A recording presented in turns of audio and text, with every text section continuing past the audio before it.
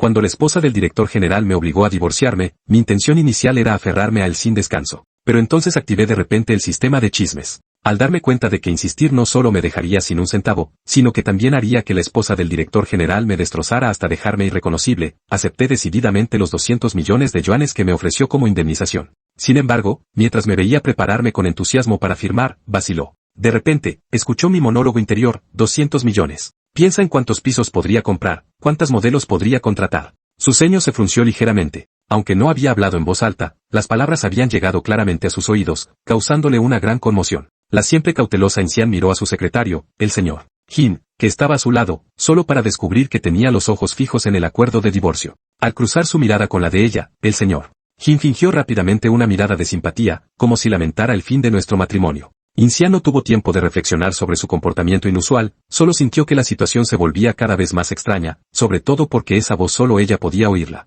No presté atención al asombro de Incian y prácticamente me apresuré a firmar. Aunque había sido acusado falsamente, conseguir un divorcio sin complicaciones y un acuerdo tan sustancioso significaba que no me molestaría en enfrentarme al culpable. Incian tomó el acuerdo que le lancé. Cuando mencioné echarle la culpa, se detuvo, casi abrumada por la nueva información. Se preguntó, ¿no fue mujer quien, resentido por mi frialdad, filtró deliberadamente secretos de la empresa a una firma rival? En ese momento, el secretario Jin la instó, señora In, debería firmar ahora. Incian dudó y el secretario Jin se puso visiblemente nervioso, con un tono inusualmente agudo en la voz. Esa fluctuación emocional era poco habitual en su tono de voz, normalmente afable. Incian se dio cuenta de repente de que algo no iba bien en el tono del secretario Jin, y la sospecha comenzó a agitarse en su interior. Ella había amado y confiado profundamente en el secretario Jin, que había sido su compañero de clase en la universidad. ¿Cómo podía traicionar a la empresa? Ahora visiblemente impaciente, el secretario le entregó apresuradamente el bolígrafo. Pensé para mí mismo, este momento. Todos lo habéis estado esperando, ¿verdad? Inesperadamente, la expresión de Incian se ensombreció.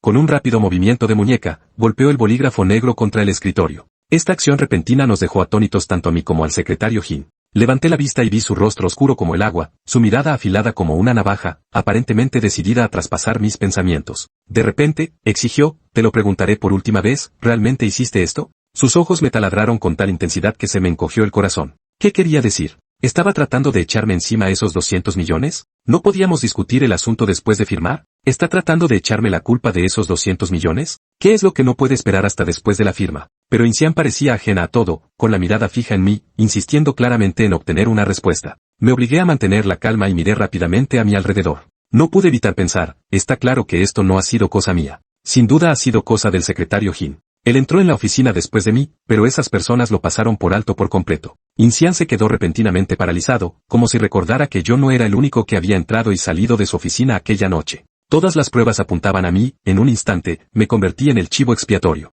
Al ver su vacilación, dije fríamente, no hay nada más que decir. Solo fírmelo. Su expresión se volvió gélida al instante. Debía de estar pensando, sé que no soy la culpable, así que, ¿por qué no discute? ¿Teme que no le crea? Hizo una pausa, luego se levantó bruscamente, abrió la puerta de un golpe y ordenó a su asistente que recuperara las imágenes de las cámaras de vigilancia de la noche del 11. Muge, que no estaba dispuesto a ceder, sugirió que todos revisaran las imágenes para confirmar si él era el único que había entrado en la oficina de Incian. Al oír esto, la expresión de la secretaria Jin cambió al instante. Pronto aparecieron las imágenes. Todos los ojos se fijaron en la pantalla, que mostraba cómo yo entraba en la oficina y permanecía allí durante media hora. Cuando salí, tenía el rostro sombrío, como si hubiera perdido el tiempo. Los demás sonrieron para sus adentros, convencidos de que yo era un tonto obstinado e impenitente. Solo el secretario Jin sudaba profusamente. Las primeras imágenes se detuvieron en su figura. Su rostro palideció al instante y miró de reojo a Incian. Cuando terminó la grabación, el rostro de Incian estaba más frío que el hielo. Su mirada recorrió a aquellos que habían afirmado que solo yo había entrado y salido. Con voz gélida, preguntó, ¿tenéis algo que decir?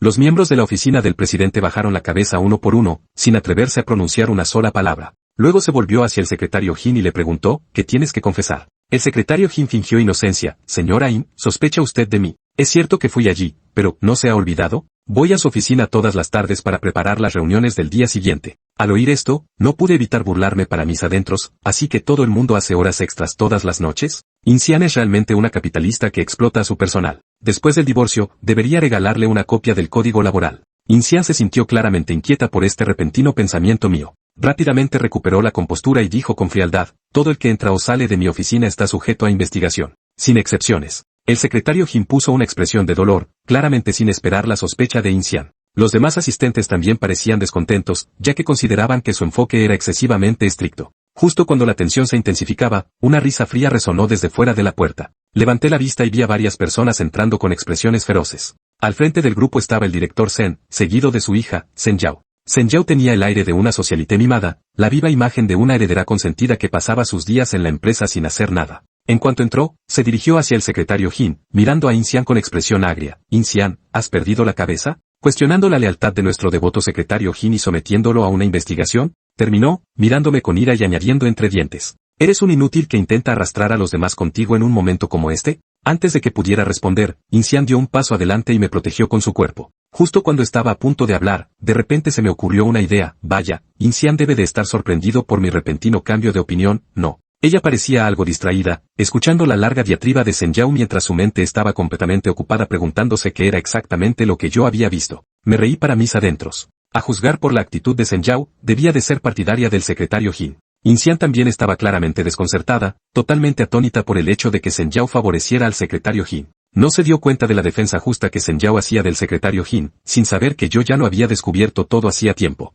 Al ver la falta de reacción de Inxian, la ira de Sen Yao estalló. No olvides que solo Muge se ha reunido con el subdirector general de esa empresa, Li. Hay fotografías y vídeos que lo demuestran. Al oír esto, Inxian salió de su ensimismamiento y se volvió hacia mí con tono severo. ¿Por qué te reuniste con él? La última vez que me lo preguntó, no le di una respuesta adecuada. Esta vez, claramente tenía la intención de llegar al fondo del asunto. Al ver su expresión fría y grave, de repente sentí que la situación se estaba complicando. No quería verme envuelto en esto, solo quería divorciarme lo antes posible. Justo cuando abrí la boca para hablar, los nervios hicieron que se me trabara la lengua. Fue un trabajo que me consiguió mi agente. En cuanto las palabras salieron de mi boca, me arrepentí. ¿No era eso buscar problemas? ¿Por qué estaba cayendo directamente en una trampa? Antes de que nadie pudiera reaccionar, Sen Yao se burló. Tu agente es bastante torpe, organizándote trabajo en una empresa rival. El grupo In es propietario de una empresa de entretenimiento, ningún agente te enviaría a un competidor a menos que quisiera sabotearte deliberadamente. Sin esperar a que me defendiera, se puso en contacto con mi agente, la hermana Wei. La llamada se conectó rápidamente.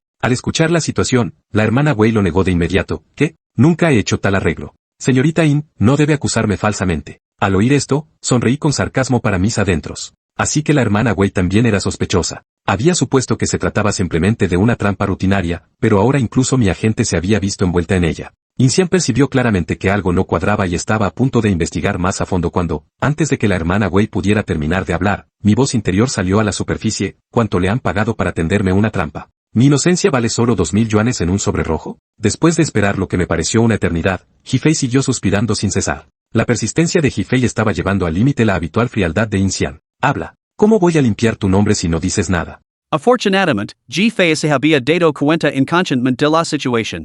No me extraña que no cobrara ni un centavo, resulta que la agente es prima política del secretario Jin. Son prácticamente familia, así que, naturalmente, en contra los extraños. Así que el secretario Jin ya había colocado un peón a mi lado? Y antes fingían no conocerse. Genial. Jin Xian, ¿por qué la elogias? Al enterarse de la verdad, Jin Xian sintió una repentina punzada de inquietud. Así que la secretaria Jin había estado haciendo todos estos arreglos a sus espaldas durante tanto tiempo.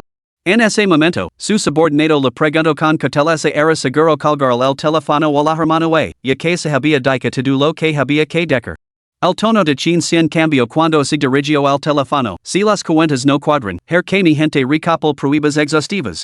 Si la agente Wei carece de pruebas físicas, investigaremos meticulosamente su red de conexiones. Al instante, todos los presentes miraron a Jin Xian con asombro. La multitud, las cosas han llegado a este punto y el sigue siendo tan puntilloso? Jifei, maldita sea. ¿Podría ser tan preciso el tropiezo accidental de Jin Xian? Nadie es percatado del estado de nerviosismo del secretario Jin y de la brusca inspiración al otro lado de la línea. ¿Qué quieres decir con eso? Insisto Tang Jun, lanzandos al ataque por amor. Jin Xian respondió con calma. Cuando las versiones difieren, ni siquiera la policía se crea pais gentiles la virgen de una de las partes. La red de Jifei es sencilla, la conozco al dedillo. Es imposible que tuviera ninguna conexión previa con la otra parte. Pero esta agente? Eso es otra historia. Señor Chin, ¿cómo podría tener vínculos con una empresa rival? Protestó la agente con urgencia. De hecho, no los tenía. Pero cualquier investigación descubriría su conexión con el secretario Jin. Y dato que este vínculo seguía sin revelarse, implicaba un ocultamiento deliberado. Junto con su relevancia para el asunto actual, se hacía imposible de explicar. La voz de Chin Cien se volvió gelada, esperar nuevas instrucciones. Sin darle a la gente la oportunidad de protestar, colgó. Al instante siguiente, su mirada gelada se posó en la secretaria Jean. Ya nerviosa, ella se estremeció y dio un paso atrás.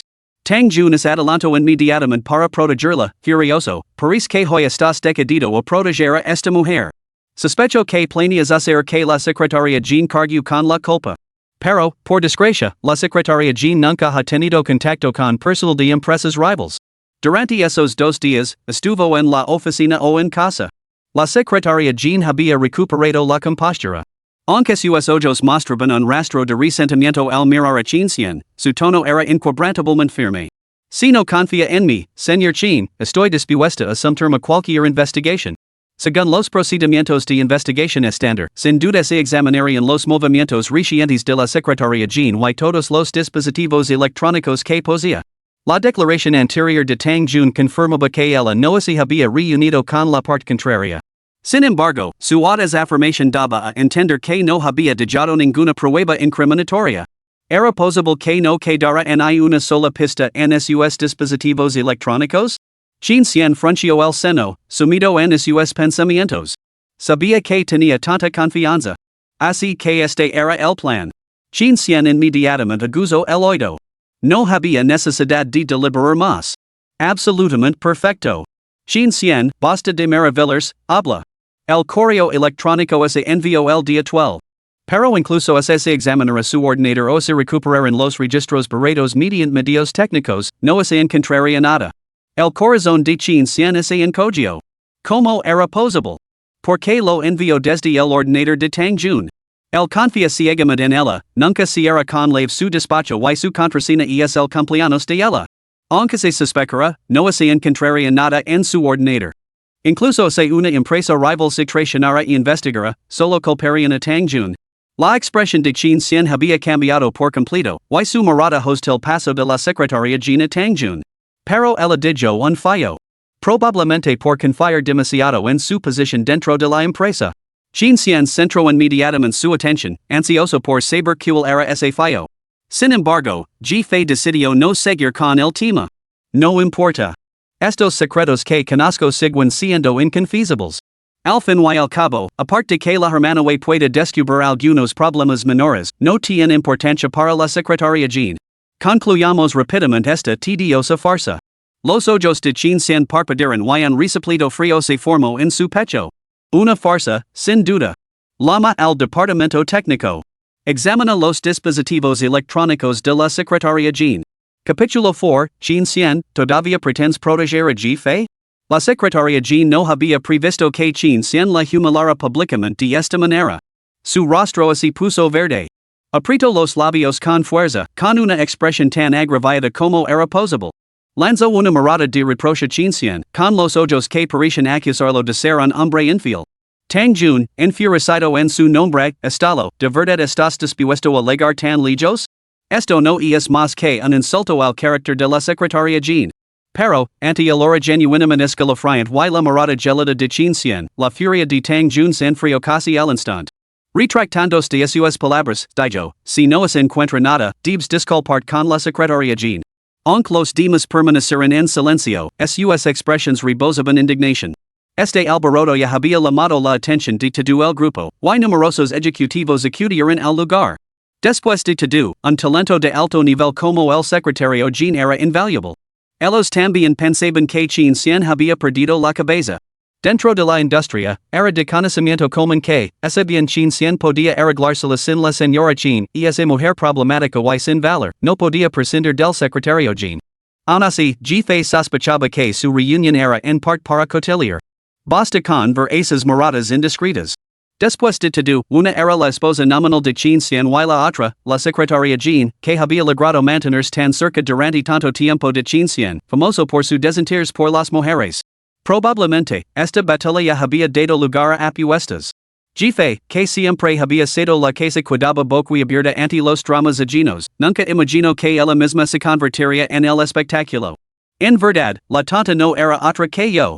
Tedulo que jefe podía hacer era mirar a Chin Cien con ojos llenos de resentimiento. Chin Cien, sin embargo, solo lo ofrecía una espalda tan recta como un pino o un ciprés para que su mirada venenosa la golpeara. Aunque los incesantes murmulos de jefe casi lo dejaban sordo. ¿Siempre había sido tan temperamental? Pronto llegaron los resultados de la investigación. Como era de esperar, no había sospecha alguna. Tang Jun declaró inmediatamente con air de superioridad, Señor Chin, ¿todavía tiene intención de proteger a jefe? Chin Cien sintió la mirada sobre su espalda ardiendo. Señor Chin, ¿seguro que ahora me cree? Los ojos de la secretaria Jean brillaban, como si fuera a romper a llorar en cualquier momento. Chin Cien miró su teléfono antes de levantar la cabeza para encontrarse con su mirada. En ese instante, la frialdad de sus ojos le dio a la secretaria Jean una inexplicable sensación de malestar. Todos pensaban que el asunto estaba zanjado, pero Chin Cien interrumpió la conversación con la secretaria y se volvió directamente hacia la gran pantalla que tenía detrás. Desconcertados, siguieron su mirada y vieron cómo cambiaba de repente la imagen de la cámara de vigilancia. En cuanto apareció la imagen, muchos la reconocieron, era la entrada de la oficina de Tang Jun, donde se ve a la secretaria Jean entrando en la sala. Cundió la confusión. ¿A qué se debía ese cambio tan repentino? Solo el secretario Jean palideció visiblemente, sintiendo un escalofrío que le recorría el cuerpo mientras sus pupilas se dilataban por el terror. Tang Jun señaló la pantalla y rugió, Chin Cien, ¿a qué demonios estás llegando? ¿Estás vigilando al secretario Jean solo por traer unos documentos? Chin Cien lo ignoró, con la mirada fija y fría en las imágenes. Mientras tanto, la expresión del astuto director Tang se volvió sutil al ver la marca de tiempo. Su rostro se puso ceniciento en el instante en que vio a su hijo salir solo de la oficina, dejando atrás a la secretaria Jean. Poco después, la secretaria Jean se marchó. Tang Jun regresó alegremente con una bandeja de fruta, solo para encontrarse con que no había nadie presente y enfurecerse. Mientras todos permanecían completamente desconcertados, la pantalla cambió a una grabación de las operaciones del escritorio del ordenador. El fondo del escritorio no era otro que una hermosa fotografía de la secretaria Jean. Las sutiles miradas dirigidas a Tang Jun hicieron que el director Tang sintiera como si fuera a escupir sangre. Tang Jun, nervioso y enfurecido, dio una patada en el suelo. Chin Cien, ¿has enviado a alguien a manipular mi ordenador? Efectivamente, un técnico había descifrado la contraseña del ordenador de Tang Jun, intentando recuperar toda la correspondencia de correo electrónico eliminada. En el momento en que Tang Jun terminó de gritar, sintió que la secretaria Jean, a su lado, se tambaleaba ligeramente. Preocupado al instante por la belleza, Tang Jun aún no había comprendido la gravedad de la situación. Mientras tanto, el rostro del presidente Tang estaba rojo como un tomate, apenas conteniendo la furia. Muchos de los presentes parecían comprender una posibilidad. El ambiente de la sala se congeló al instante, tan silencioso que se podía oír en el filer, como si todos pudieran oír los latidos de su propio corazón. Solo cuando se recuperó el correo electrónico que contenía los documentos confidenciales, la interfaz mostró de forma destacada la hora de envío. Comparándolo con las marcas de tiempo de las imágenes de vigilancia. ¿Quién no podía ver la verdad? De hecho, alguien lo hizo. Tang Jun se quedó mirando la pantalla durante un momento antes de arremeter inmediatamente contra Chin Cien, debes estar loco. Para encubrir a jefe, incluso has hecho que alguien fabrique este video para difamar. Antes de que pudiera terminar su diatriba, su propio padre le dio un fuerte golpe en la nuca. Tang Jun cayó de espaldas y se estrelló contra el suelo. Papá. Cierra la boca.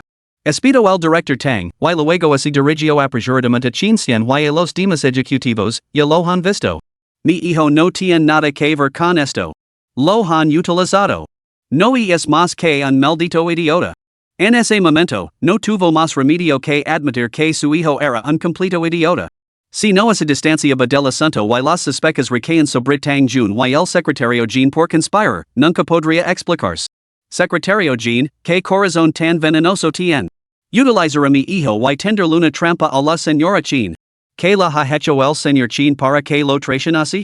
El director Tang estaba desesperado por descentrar algún chisme escandaloso sobre amor y odio para desviar la atención de todos. Ahora todas las miradas estaban fijas en el secretario Jean. Había conmoción, incredulidad, resentimiento y furia. Especialmente entre los asistentes de la oficina del presidente, cada uno de ellos temblaba de aire, con los ojos inyectados en sangre. No hacía mucho, habían respaldado con confianza al secretario Jean y acusado a la señora Chin. Ahora estaban tan avergonzados y furiosos que decían que la tierra los tragara. Dado el temperamento del señor Chin, sin duda los despediría a todos. La secretaria Jean realmente los había arruinado. Sin embargo, ahora no se atrevían a decir ni una palabra, simplemente intentaban pasar lo más desapercibidos posible. Mientras tanto, la secretaria Jean se había quedado pálida. Respiraba entrecortadamente y le temblaba el cuerpo. Miró a Chin Xian con total desesperación, pero se aferró a una última y desesperada lucha. Chin Xian, yo no. La agente es tu prima política. ¿Conspiraste con ella para incriminar a G. verdad? Las palabras de Chin Xian fueron la gota que colmó el vaso. La sala estalló en conmoción. ¿Cómo has podido? Los sabías desde el principio. El espíritu de la secretaria Jean quedó completamente destrozado. La multitud miró a Chin Xian en un silencio atenido. ¿Quién podría haber previsto tal giro de los acontecimientos? La mente de G se había congelado en el momento en que apareció el video. Descubrir la verdad por sí misma era una cosa, pero ¿cómo podía Chin Xian posar una perspicacia tan extraordinaria? Solo cuando se mencionó a su agente, G volvió a la realidad.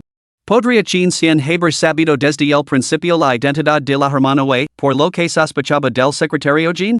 Pero, ¿cómo lo relacionó con Tang Jun? El director Tang estaba igualmente exasperado. ¿Cómo había legado la investigación hasta su hijo? Chin Xian miró a G. que estaba aturdida. No podía anunciar públicamente que toda la verdad provenía de los propios pensamientos de G. Dejando a un lado el asunto del agente, una vez que te conviertes en sospechoso, el procedimiento estándar es recuperar todas las imágenes de vigilancia de tus movimientos en solitario y investigar todos los dispositivos electrónicos a los que hayas podido acceder. El secretario Jean no había borrado las imágenes de vigilancia potencialmente incriminatorias, ese era el fallo que G. había señalado. Capítulo 5, La luz de la luna blanca? Entonces el divorcio es inevitable. Una investigación tan minuciosa la trató como la única sospechosa, buscando pruebas incriminatorias. La secretaria Jean siempre había creído que, aunque se revelaran sus idas y venidas a la oficina, la meticulosidad de Chin Xian solo justificaría una investigación exhaustiva, no un escrutinio tan minucioso. Por eso no había borrado las imágenes de vigilancia, para no llamar la atención innecesariamente. Realmente no había previsto que Chin Xian fuera tan despiadado al tratar asuntos que la concernían. La secretaria Jean se derrumbó en el suelo completamente desorientada, destrozada por esta revelación. Pero Tang Jun estaba aún más devastado. ¿De verdad hiciste esto? ¿Por qué lo hiciste? Tang Jun enrojeció los ojos, sus emociones se descontrolaron y agarró el brazo de la secretaria Jean y le preguntó frenéticamente. El presidente Tang consideró que el comportamiento de su hijo era totalmente vergonzoso y rápidamente lo apartó. ¿Qué otra cosa podría ser? Celos. Quería expulsar a la señora Chin y ocupar su lugar. Tang Jun se tambaleó como si le hubiera alcanzado un rayo. ¿Te gusta Chin Xian? No, imposible. El presidente Tang sintió ganas de agarrarse las scenes. ¿Cómo podía estar tan ciego su hijo? Todos los demás lo habían visto, pero él seguía sin darse cuenta. G. pensaba lo mismo. Tang Jun está realmente ciego. Adora tanto a la secretaria Jean y no se ha dado cuenta de que ella está enamorada de Chin Xian. Después de despotricar interiormente, G. levantó la vista y captó un destello de asombro en la expresión, por lo demás serena, de Chin Xian. Dios mío. ¿Es posible que Chin Xian realmente no se haya dado cuenta de los sentimientos de la secretaria Jean? ¿Qué hombre heterosexual tan despistado? Las orejas de Chin Xian se enrollaron ante la acusación silenciosa de G. y sus hermosos rasgos se tornaron visiblemente inquietos. ¿Qué demonios? ¿No era este plan del enemigo sobornar a la secretaria Jean para que robara secretos comerciales, utilizando a G. como chivo expiatorio? ¿La secretaria Jean está enamorada de él? Imposible. Ella no es. No es eso. No tengo segundas intentions. Gritó de repente la secretaria Jean, presa del pánico. Miró a Chin Xian con nerviosismo. Admito que lo hice, pero no es en absoluto lo que todos piensan. Lo hice para ayudar a Yuji. En un instante, toda la sala quedó en silencio. Yuji? Pero ella era. La expresión de Chin Xian cambió. ¿Qué has dicho? La secretaria Jean se apresuró a explicar, Yuji va a volver al país. Las pupilas de Chin Cien se contrajeron ligeramente mientras lanzaba una mirada inquieta a Ji Fei. Ji Fei, Yuji, lo sé. La luz de la luna blanca de Chin Cien, su primer amor, que lo abandonó sin piedad hace años en su día fueron la pareja perfecta, una combinación ideal de talento y belleza, la pareja más adecuada de los círculos de la alta sociedad. Chin Cien. ¿Cómo sabes todo esto? Ji Fei, pero que tiene esto que ver con la secretaria Jean? Chin Cien miró a la secretaria Jean con severidad. Exacto. Que tiene que ver con lo que ella está haciendo? La secretaria Jean aprovechó la oportunidad como un salvavidas y soltó, Yuji somos muy buenos amigos.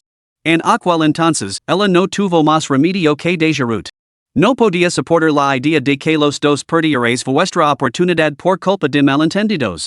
Sabiendo que no te divorciarías a la ligera, decidí convertirme en la villana, con la esperanza de asegurar una oportunidad para ti y Yuji.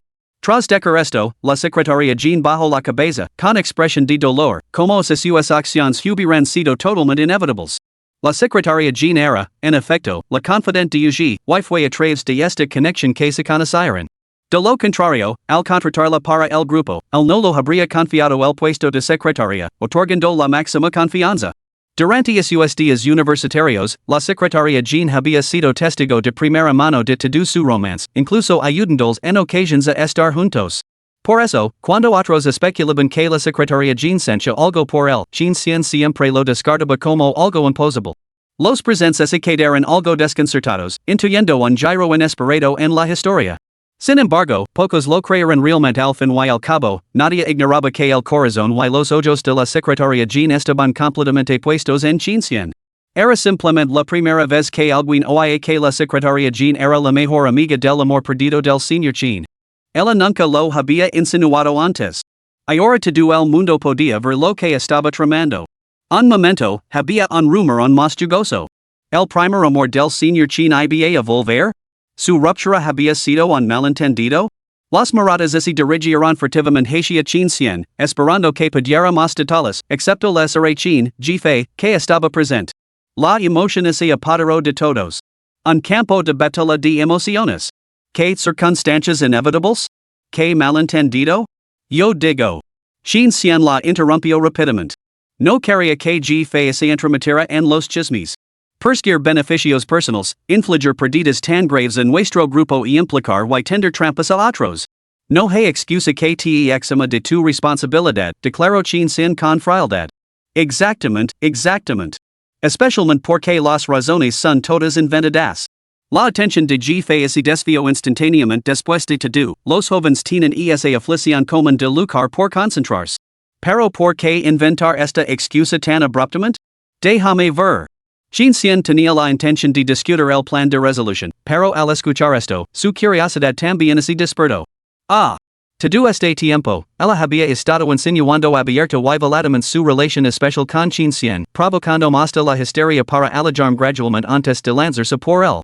Pero cuando Yuji anunció su regreso, se dio cuenta de que no podía competir con la luz de la luna blanca.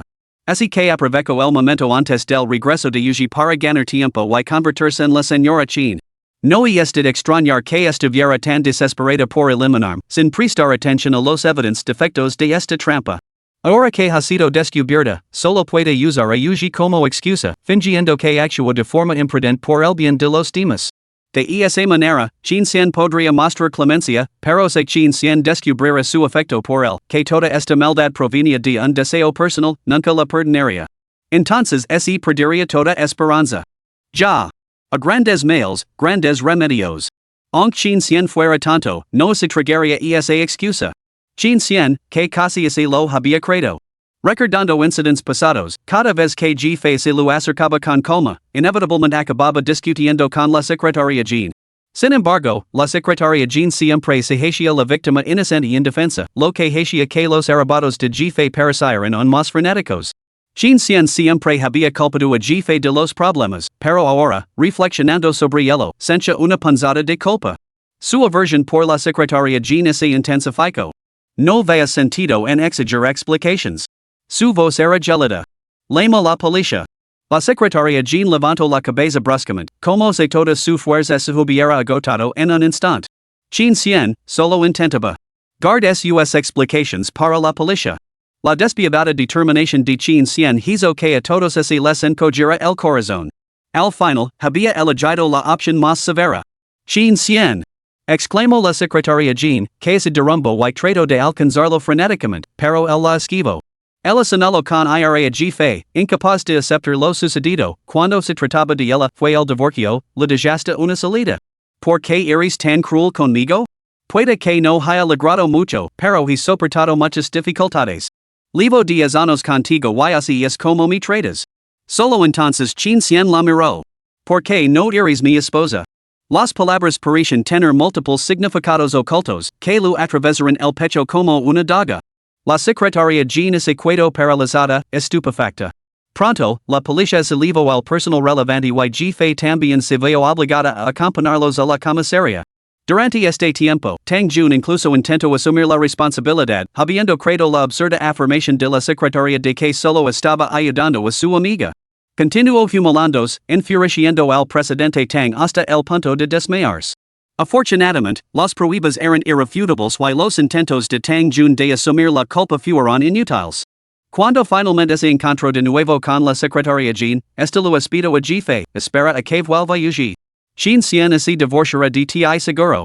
No te emociones demasiado todavía. ¿Qué declaración tan malvada? Sin embargo, la mente de Jefe estaba llena de ansiosa expectación, ¿de verdad? Pues de prisa y hazlo. Alerta de spoiler. Tranquilos, el protagonista masculino es puro en cuerpo y alma, completamente inofensivo. La protagonista femenina nunca sufrirá injusticias y la historia sigue siendo deliciosamente tonta y alegre en todo momento. Capítulo 6, La lectura de mentes del Sistema de Chismes. Jefe había viajado en el tiempo 3 días antes. Todo comenzó cuando el emisario del inframundo reclamó por error su alma. Sin padres que reclamaran su cuerpo, este fue rápidamente eliminado, sin dejar ninguna posibilidad de resurrección. Para rectificar este error de trabajo, se lo obsequió con un paquete de viaje en el tiempo. Y así, Jefe legó. Hirdu los recuerdos del anfitrión original y asumió su identidad. La propietaria original había sido una joven mamada, carente de habilidades prácticas. Después de que ambos padres murieron inesperadamente, temiendo que su hija huérfana fuera maltratada por sus parientes, la confiaron directamente a la familia Chin, sus amigos de toda la vida. Los Chin, conmovidos por su difícil situación, la criaron como a su propia hija. Sin embargo, la joven original, marcada por su pasado, se volvió taciturna y distante. Nunca se abrió realmente a los Chin, y albergaba un air peculiar y melancólico. Se enamoró de Chin cien a primera vista, pero temía perder su lugar en la familia después de graduarse en la universidad. Por lo tanto, puso sus ojos en él. Lo emborrachó, se acostó con él y la descubrieron. Chin cien la despreciaba, pero ante sus desesperados intentos de quitarse la vida, se sintió obligado a asumir la responsabilidad. A regañadientes, se vio obligado a casarse con ella. Herida por este incidente, se hundió en la desesperación y se encerró durante días hasta que un repentino ataque al corazón le quitó la vida. Así fue como Jefe renació. Su rostro y su nombre se intercambiaron instantáneamente en este nuevo mundo. Jefe no tenía ningún deseo de convertirse en una esposa abandonada al llegar. Aunque Chin cien era guapo y rico, solo era para mirarlo, no para tenerlo. ¿Qué tipo de acuerdo era ese? Jefe no tenía intención de vivir como una viuda virtual. Como nunca había tocado a un hombre en su vida anterior, tenía la intención de compensarlo en esta. Afortunadamente, él tampoco se sentía atraído por ella. Calculó que divorciarse de un hombre tan rico le repartiría una cuantiosa indemnización, lo que le garantizaría no volver a pesar necesidades nunca más. Pero el mensajero del inframundo lo informó, a menos que Chin cien iniciara el divorcio, Jefe no podría dissolver el matrimonio por el alma original. Tal era el destino. El alma original nunca aceptaría divorciarse de Chin cien, ni siquiera en la muerte. Jefe protestó. El mensajero del inframundo añadió entonces un premio de consolación, el sistema de chismes. El sistema de chismes era un código de trampa capaz de desenterrar secretos enterrados desde el nacimiento. Satisfecha perfectamente la insaciable curiosidad de Jefe. Más tarde, reflexionando sobre ello, pensó que, dado el carácter de la familia Chin, siempre que evitara sabotearse a sí misma, la vida podría ser bastante agradable. Rica, ociosa, con un marido que rara vez volvía a casa, era una forma de lujo. Si alguna vez se sentía inquieta, enganar a Chin cien solo significaría que él había fallado en sus deberes conyugales. Pero quien hubiera pensado que la oportunidad llegaría tan rápido? El veredicto de esta trampa fue el divorcio. ¡Qué suerte! Separación inmediata. Sin embargo, ahora, cuando salieron de la comisaría, ya había quedado la noche. Jean Cien acompañó a Jefe el coche, con la intención de ir primero a casa. El silencio en el interior era palpable. Jefe se apoyó abatida contra la ventana. Todo era culpa suya por no haber mandado una escena histérica. Él se había disgustado con ella y ella había perdido 200 millones, una cantidad que ni siquiera se había atrevido a sonar con ganar en la lotería en su vida anterior. Jean Cien no oía nada más que las palabras 200 millones y 200 millones, que daban vueltas sin cesar en la mente de Jefe. ¿Tan necesitada de dinero estaba? Jean Cien cogió su teléfono. Unos instantes después, el teléfono de Jefe vibró con una notificación. Aburrida, lo abrió. 3 millones acreditados. Jefe contuvo el aliento. Con los ojos muy abiertos, se volvió mecánicamente para mirar a Jean Cien. Seguro que no. Lo transfirió a la persona equivocada. Jean Cien la observaba.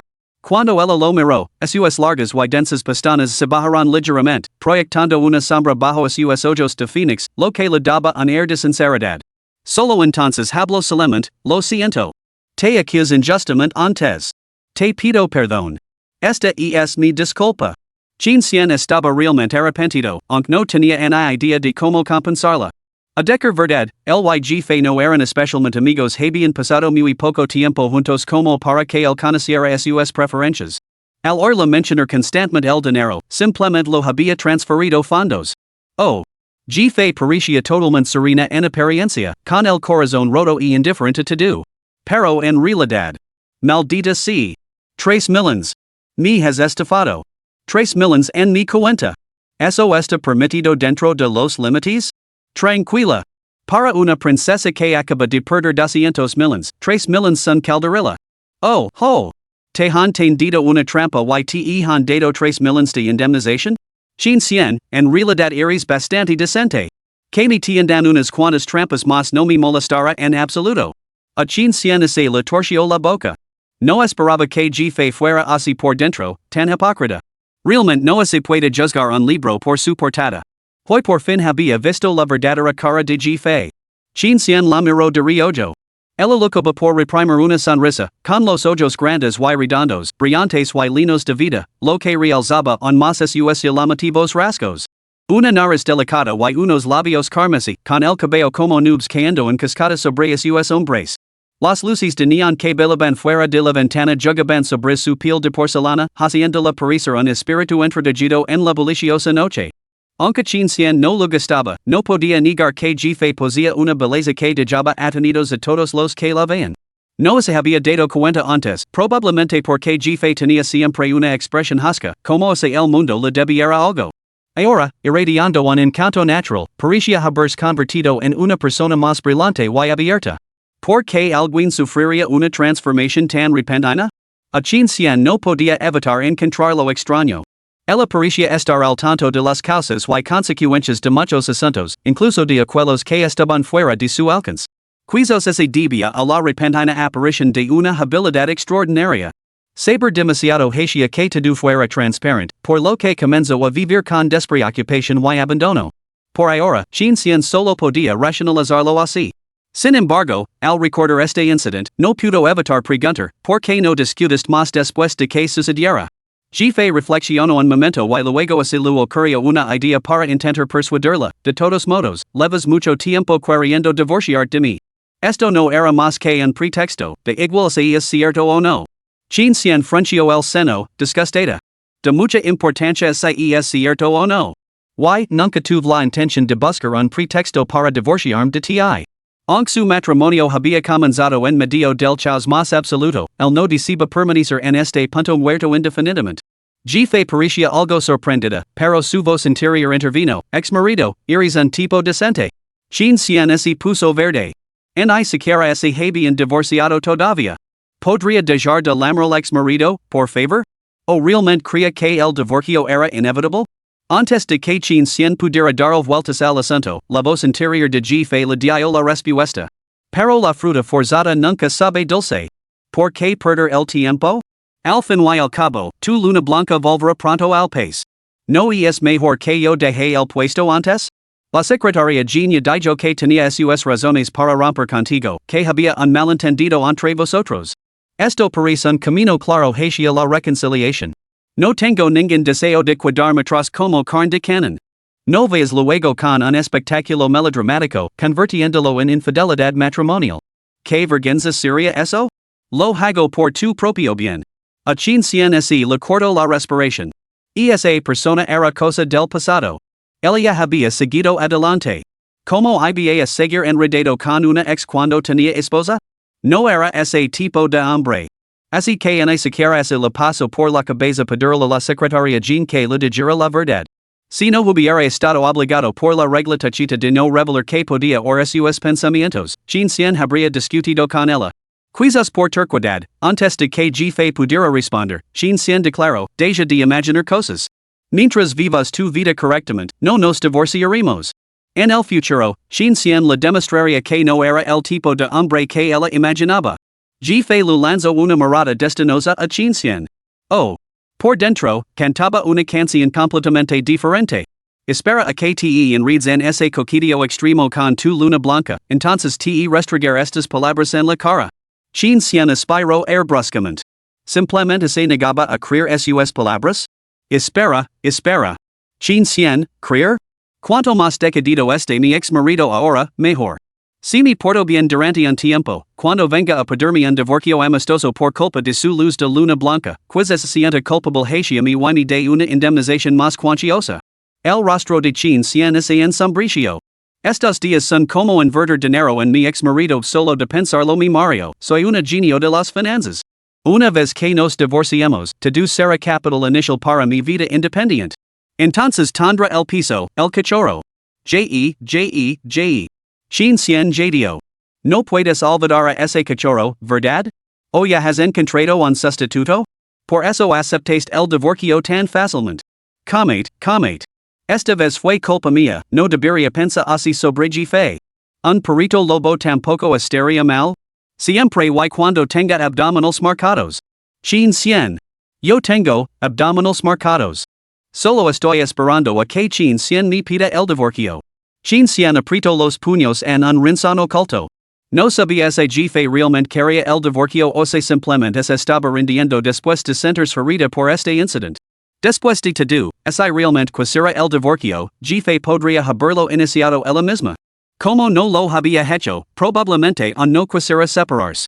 Desde luego, no era para ahorrar más dinero de la pensión alimenticia. El coche se deslizó hacia el recinto de la finca. Había vehículos de otras personas aparcados en la plaza, habían llegado visitantes. En el momento en que atravesaron la puerta principal, se oyeron voces procedentes de la sala de estar. Mama, papa, este es el niño que Jean yo queremos adoptar. Se llama Li Zixiao. Jean Cien lo entendió al instante, su hermana mayor y su cuñado habían llegado. Antes de que pudiera asimilar la noticia de la adopción, sintió que la mujer que iba a su lado, que hasta hacía unos momentos caminaba tranquilamente, aceleraba el paso de repente.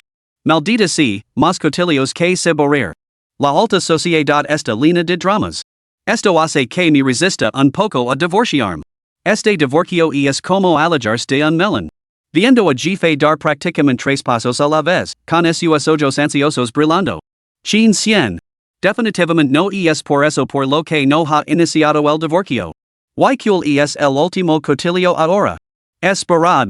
Capítulo 7, Toda la familia le lamenta. En el momento en que Jefe y Jean Cien apreciaron, la peculiar atmósfera de la habitación se disipó y todas las miradas se volvieron hacia ellos. El mayordomo se adelantó para coger los abrigos del segundo joven maestro y de la señora. Ya estáis aquí. En cuanto la madre de Jean los vio entrar, se levantó nerviosa del sofá y, mientras estudiaba sus expresiones, tomó con cuidado la mano de Jefe. El padre Jean también los observaba con ansiedad, aunque exteriormente mantenía la imponente dignidad del patriarca, erguido y inmóvil. Y esa misma mañana, cuando celebraron a Jefe, la madre Jean había interrogado ansiosamente a Jean Cien. Jean Cien se había limitado a decirle fríamente que esta vez no interferiera. El padre Jean se limitó a suspirar, dejando todo en manos de su hijo. Después de todo, jefe había cometido un grave error esta vez si su hijo no lo solucionaba, sería imposible convencer a nadie de lo contrario. También que el peor resultado fuera el divorcio de la pareja. En un principio, no querían que la familia de su hija mayor los visitara hoy. Sin embargo, inesperadamente, la hija mayor parecía haber sufrido algún agravio. Su tono de pánico al teléfono, insistiendo en volver a casa urgentemente para discutir el asunto, no les dejó otra opción que permitir su visita. No sabían que su hija y su yerno traerían noticias explosivas. Jefe siguió su recuerdo de sus interacciones, sintiendo con indiferencia y con air de distanciamiento, aparentemente a las utilizas sociales. Chin Xian no sacó otros temas y saludó primero a la familia de su hermana mayor. Jefe lanzó una mirada curiosa. 4 personas se sentaron en el largo sofá. Una anciana de rasgos bastante afilados sostenía a un niño de 8 o 9 años, tratándolo como si fuera un tesoro precioso. El niño agarraba un tubo de Rubik con la mano y observaba inquieto, con un aspecto bastante frágil. A su lado se sentaba un hombre delgado con gafas de montura dorada. Aunque su rostro esbozaba una sonrisa, transmitía un air de reserva distante. A su lado se sentaba una mujer cuya sonrisa parecía forzada, aunque sus rasgos parecían amables y accesibles. El señor y la señora Chin consideraron inapropiado preguntar públicamente por el resultado de Chin Xian y jefe, y decidieron abordar primero los asuntos relacionados con su hija mayor. En ese momento, una voz tenida de indignación anticuada cortó el air. ¿Se han divorciado los hijos segundos? ¿Por qué han vuelto después del divorcio? El ambiente se volvió gélido al instante. Madre. Intervino inmediatamente Chin Yen. Sin embargo, su voz, maldita por años de educación como una joven educada, carecía de fuerza. Miró a jefe con preocupación. Su marido, Li Ji, permaneció en silencio, aparentemente ajeno a la situación, permitiendo que su madre pronunciara sus inoportunas palabras. Chin Xian frunció ligeramente el seno, pero mantuvo la compostura. No nos hemos divorciado, así que, naturalmente, volvimos a casa juntos. Ante esto, tanto Chin Xian como la madre de Chin Xian miraron con sorpresa y alegría. Por fin, buenas noticias. La madre de Li preguntó con recelo. En los círculos altos corren rumores de que ella ha cometido un error. La expresión de Chin Xian se ensombrició, a punto de dar una explicación, cuando jefe intervino de repente desde un lado. ¿Desde cuando la familia Li forma parte de los círculos altos? ¿Cómo has oído esos rumores? La familia Li era gente corriente, aunque Li Ji había destacado en medicina y así lo consideraba un joven prometedor. En los últimos años, con el respaldo de los Chin, se había asociado para abrir un hospital privado, construyendo unas bases modestas, lejos de alcanzar los círculos de élite. Sin embargo, la verdad duele a quienes se gana escucharla. El rostro de la señora Li se volvió ceniciento y su voz temblaba. ¿Qué has dicho? ¿Cómo te atreves a insultar a la familia Li? Jefe agitó la mano inocentemente.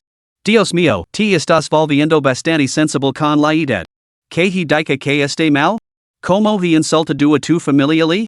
¿Insultado? ¿Insultado? Metid la cola de un perro. No eres más que un lobo de cola grande que finge ser lo que no es. Te estoy dando cara. Al escuchar sus maldiciones internas tan directamente, Chin Xian se quedó inmediatamente en silencio.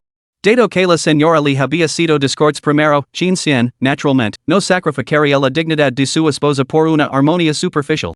Incluso tiró de jefe para que se sentara, insistiendo, estar de pie es muy cansado. En cuanto se sentaron, Chin Xian captó las expresiones de asombro de sus padres al otro lado de la habitación. Esa mirada. Sus padres estaban estupefactos. ¿Habían oído mal? Esa voz desafiante era sin duda la de jefe, pero ella no había abierto la boca. Chin Xian entrecerró ligeramente los ojos y se volvió inmediatamente hacia su hermana mayor, Chin Yen. Solo para encontrarla mirando a jefe con igual desconcierto. Mientras tanto, la batalla entre jefe y la señora Li continuaba. La señora Li estaba ahora furiosa, con las arrugas retorcidas en una mueca. ¡Qué criatura tan maleducada! El comentario ensombrició al instante las expresiones de los miembros de la familia Chin presentes. Dejando de lado el hecho de que la familia G era una vieja conocida de su familia, la propia jefe se había criado en su casa durante varios años y ahora se había casado con un miembro de la familia Chin, lo que la convertía en uno de ellos.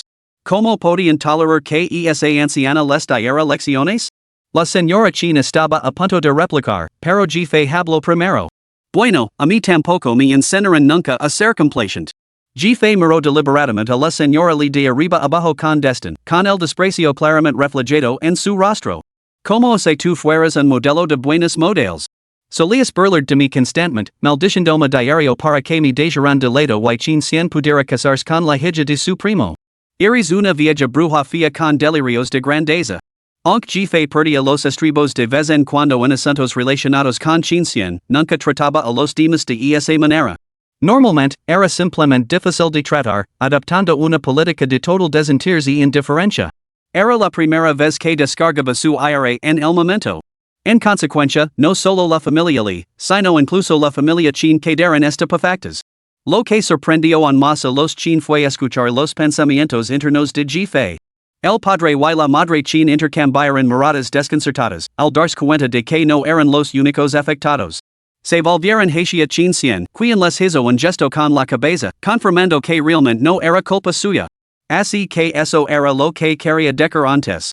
No era de extrañar que la señora Lee se comportara de manera tan espantosa con su nuera cada vez que la visitaba. Absolutamente desvergonzada. El señor y la señora Chin, que al principio se habían preguntado si Jefe estaba siendo un poco dura con una persona mayor, ahora se ponían totalmente del lado de su nuera. Bah! No te atrevas a maldecir a mi hijo y a mi nuera para que se divorcien. En ese momento, incapaz de contener su sorpresa, Chin Yen exclamó, Jefe, tú. Hermana. Intervino de repente Chin Cien, con una mirada penetrante que parecía eljar algo. Pero para los demás, parecía que Jefe acababa de reprender a la señora Lee. Chin Yen intentó intervenir, pero Chin Cien la silenció con una advertencia. La mente de Chin Yen estaba en total confusion, y de inmediato no se atrevió a mencionar el extraño incidente. Li Ji, que había permanecido en silencio hasta ese momento, comenzaba a enfurecerse, ya que el comentario de Jefe sobre la compatibilidad descendente la había tocado la fibra sensible. Apoyando a su madre, que estaba a punto de desmayarse de rabia y solo podía balbucear tú, le lanzó a Chin Yen una mirada de disgusto. Un destello frío brilló detrás de sus gafas, dando instrucciones en silencio. Después de todo, en una escena como esa, con la diatriba de una arpía, su presencia era innecesaria y vergonzosa. Chin Yen se sintió dividida. Finalmente, solo pudo decirle a su suegra, Mama, por favor, no te enfades. Jefe es joven y bastante inocente, no tenía mala intención. Jefe, de 24 años, casi sacó a reír ante el intento de mediación de Chin Yen. Sin embargo, Li Ji no quedó satisfecho con su respuesta. Su mirada se agudizó, con un toque de reproche. Instintivamente nerviosa, Chin Yen bajó la mirada para evitar su mirada. Incapaces de soportar ver el malestar de su hija, los padres de Chin intervinieron. La madre de Chin tomó la palabra, querida suegra, no se ofenda por la generación más joven. Mi nuera simplemente está de mal humor hoy y habla sin pensa. El comentario era descaradamente parcial, lo que equivalía a otra indirecta velada a la señora Lee. Sin embargo, a diferencia de Jefe, ni siquiera la familia Lee podía discutir abiertamente con la señora Chin después de tal declaración. Solo podían murmurar entre dientes. Hemos venido a compartir la alegría hoy, pero alguien sin sentido del decoro ha venido y ha estropeado el ambiente. Pero nadie le prestó atención. Incluso decidieron ignorarla, dejándola sumida en su propia vergüenza. La señora Chin se volvió y le habló dulcemente. Jefe, has vuelto muy tarde. Has comido, Fei? Jefe se estremeció al oír Fei. Al fin y al cabo, al no tener lazos sanguíneos, nunca se habían dirigido a ella de forma tan íntima. Aún así, la señora Chin es realmente amable. La señora Chin se animó al instante.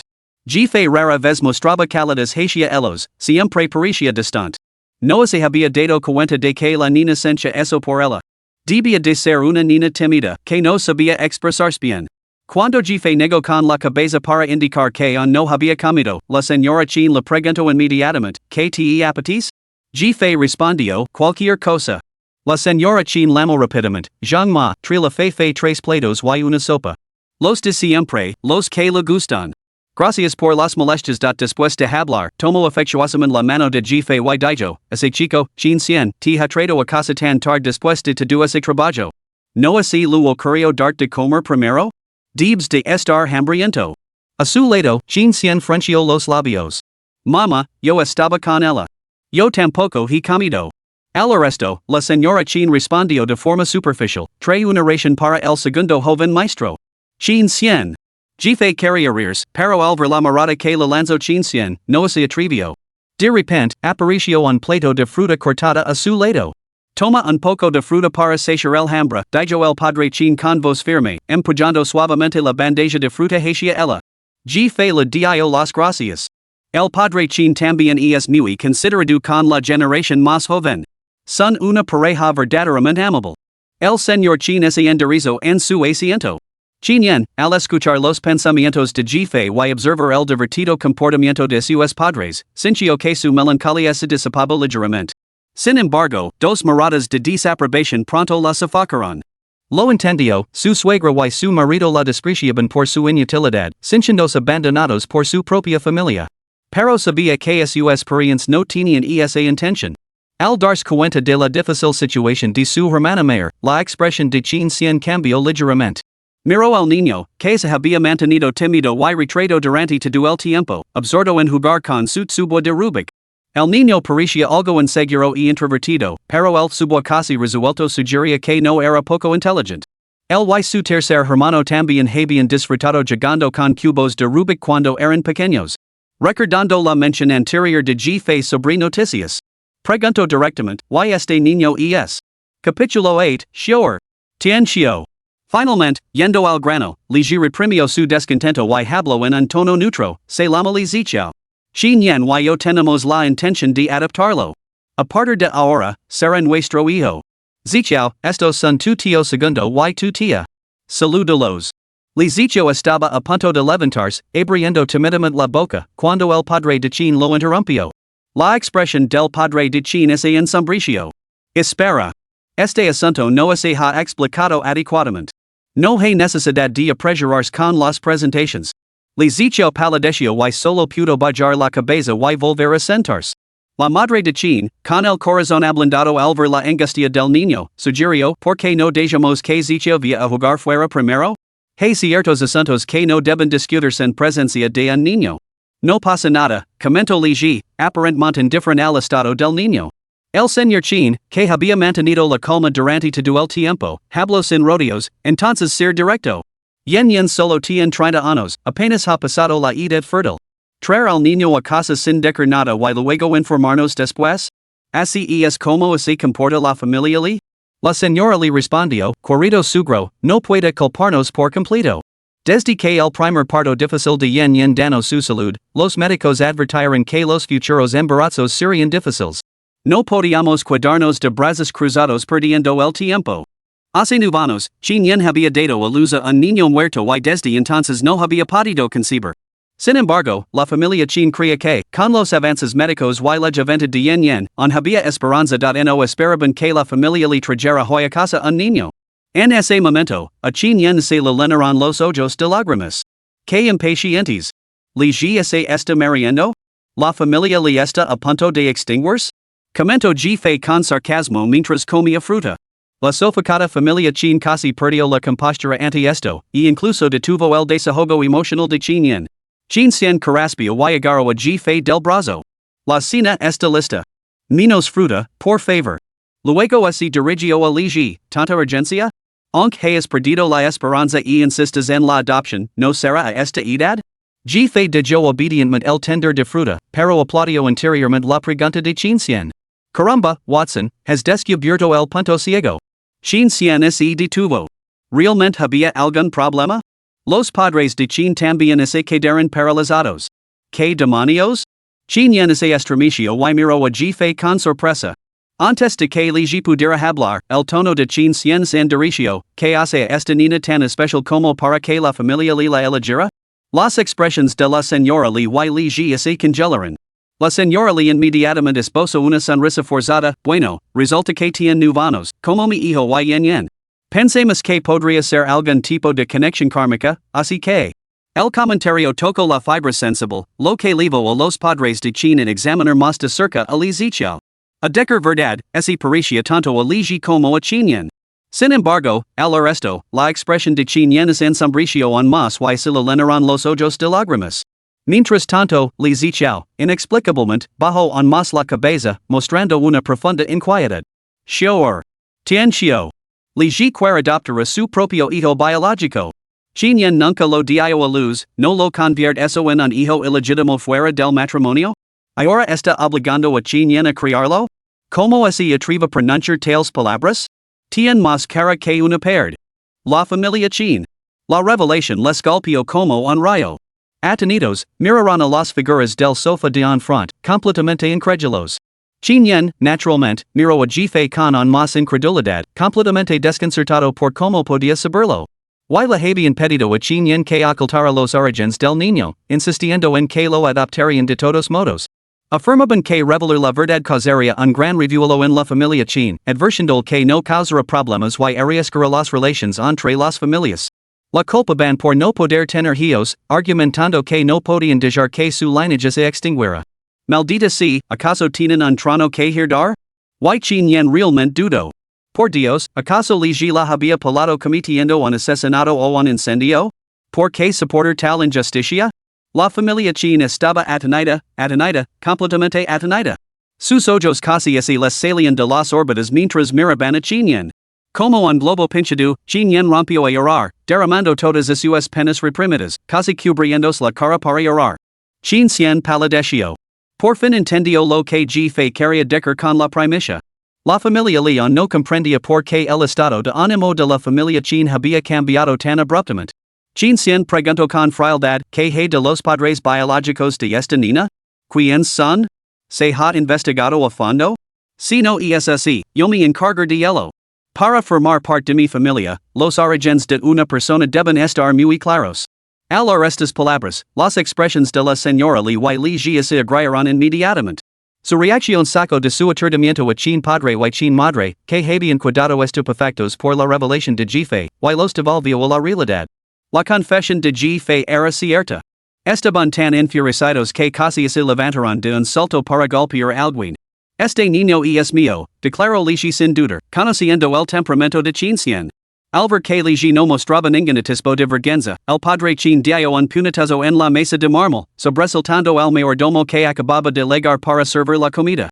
Después de todo, el padre Chin rara vez perdía los estribos desde que se había jubilado. El mayordomo dejó la bandeja y estaba pensando en buscar un arma para que el padre Chin la empuñara. Li Ji palideció, pero se obligó a continuar en lo que respecta a este niño, no le hecho ningún daño a Chin yen. Fue mi antigua novia quien lo concibió a mis espaldas. La madre de Chin se apresuró a añadir, así es, queridos suegros. Por favor, no se enfaden. Nosotros también nos hemos enterado hace poco de la existencia de este niño. Todo el mundo sabe cómo se produjo el matrimonio entre nuestras familias. Ahora que yen no puede tener hijos, parece apropiado dar la bienvenida a este descendiente de la familia la madre biológica del niño ha desaparecido sin dejar rastro, por lo que nunca amenazará el lugar de yen en nuestra familia Li. La madre de Chin se sonrojó de ira. Así que esperas que mi hija esté agradecida por esta oportunidad de ayudar a tu hijo y a su exnovia a criar a su hijo ilegítimo? ¿Qué considera du por tu parte? Pero considera esto, yen evita la prisión del parto y, sin embargo, gana un hijo ya hecho. Una vez completados los trámites legales, no será diferente de un hijo biológico, insistió la señora Li. La señora Chin estaba tan enfurecida que apenas podía hablar, sintiéndose completamente intimidada. Así que esa era la injusticia que había soportado su hija. Se culpó a sí mismo y a su marido por haber criado a su hija mayor de forma demasiado dócil. Quizás, al no saber cómo manejar esos asuntos, había querido instintivamente volver a casa. Al darse cuenta de esto, la madre de Chin no le importó lo cruel que pudiera ser para la niña. Afirmó sin rodeos, entonces, la familia Chin será sincera, nos negamos.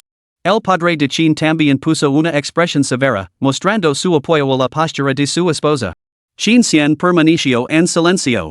Entonces, en un abrir y cerrar de ojos, vio que Gife estaba comiendo con gusto su tazón de arroz.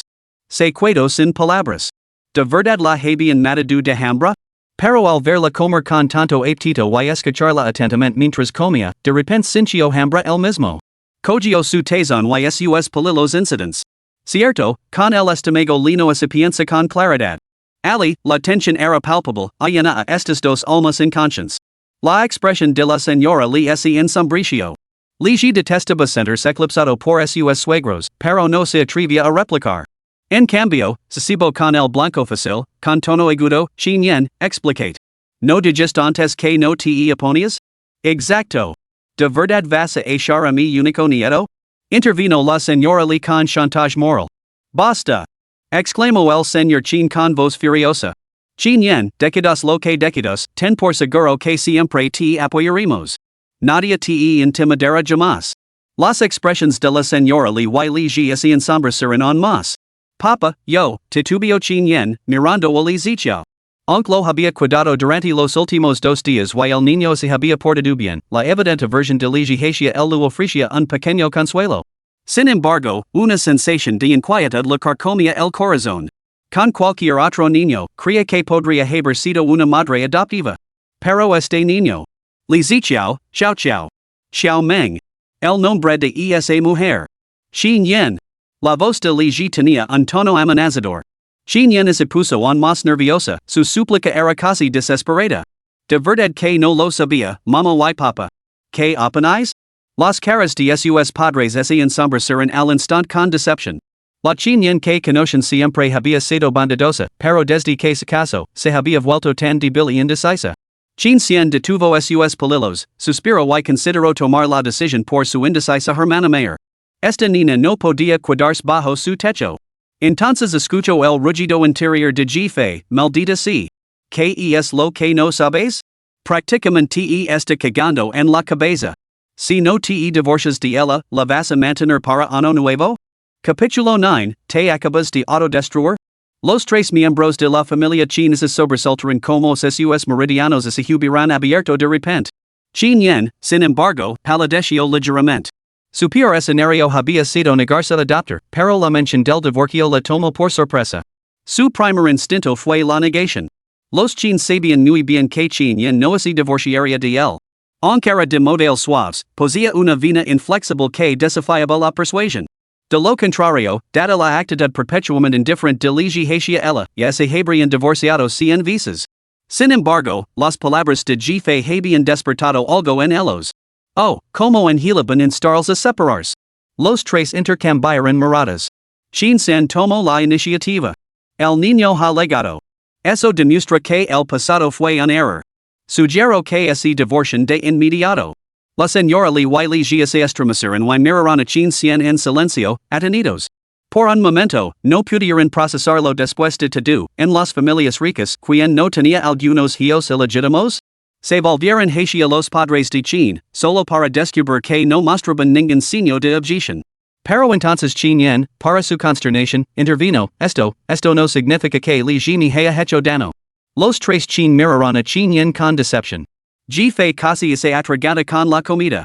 Chin Yen sabía que había decepcionado a su familia y bajo la cabeza, con una mirada que se parecía mucho a la de Li Zichao, a su lado. Li Ji se burló. Claro. Si tuviéramos que culpar a alguien, no sabría por dónde empezar. Aunque lo dijo en voz baja, todos lo oyeron claramente. En un instante, la familia Chin se quedó en silencio, sofocada. Chin Yen, en particular, palideció, como si no quisiera seguir insistiendo en el tema de la adopción de un niño. Era como si alguien hubiera dado en su talón de Oculus. Ji-Fei intuyó el aroma de los chismes. Al fin y al cabo, es la hija mayor de la familia Chin. Es evidente que se casó por debajo de su nivel social, pero como acabó llevando una vida tan miserable? ¿Y cómo se atreviste Li Ji a actuar con tanta rectitud después de haber tenido un hijo ilegítimo? Lo investigar. Chin Xian prestó atención, a punto de interrumpir el hilo de pensamientos de Ji-Fei para evitar que su hermana mayor sufriera más, pero ya era demasiado tarde. Resulta que Chin Yen y Li Ji eran compañeros de universidad. Después de que Li Ji rompiera con Xiao Meng, ahogó sus penas en alcohol durante un evento en el campus. Chin Yen, que estaba en el mismo evento, lo cuidó y luego, bueno, ya sabes. Esta trama me resulta extrañamente familiar. Chin Xian sintió la necesidad de agarrarse la frente avergonzado. ¿Qué has hecho? ¿Lo has olvidado todo? Al día siguiente, Xiao Meng llegó y los vio juntos. Con el corazón roto, se marchó a tierras lejanas. Cuando Li Ji recuperó la sobriedad, se enfureció, convencido de que Chin Yen, que lo admiraba en secreto, se había aprovechado de su estado de inconsciencia para poseerlo desenrosamente. La culpa de destruir su relación con Xiao Meng y arruinar sus posibilidades de recuperar a su amada. Poco después, Chin Yen se quedó embarazada. La familia chin no tuvo más remedio que buscar a Li Ji y exigir una decisión. Solo entonces Li Ji asumió su responsabilidad y se casó con Qin Yan. Por eso Qin Yan siempre sintió que le debía una disculpa a Li Ji. Después de perder al niño, Qin Yan contempló la posibilidad de divorciarse para liberar a Li Ji, pero él se negó. No quería que lo tacharan de sinvergüenza por abandonar a su esposa por ser estéril, temiendo que eso dañara su reputación profesional. Declaró sin rodeos que todo era culpa de Qin Yan y que, por lo tanto, ella no tenía derecho a iniciar el divorcio. Los recuerdos de Ji Fei habían silenciado a toda la familia Qin. Al ver su sumisión silenciosa, la madre de Li y Li Ji se envalentonaron. El tono de Li Ji se volvió gélido cuando se dirigió a Qin Yan, decidí. Parecía ofrecer una opción a Qin Yan, pero su expresión se volvió cada vez más resignada. Justo cuando estaba a punto de hablar, una voz sarcástica resonó desde el otro lado de la habitación. Maldita sea, este tipo es un maestro en sacar provecho del sistema. He visto a mucha gente desvergonzada, pero alguien tan descarado como él es la primera vez que lo vio. Esta vez, los Qin no se unieron en hostilidad. Aunque su apoyo a los Li tenía un toque de parasitismo, lo ofrecían de buena gana, sin decoro alguno, ya que el matrimonio los unía como familia. Aun así, la firme defensa de Ji Fei les reconfortó. Sin embargo, Qin Yan sintió una punzada de incomodidad por los insultos de Ji Fei hacia Li Ji, y sintió el instinto de replicar. Pero la diatriba de Ji Fei fluyó sin piedad. Las indiscreciones de los borrachos no son más que excusas. Si un hombre carece de conciencia, simplemente no puede actuar. Las afirmaciones de identidad errónea o amnesia son inventos. En realidad, el subconsciente sabe exactamente quién es en ese momento, solo se trata de un lapsus de autocontrol, de utilizar a otra persona como herramienta para el placer. Al déspota, se niegan a reconocerlo y culpan a los demás. Qin Xian ha pasado por lo mismo, ¿no podría establecer un paralelismo con la situación de su hermana? ¿Acaso tampoco sabe la verdad sobre lo que ocurrió aquella noche? Qin Xian? Espera, ¿acabas de derramar algo? Padres de Qin. ¿Han oído algo que no debían? Qin Yan, sin embargo, se quedó paralizada, y se le fue todo el color de la cara hasta quedar pálida como el papel. Fue el error más grave de su vida. Cuando Li Ji, borracho, se abalanzó sobre ella, al principio se resistió. Pero entonces él lo susurró, quiero abrazarte. Me siento tan miserable. Esas dulces palabras derretieron la determinación de Qin Yan, y ella cedió. Creía que Li Ji la miraba con los ojos abiertos, que su respuesta significaba que realmente quería estar con ella. No sabía que, cuando Li Ji recuperó la sobriedad, afirmó no recordar nada y insistió en que ella había sido la que había iniciado el contacto. Esto dijo a Qin Yan convencida de que había sido ella quien lo había seducido en esas circunstancias. Esos asuntos íntimos nunca se discutían en detalle, por lo que era imposible discernir la verdad de la ficción. Entonces, ¿era una mentira? ¿Había sido Li Ji quien había tomado la iniciativa aquella noche? ¿Y pensa que Qin Yan arruinó su relación con Xiao Meng? ¿Usar al niño para atarlo? Me estoy riendo como un tonto. No fue que él quería unas prácticas en un hospital de prestigio, no podía competir con los demás, veo que sus perspectivas se tambaleaban, se dio cuenta de que algunas cosas realmente dependen de los contactos y los antecedentes, y después de que su madre lo insistiera constantemente, se puso los pros y los contras, decidió no seguir con Xiao Meng y se casó con Qin Yan. Hablando de tenerlo todo. ¿Los Qin lo amenazaron? ¿Qin Yan le chantajeó moralmente? En absoluto. Los Qin, por supuesto que no. Al fin y al cabo, fue nuestra hija quien dio el primer paso. Ella debía asumir las consecuencias de sus propios actos. Si Li Ji simplemente hubiera dicho que no en aquel momento, nos habríamos lavado a la niña y nos habríamos marchado. Pero cuando aceptó casarse con ella, pensemos que estaba siendo responsable. No sabíamos que desde entonces se mantendría distante con Qin Yan. Resulta que ha estado culpándola a ella y a la familia Qin todo este tiempo. Pero ahora, según Ji Fei, Li Ji solo quería casarse con Qin Yan por su propio bien. Qin Yan estaba completamente atenida, mirando a Li Ji con incredulidad. Después de todo, Li Ji siempre se había presentado como una persona noble y con principios, genuinamente capaz y realizada, que parecía destinar el apoyo de su familia y confiaba en que podría triunfar por sus propios méritos. Esto era completamente contrario a la impresión que ella tenía de él, hasta tal punto que casi pensó que Ji Fei estaba especulando maliciosamente. La diatriba de Ji Fei continuó. Si realmente estaba siendo origen por el tema delio, no podría simplemente divorciarse de ella una vez que el niño ya no estuviera, te duas a razonamiento altruista se reduce una cosa, no puede soportar separarse de los recursos de la familia Chin. Quer seguir viviendo a su costa, pero no de radilas, sino con la cabeza alta. Y después de darse un festín, on tien el decaro de cuidarse de que la comida era mala. TSK. Chin sincio como asa la hubieran abierto otra grita en la mente, dejando la aturdida. A decir verdad, su confident más cercana había especulado una vez sobre Li en términos similares, solo para recibir una furiosa refutación por parte de Chin. Si quer vivir a su costa, que viva a su costa. Pero tener la audacia de exigir que adopte a su hijo ilegítimo? Ni pregunto sinceramente qué diablos está pasando por la mente de Chin. En ese momento, los miembros de la familia Chin también habían vuelto su silenciosa mirada hacia Chin, con el corazón lleno de impotencia. Dios mío. Lo dijo a Chin que sin ella, el y su ex se habrían reconciliado y su hijo no sería ilegítimo. Por lo tanto, ella no tiene derecho a recasar al niño. Creo que años de represión, negación y manipulación han dejado a Chin completamente lavada el cerebro. Hay que culpar más a los demás y reflexionar menos sobre uno mismo. ¿Ahora está ansiosa por hacer el ridículo? Los ojos de Chin se enrojecen ante la avalancha de insultos. Se preguntó con sinceridad. ¿Era todo culpa suya? Capítulo 10 Maldita sí. Los Chin deberían haberlo investigado adecuadamente. ¿No se supone que las familias ricas son astutas?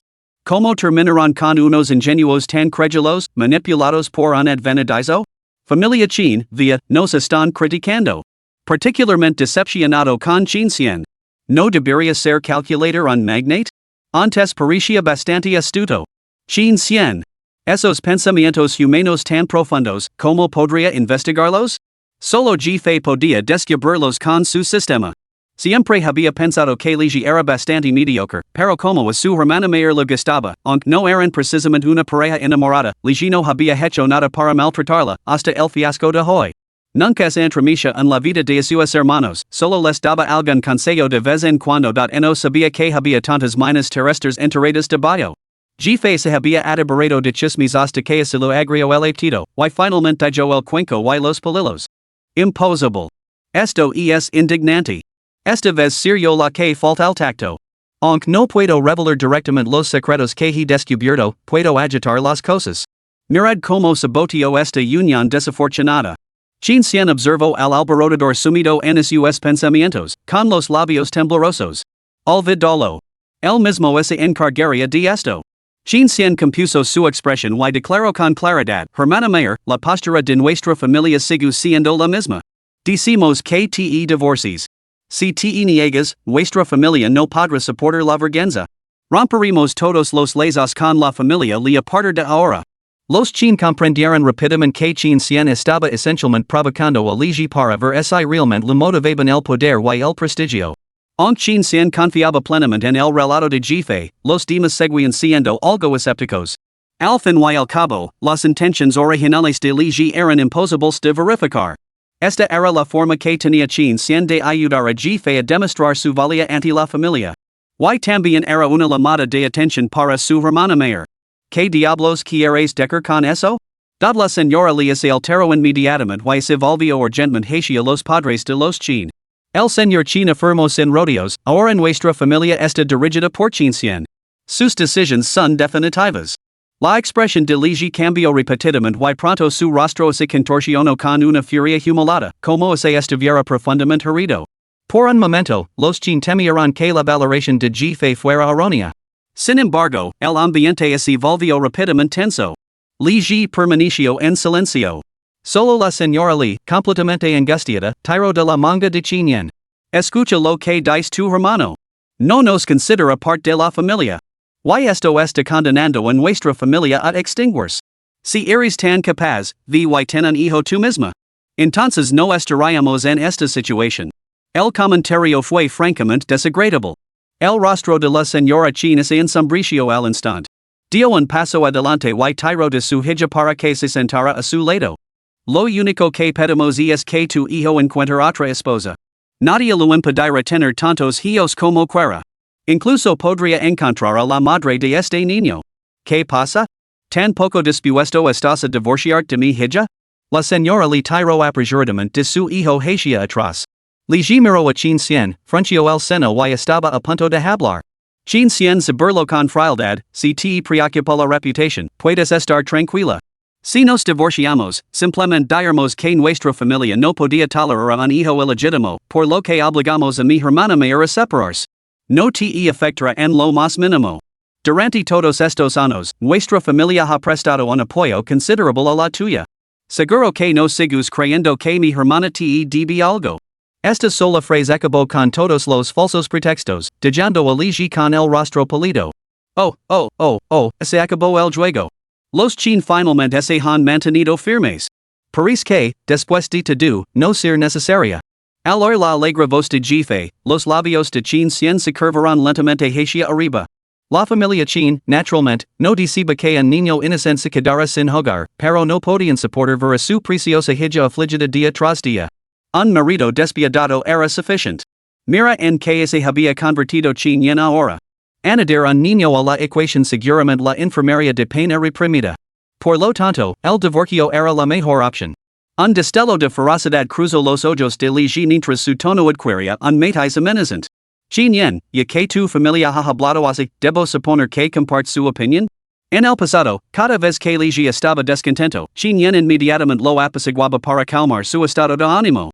En ese momento, ella debería estar suplicando a la familia Chin que preservara la dignidad de Li y salvaguardara los intereses de la familia Li. Sin embargo, esta vez, Chin Yen permaneció en silencio. No se había recuperado de la conmoción que la había causado Jefe. La expresión distante de Li vaciló por un instante. La señora Li protestó inmediatamente. No puedes divorciarte. Yen, si no puedes tener hijos, ¿quién más te quería? Bah. La hija mayor de nuestra familia Chin tiene muchos pretendientes. Replicó fríamente el señor Chin. Pero, no puede tener hijos. Las otras familias seguramente la menospreciarían. Cualquier hombre que se casara con ella tendría segundas intenciones. Entonces no se casara. Nuestra familia Chin la cara y la mamara, declaró la señora Chin. Si quiere tener hijos, adoptaremos huérfanos. Lo único que importa es la felicidad de mi hija. Déjame preguntar esto, ¿la infertilidad es culpa de una sola persona? Quizás los genes del joven Li son inferiores, indignos de Chin Yen. Tras el divorcio, ella podría encontrar una pareja adecuada. Con el ánimo levantado, podría tener tantos hijos como desira. Hay que dejar que Jefe ofreció una nueva perspectiva. La familia Chin comenzó a mirar con ilusión hacia la vida después del divorcio. Incluso Chin Yen, perdida en su propia confusión, se distrayó con otros pensamientos. Si estuviera con otra persona, ¿podría tener su propio hijo? Entonces podría investigarlo por Chin Yen. Los médicos no siempre son tan precisos como yo. La familia Chin, ¿es eso siquiera posible? Bien, déjame ver. Su salud es realmente mala, lo que dificulta la concepción, pero no es imposible. Los Chin estaban decepcionados, coincidía con lo que habían dicho los médicos. Pero habían pasado 9 años simplemente, los médicos no querían afirmar las probabilidades de forma definitiva. Entonces, Jefe estalló de repente. Maldita sea, no me extraña que no pueda concebir. La culpa debe repartirse al 50%. Los Chin? 9 años. Ese bastardo de Li solo viene a casa unos días al mes. ¿Quién sabe cuántas veces han compartido cama en un año? Las posibilidades ya eran escasas. ¿Cómo iba a concebir? Si lo hiciera, el sospecharía que la había sido infiel. Noticia de última hora. La familia Chin miró a Chin Yen conmocionada. El rostro de Chin Yen se sonrojó. ¿Cómo podía saber eso? Ella era naturalmente tímida en esos asuntos, ¿cómo podría una mujer atreverse a hablar de ello? Además, siempre había asumido que era un problema físico suyo, por lo que no había considerado otras posibilidades. Los Chin hervían de rabia. ¿Cómo se atrevía Li a culpar a Chin Yen por no tener hijos cuando él no había hecho ningún esfuerzo? Sin embargo, no podían enfrentarse él por ello, ni veían el sentido de hacerlo. Este matrimonio debía terminar. Era puro acoso. Si Chin Yen persistía en su delirio, la obligarían a divorciarse. Sin embargo, los pensamientos de Jefe dieron un giro peculiar. ¡Qué extraño! Aunque no le gustara Chin Yen y evitara la intimidad, ¿a dónde podía ir en lugar de la casa? ¿Quedarse en el hospital? ¿Estaba tan ocupado que no podía volver? ¿No era él el director ahora? Podría ser lo que sospechaba? Los corazones de la familia Chi nacieron con un golpe seco, y una sensación de fatalidad inminente se apoderó de ellos, que, G. Libre de ideas preconcebidas sobre la personalidad distante de Li, reaccionó puramente por instinto, podría este tipo tener una amante? Hacer hipótesis, verificar con cautela, no se deben hacer acusaciones falsas a la ligera. Palabras malsonantes, esto parecía realmente grave. Los chin contuvieron la respiración, con el corazón en un puño, esperando la revelación de G. Incluso la mente de chin yen se quedó en blanco, sus emociones se congelaron. La planta dieciaco de los apartamentos de lujo junto al hospital, durante los últimos 9 años. Li Ji y Chao Meng han vivido allí como marido y mujer. Capítulo 11, Quiero el divorcio. Chin yen se tambaleó, la oscuridad inundó su visión y casi se derrumbó. Su madre, con el rostro casi desencajado, la sugirió.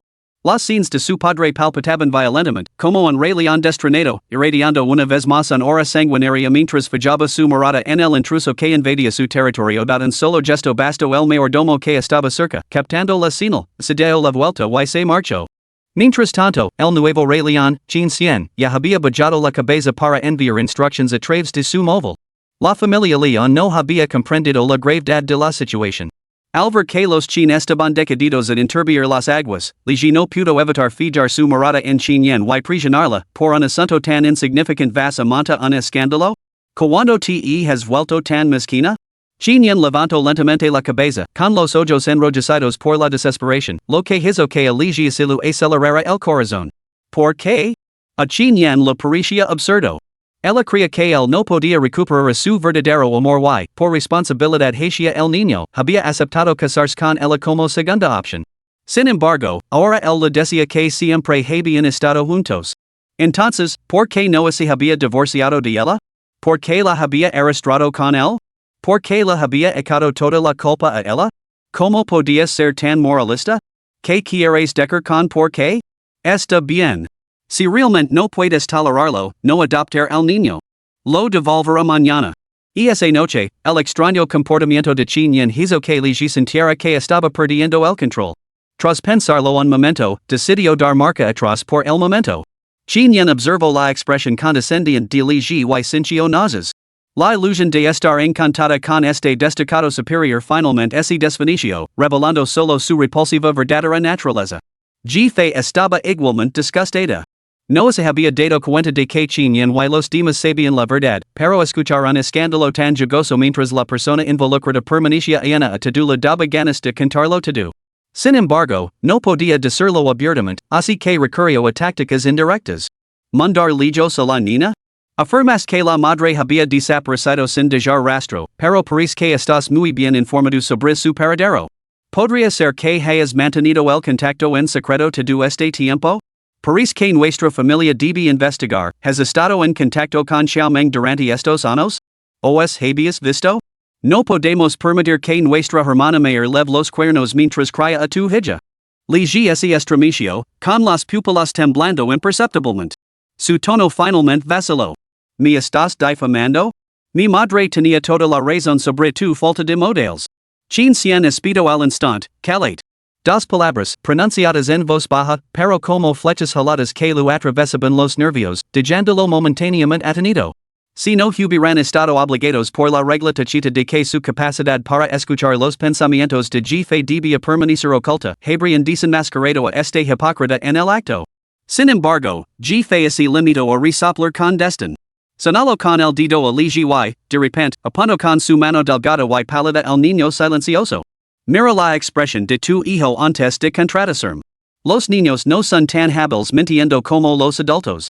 La hipótesis de Ji Fei había dado en el clavo, y la expresión del niño traicionó inmediatamente su pánico. Antes de que Li Ji pudiera reaccionar. La señora China se apresuró a intervenir. Ahora bien, jovencito, dinos con sinceridad, ¿has visto a tu padre antes? Los niños buenos no mienten, ya lo sabes. Li Zichao finalmente se derrumbó y tiró de la manga de Li Ji. Papa, vamos a casa. Mama. Li Ji se quedó sin aliento. Presa del pánico, tiró de su manga por reflejo, pero el movimiento fue demasiado brusco. Su brazo se balanceó y golpeó a Li Zichao directamente en la cara. El niño cayó del sofá, sorprendiendo a todos los presentes. Una clara huela de mano marcaba su pálida y delicada mejilla. La habitación estalo en conmoción.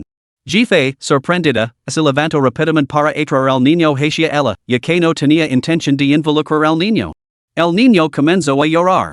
Chinyen, con el corazón ablandado, vio como Jefe lucaba por consolarlo y lo tomó suavemente en sus brazos, acariciándolo con delicadeza. Le dijo se sintió aún más angustiado.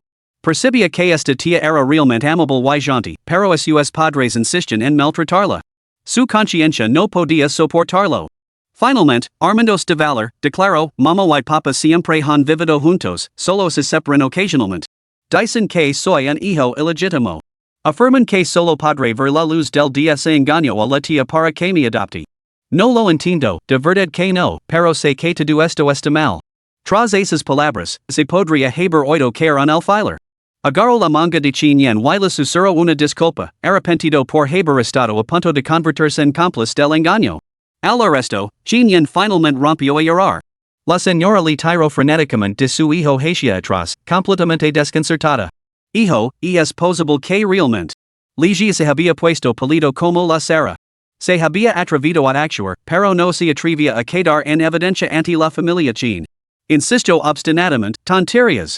Nunca imaginé que a este niño lo enseñarían a mentir y a tenderme una trampa como esta. Solo está tratando de llegarme una mala pasada para que me cuide con su madre. Chinyen, tú no dudas de mí, ¿verdad? Le dijo miró fijamente a su padre, sin palabras ante la audacia de sus mentiras. Si no hubiera sido por la habilidad de Jefe para descubrir la verdad, los Chin podrían haber quedado en la trampa de la indignación justificada de Ligi. Pero ahora, Ligi no parecía más que un payaso. Ligi nunca admitiría fácilmente su culpabilidad. Para él, las acusaciones de Jefe no eran más que conjeturas descabelladas fruto de la coincidencia. Su imagen pública siempre había sido impecable durante 9 años, había sido meticuloso, sin dejar rastro de pruebas incriminatorias. Los Chin también, si realmente supieran algo, habrían acabado con él hace mucho tiempo. Y cuánto crédito así lo podía dar a las palabras de un niño. Por no mencionar que Chao Meng pronto sería enviada al extranjero. Incluso así los Chin suspectaran más tarde y la buscaran, no encontrarían ningún rastro. Ligi estaba tramando frenéticamente su próximo movimiento. De repente, Chinyen se puso de pie de un salto. Tomada por sorpresa, agarró la bandeja de fruta a medio comer de la mesa y se la lanzó directamente a Ligi. La bandeja era pesada y el golpe que siguió hizo que tanto la señora Li como Li Zichao gritaran asustados. Al instante, Ligi quedó cubierto de sangre, fruto y fragmentos de cristal roto. Su rostro, con gafas, estaba destrozado, ya que esta se la habían quedado. Agarrados la frente, miró admiro y incrédulo a la mujer que siempre había sido tan amable y serena, y que ahora desataba tal furia. ¿Has perdido la cabeza? Pensó Ligi, sintiendo una humilante rabia, como se le hubiera desafiado un inferior. Ligi, nunca te he hecho daño. Eres tú quien me ha hecho daño a mí. Eres tú y Chao Meng quienes me tratáis como una niña pequeña. No tenías conciencia. Por fin, la voz de Chinyen se quebró mientras gritaba, y el resentimiento acumulado durante años estalló con el llanto. De repente, todo pareció quedar claro. Ligi estaba realmente aterrado. Sabía que ya no podía contener a Chinyen. Lo único que pudo decir fue: atenido, tú, no me acuses falsamente. Yo. Antes de que Ligi pudiera terminar, Chinyen lanzó bruscamente el teléfono sobre la mesa, activando la videollamada. Un chillido atravesó la pantalla: suétenme. ¿Quién son ustedes? Esto es alineamiento de morada. La pantalla mostraba una habitación en la que Chao Meng, vestida con ropa de estar por casa, estaba siendo retenida a la fuerza en una silla. Es mamá. Gritó Li Zichao presa del pánico. Ligi palideció mientras otras voces resonaban en el interior. Señor Chin, lo hemos localizado. Aquí están los documentos de trabajo y las pertenencias personales del señor Li, junto con fotografías. Aquí es donde reside la familia de tres, informó la voz del interior con total naturalidad. Esto dijo a Ligi completamente atenido. Antes de que pudiera reaccionar, un latigo salió disparado de la nada. Golpeó la cara de Ligi, dejando una herida sangrante. Él soltó un grito y retrocedió varios pasos, pero el latigo lo persiguió, chisporitando sin cesar. Era un latigo ecuestre, el que el mayordomo lo había dado al padre de Chin. Después de años de infidelidad, se había atrevido a esperar que Chinyen criara a su hijo ilegítimo. Alvara su propia hija sufre tal humiliación, el padre de Chin, por muy educado que fuera, se enfurició hasta el punto de querer matarlo. Ligi cayó al suelo, golpeado y desalinado. Frente al furioso Chin, estaba aturdido, incapaz incluso de pensar en huir. La señora le lloraba y se abalanzó sobre su hijo, mientras le dicha también se apresuraba a acercarse. No le pegué a mi padre. No le pegué a mi padre. Por favor, para. Al al niño protegiendo a su padre de los golpes, el padre de Chin finalmente tuvo su agresión. Para entonces, el cuerpo de Ligia estaba cubierto de horribles marcas de latigazos, y el dolor le provocaba convulsions en todo el cuerpo. Divorcio. Ligia, exigió el divorcio. Gritó finalmente Chin Yen. Capítulo 12, Un giro del destino. Reúne todas las pruebas de la infidelidad de Ligia, ordinó Chin Cien directamente por teléfono. Esta declaración señalaba su intención de emprender acciones legales, un camino que inevitablemente llevaría a Ligia despojado de sus bienes, años de trabajo reducidos a la nada en un solo día. Ligia recuperó el sentido común y finalmente no pudo contenerse. Grito, no puedes hacer esto. Chin Yen, tú fuiste quien empezó todo esto. Como te atreves a culparme ahora? Puede que esté con Xiaomeng, pero te de un estatus adecuado. ¿Qué más quieres? Esas palabras descaradas dejaron a los miembros de la familia Chin presentes completamente estupefactos. ¿Acaso te suplico que me reconoceras? Replicó Chin Yen, ahora rebasante de odio, con incredulidad. Ligia se atragantó. Fue la influencia de tu familia la que me coaccionó. Dadas las circunstancias, si no me hubiera casado contigo, ¿cómo habría podido seguir en el campo de la medicina? Chin Yen estaba tan enfurecida que lloró. Ligia, tu hipocresía es absolutamente repugnante. Ligia se quedó paralizado. Era la primera vez que Chin Yen lo maldecía así. Chin Yen por fin había recobrado el sentido común. Tenía razón, Ligia no era más que un cobarde que se volvería contra su propia madre a la menor provocación. Esas palabras sacaron a Chin Yen de su colapso casi lloroso. Apretó la mandíbula y miró a Ligia con feroz odio. No eres más que un gorón. Chin Yen lo lanzó la etiqueta que Ligia más temía. Chin Yen, ¿qué has dicho? He dicho que eres un gorón. Tú y tu amante sois unos parecidos. Eres un desvergonzado, un completo desvergonzado. Chin Yen, Zora. ¿A quién crees que estás llamando así? Tú eres la que me robó a mi hombre, me lo robó tú. Tú eres la desvergonzada. Finalmente, comprendiendo la situación, Xiaomeng, al otro lado de la llamada, escuchó el alboroto y estalló de furia. Chin Yen lo debía una. Nunca olvidaría la repugnante imagen de su novio acostándose con Chin Yen. Solo habían roto en un arranque de aire, pero Chin Yen se había metido en la cama de Ligia. Todo eso destrozó a la Xiaomeng de aquellos días. Más tarde, al descubrir que estaba embarazada, se entregó su resentimiento y planeó recuperar a Ligia, solo para descubrir que lo habían obligado a casarse. Quería abortar, pero no se atrevía a hacerlo, hasta que. Entonces, ¿por qué no luchaste por él todos estos años? Tu hombre se negó a divorciarse por poder y prestigio, dejando como una simple amante. ¿Qué derecho tienes a gritar y vociferar? La aguda réplica de Chin Yen legó como un mecanismo que es activo de repente. Eso es solo porque tu familia me intimidó, amenazando el futuro de Ligia. De lo contrario, no lo habría soportado. Aunque no se hubiera casado conmigo, seguiría queriendo y permanecería a mi lado para siempre. Dejando de ti, Zora, durmiendo sola en esa cama, esa es mi venganza. Jefe no pudo evitar intervenir en ese momento, parece que este Ligia es realmente un maestro de la manipulación. Incluso a la amante lo lavaron el cerebro por completo. Chin Yen se burló, puede que o si tanto, pero tú, Xiaomeng, también eres una completa idiota. Ligia, sabes perfectamente si mi familia te amenazó alguna vez. Y ahora te atreves a hacer la víctima. Intentando mantener la superioridad moral para manipularme. La verdad es que eliges subir el carro de la familia Chin para tu propio beneficio, abandonando tu supuesto amor verdadero. No me tires barro, no lo tolerar. Estas palabras de Chin Yen fueron como una repetida pisotada al orgullo de Ligia, como si sus pensamientos más secretos y vergonzosos hubieran quedado al descubierto. Su rostro se contorsionó en una mueca que no pudo controlar.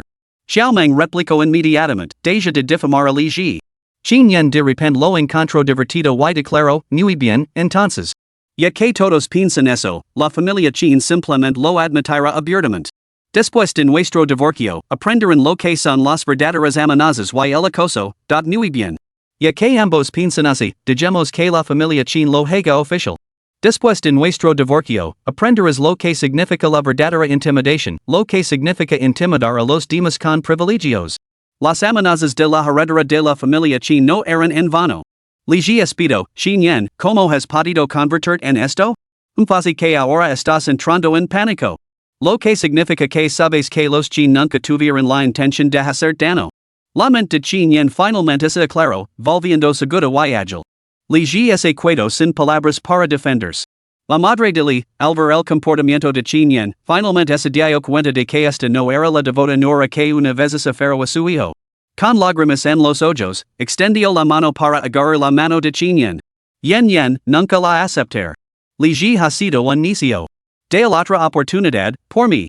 Mira lo mal que lo han golpeado. Ya es suficiente. Pero la señora Chin la apartó, protectora como una madre que protege a su cría. La señora Li solo pudo tirar de Ligi, obligándola a disculparse y a prometer algo. Habla. Pide perdón. ¿Quieres ver destruida a nuestra familia Li? Ligi fue prácticamente obligado a arrodillarse por el hogar de su madre, con los ojos cada vez más frenéticos. Después de lo que parecía una lucha interna, finalmente habló, no me divorciar de ti, Yen. Me equivoco. Simplemente no podía aceptarlo, no podía admitir la derrota. La verdad es que me importas. Yo, Ligi. Xiaoming casi perdió la cabeza al oír esas palabras. Legados a este punto, ¿había necesidad de mantener la farsa? ¿Podría ser que Xin Yen estuviera diciendo la verdad? ¿Realmente había sido engañada por Ligi?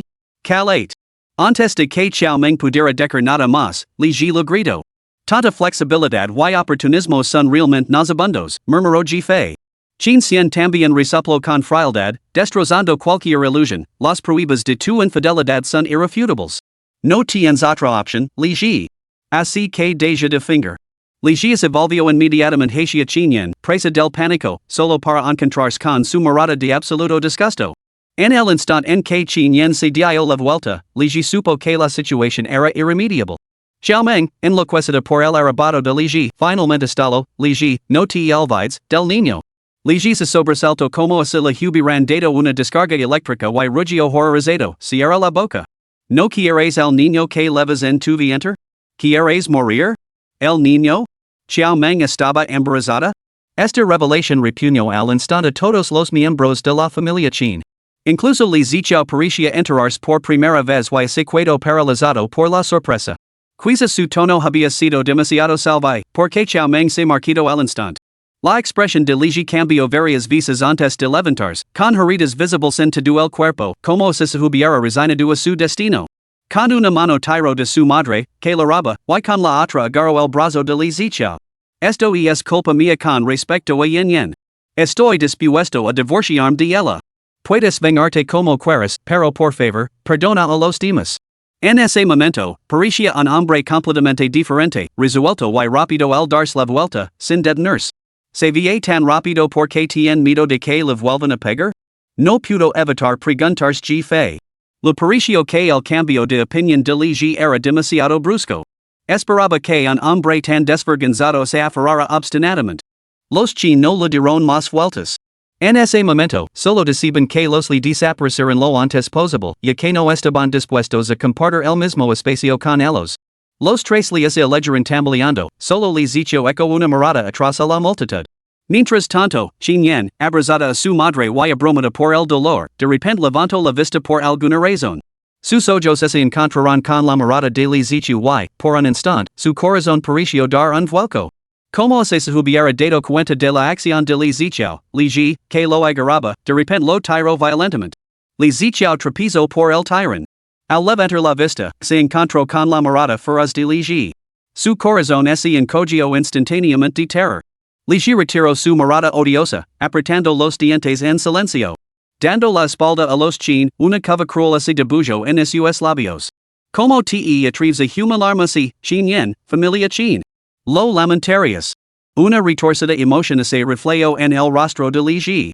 Al ver al villano preparándose para salir, Jifei no pudo resistirse a murmurar, si no hubieran ido demasiado lejos, no habrían cosecado lo que sembraron. Solo prevalece la justicia divina. Qin Xian miró a Jifei, con una mirada compleja. Es una pena lo del niño. Probablemente le pegaron cuando vuelva. Mi remord un poco la conciencia. ¿Cómo puede esa escoria tener un hijo así? Es cierto que el bambú podrido on puede dar buenos brotes. Pero es desconcertante, ¿por qué hacer que su propio hijo reconozca a una enemiga como madre? ¿Por venganza? ¿De verdad están dispuestos a sacrificar tanto? ¿En qué demonios estaban pensando? Al escuchar el incesante monólogo interior de Jefe, Jin Xian descartó la necesidad de seguir especulando. ¿Qué otra cosa podría ser? Asegurarse de que este niño reuniera los requisitos para heredar las acciones de la familia Qin y todo lo que pertenecía a la familia Li. Si llegaba el momento en que Qin Yan realmente no pudiera tener hijos, la adopción sería la única opción. Pero Li Ji nunca aceptaría a un niño que no fuera biológicamente suyo. Además, Xiaomeng estaba embarazada de nuevo. Sacrificar a un niño parecía perfectamente razonable. Después de todo, este niño tendría la edad suficiente para comprender la relación entre su madre y su padre biológicos. Al final, Jin Yan sería el único extraño en esa casa. Solo pensa en tal escenario le produce escalofríos. Menos mal que estaba Jefe. Mientras Jin Xian reflexionaba sobre esto, Jefe, que estaba a su lado, se lanzó de repente como una flecha disparada, zumbando hacia el trío de la familia Li que se acercaba a la puerta. ¡Ea! El grito espeluznante sobresaltó a los miembros de la familia Qin, que casi pierden el equilibrio. Jefe agarró a Li Zichao por el brazo y luego le dio una patada en la espalda a Li Ji, arrebatándoselo como si se tratara de un premio. Li Zichao trastabilló hacia atrás por el repentino tirarse Qin Xian no lo hubiera agarrado por detrás, habría quedado de bruces. A Li Ji le fue peor. Desconcertado por la patada, con la mente procesando los planes para Li Zichao, no pudo reaccionar a tiempo. Se estrelló contra el suelo, arrastrando a su madre con él. Su nariz entró en contacto íntimo con el suelo de mármol, y su llanto resonó por toda la finca. Sin embargo, nadie les prestó atención. Toda la familia Qin estaba escuchando el rugido interior de Jefe. Sistema, maldito idiota. Ni dices que me siente y vea como se desarrolla el drama, y luego me das un giro inesperado. Eso fue un desastre. ¿Y me culpas por no hacer más preguntas?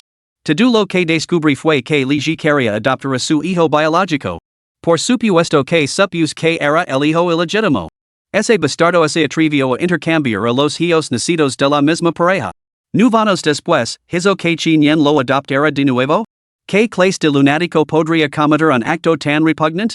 De verdad que nunca imaginé que Li Zichao fuera en realidad el hijo biológico de Qin Yan. Capítulo 13, ¿Cuerdo? Una avalancha de gritos barrió la reunión de la familia Qin como una tormenta. La impactante revelación dejó a todos en blanco, con la mirada fija en el niño de 9 años. Pensamientos atronadores resonaban en sus cabezas, imposible. ¿Cómo puede ser?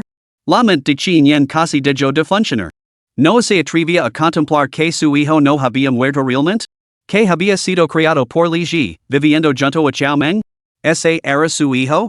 Li Zichao, ajeno a las miradas fijas en él, estaba horrorizado por el lamentable estado de su padre y su abuela. Se apresuró a llegar hasta ellos, pero Qin Xian lo agarró bruscamente del brazo. Qin Xian fue el primero en recuperar la compostura y bajó la mirada para estudiar el rostro inocente del niño. Jefe afirmaba que era su propio sobrino. En aquel entonces, cuando Qin Yan había tenido un parto prematuro, toda su familia había acudido rápidamente, solo para encontrar un bebé muerto. Ese hospital privado se había creado con el respaldo de su familia para Li Ji. Todo, tenía margen para la manipulación. Qin Xian frunció profundamente el seno y su expresión se oscureció hasta alcanzar una intensidad aterradora. Jefe, tras haber dado una patada brutal y recuperar el equilibrio, todavía estaba aturdida cuando vio a Li Ji, a quien había derribado, agarrándose la cara ensangrentada. El dolor lo había despojado de toda dignidad mientras rugía como un loco, tú. Pero de repente, vio a Li Zichao detrás de Jefe, agarrado por Qin Xian, y a Qin Xian volviéndose para mirarlo con una mirada que podía matar. Li Ji sintió que la sangre se le helaba en las venas. Jefe se armó de valor para ofrecer una excusa. Hace tiempo que siento que algo no cuadra. Li Zichao tiene un parecido inquietante con los Qin. Luego sigue tu señora en ese video. La madre y el hijo no se parecen en nada. Li Ji balbució presa del pánico, estás diciendo tonterías. Era ella otra vez. Sus especulaciones descabelladas. Jefe sabía que sus palabras no tenían mucho sentido y se arriesgaba a ofender a los Qin. Después de todo, no se podía tomar a la ligera un asunto así, especialmente para una mujer que había perdido un hijo y que quizá nunca pudiera tener otro. Incluso una falsa esperanza podía ser devastadora. Pero no tenía otra opción. Por muy descabellado que pareciera, tenía que decirlo. El asunto era demasiado grave como para permitir que ese canal se llevara a ese niño inocente. ¿Quién sabía cómo lo trataría? Jefe solo pudo volverse hacia Chin Cien con una mirada suplicante. ¿Crees que ese parece? Ese parece mucho a mi hermana mayor. Me niego a creer que sea una mera coincidencia. Una voz firme cortó el aire. Jefe levantó la vista sorprendida y se encontró con los ojos oscuros y inquebrantables de Chin Cien. No había ni una pizca de duda en esa mirada, era como si él la creara incondicionalmente y estuviera firmemente a su lado. Jefe se quedó momentáneamente atonida. ¿Está bien? La boca de Chin Cien se crispó ligeramente mientras se volvía hacia Li. Nuestra familia Chin tiene dudas sobre la identidad de este niño. Lo verificaremos. Li se quedó atenido ante el giro de los acontecimientos. Hacia unos momentos, había estado fantaseando con cómo vengarse de la familia Chin. Ahora, la situación había dado un giro completamente inesperado. ¿Han perdido la cabeza? Li Zixiao es mío y de Xiaomeng. El hijo de Chin Yen en aquel entonces. Solo entonces ese dio cuenta de que no podría soportar las consecuencias se revelaba la verdad.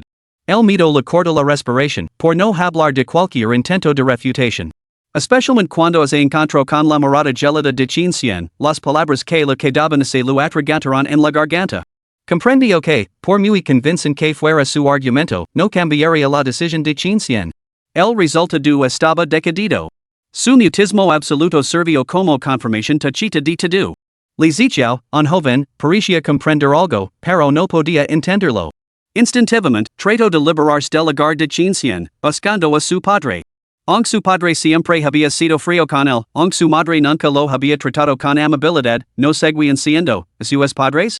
De repente, un cálido abrazo, acompañado de un gemido ronco, se abalanzó sobre él. Li Zixiao levantó la vista y vio a la amable tía agarrando por los hombres, con el rostro paralizado por la conmoción. Sus hermosos ojos se llenaron de lágrimas, pero se esforzaron por enfocarlo.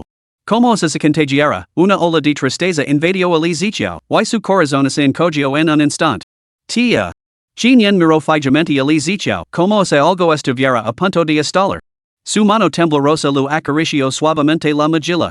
Ese instinto sanguíneo la dejó demasiado dolorida para hablar, solo capaz de emitir gemidos inconscientes, Nuvanos de separación entre la vida y la muerte. Finalmente ese desmayó en el acto, y el niño se apresuró a sostenerla. La madre de Chin también se apresuró a acercarse, agarrando a Li Zixiao y mirándolo fijamente. Se parece mi nieto mayor. Es mi nieto mayor. De tal tío, tal sobrino. El recordatorio finalmente impidió que la madre de Chin buscara excusas en un mero parecido. Este niño tenía un parecido sorprendente, en 7 u 8 partes, con Chin Cien y Chin Chao en su infancia. El padre de Chin, temblando de furia, se acercó a Li Ji y lo arrastró en silencio fuera de la sala. El mayordomo sujeto a la desconcertada madre de Li. Media hora más tarde, Chin Cien llamó con calma a una ambulancia. Al amparo de la noche, toda la familia Chin se movilizó y se dirigió a otro hospital en el que los Chin tenían inversiones. Xiaomeng también fue llevada a la fuerza. Solo entonces Xiaomeng vio a Li Ji, inconsciente y con múltiples fracturas, y a Li Zixiao, protegido por toda la familia Chin. Los resultados de la prueba de paternidad llegaron rápidamente. Aferrándose al informe, Chin Yen se aferró desesperadamente a Li Zixiao, llorando como si se lo acabaran las lágrimas de toda su vida. Li Zixiao miró fijamente a la desalinada Xiaomeng. Abrió los labios, pero la palabra madre nunca salió de su boca. En su lugar, logró articular, ¿por qué? Xiaomeng, habiendo tirado la precaución por la ventana, escupió con rancor, esto es lo que tú y tu madre nos debes. Bastardo. Deberíamos haber matado entonces. Que pague por mi hijo. Ella no era su madre, sino el demonio que se lo había arrebatado a su madre biológica durante 9 años. Li Zixiao finalmente rompió a llorar, con su afecto filial completamente destrozado. Este trágico espectáculo dejó a Jefe sin ganas de cotillear, solo podía observar el estado de Xiaomeng. Normalmente, para que Jefe se entregara al cotilleo, necesitaba conocer nombres y caras. Si hubiera conocido a Xiaomeng de antemano, este giro nunca se habría producido. Después de dar a luz a un niño muerto, Xiaomeng volvió loco a Li Ji. Ambos culparon a Qin Yan de su sufrimiento. Así, cuando nació el hijo de Qin Yan, Xiaomeng exigió a Li Ji que lo entregara al bibi como compensación. Veredicto de Ji Fei, loca. Y Li Ji, impulsado por ese lamentable sentido del orgullo, aceptó, como si hacerlo fuera a restaurar de alguna manera su dignidad. Veredicto de Ji Fei, peor que un perro. Pero, como iba Xiaomeng a cuidar del hijo de su rival? Así, Li Ziqiao creció bajo el cuidado de esta despreciable pareja, volviéndose inseguro, sensible y frágil. Veredicto de Ji Fei, pobre niño. Hasta que Xiaomeng volvió a cuidarse embarazada. Deciden dedicarse por completo a amar a su hijo, y Li Ziqiao les resultaba una molestia. Así, ese gesto un plan malvado. Antes de que llegaran los hombres de Qin, Xiaomeng nos aferraba a sus illusions, burlándose de Qin Yan por no ver a su propio hijo delante de ella. Fantasía con criar a este hijo de su rival como una espina clavada, alejado para siempre del Li Ziqiao siempre estaría a su lado y el de Li Ji. Cuando llegara el momento oportuno, deduce lo entregarían a su hijo biológico. Con dos fuertes bofetadas, la elegante señora Qin, abandonando todo decoro, arremeció como una loca, golpeando repetidamente el rostro de Xiaomeng. Sus mejillas se hincharon al instante y la sangre le goteaba por las comisuras de la boca. Xiaomeng, que momentos antes había estado despotricando, se quedó paralizada por la agresión física de los Qin. Cuando volvió a levantar la vista, se encontró con la mirada gelada del padre Qin. Aunque permanecía en silencio, el hora que irradiaba era lo suficientemente aterradora.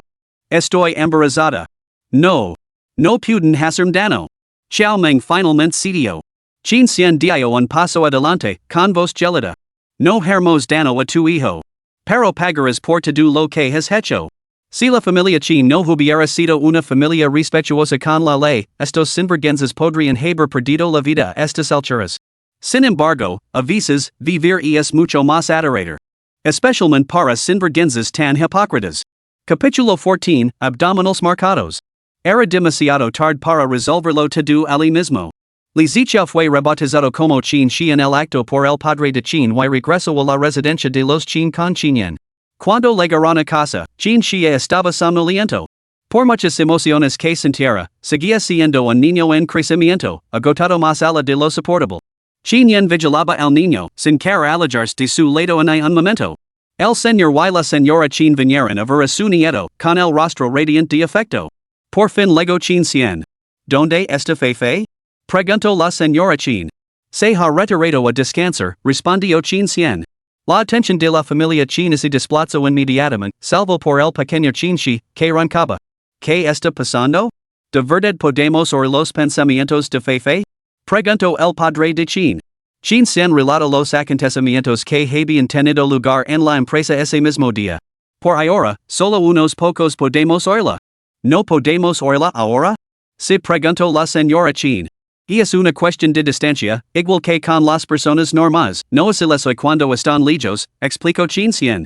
Lo debemos mucho esta vez, por habernos salvado a mí y a Sisi.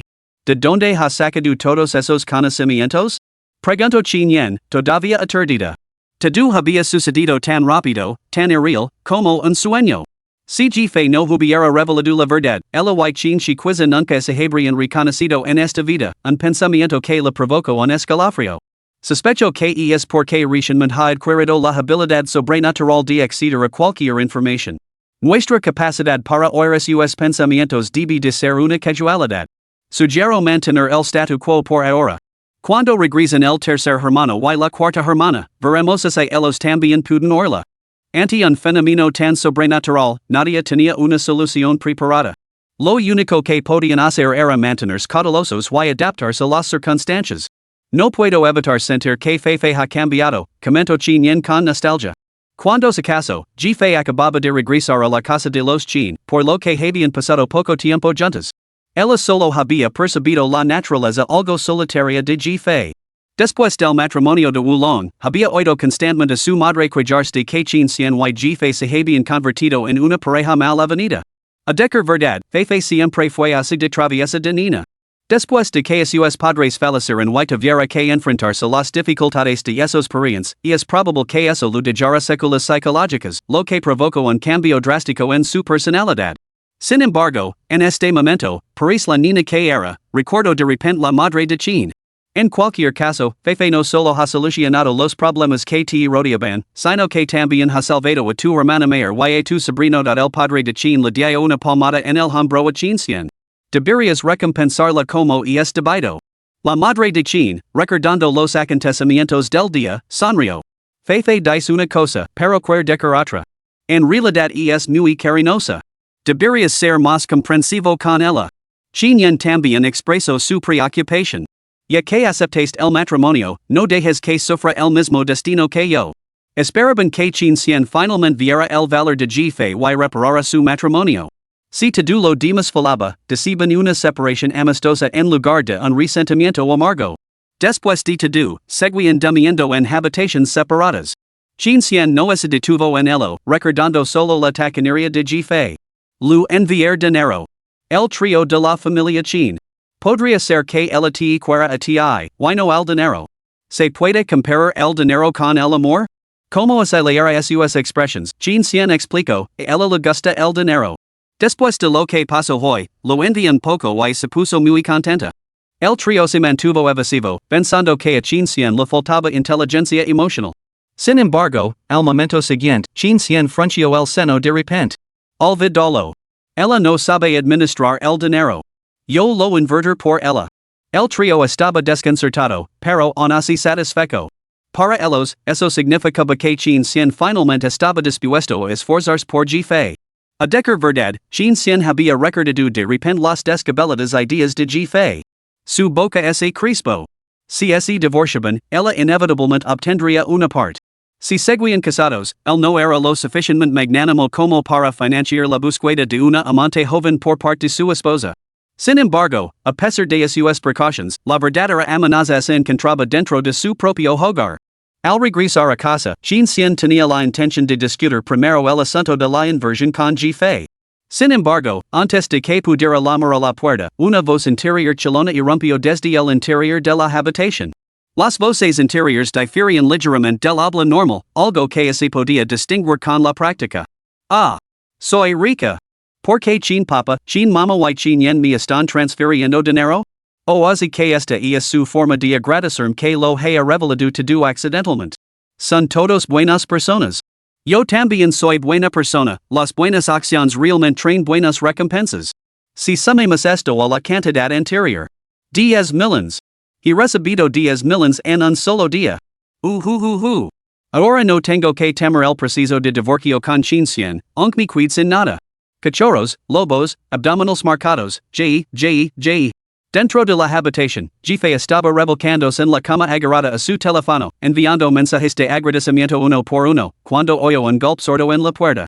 Ji-Fei fue a abrirla, desconcertada, solo para encontrar la alta figura de Chin Cien bloqueando la entrada, con una expresión ligeramente inquietante. Él la miró, con sus ojos oscuros enmarcados por largas pestañas, su mirada hundiéndose, creando una inexplicable sensación de presión. ¿Qué pasa? Ji-Fei sintió que su corazón se aceleraba. No podía evitarlo, ¿quién podría mantener la compostura bajo la mirada de un galán tan distante y aristocrático? ¿Para qué ha venido? Ah, ya sé, para entregar más dinero de agradecimiento. Mi capital está creciendo. Chin Cien. Entregueme hasta el último centavo que tengas. Ji-Fei? Yo me encargo de tus inversiones. El dinero genera dinero, ganancias garantizadas. Ji-Fei. Ven a verme cuando te hayas decidido.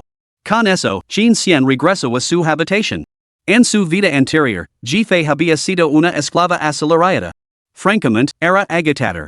Esta vez, solo quería pasar desapercibida y dejar que la vida siguiera su curso. Al cruzar, revisó la cuenta de la anfitriona original y logró al ver el saldo. No tenía ni un centavo a su nombre. Aunque la anfitriona original trabajaba en el mundo del espectáculo, era solo un trabajo secundario. Al carecer de talento más allá de su apariencia, se dedicaba principalmente a hacer anuncios. Esos trabajos solían conseguirse a través de contactos, por lo que le quedaba poco dinero.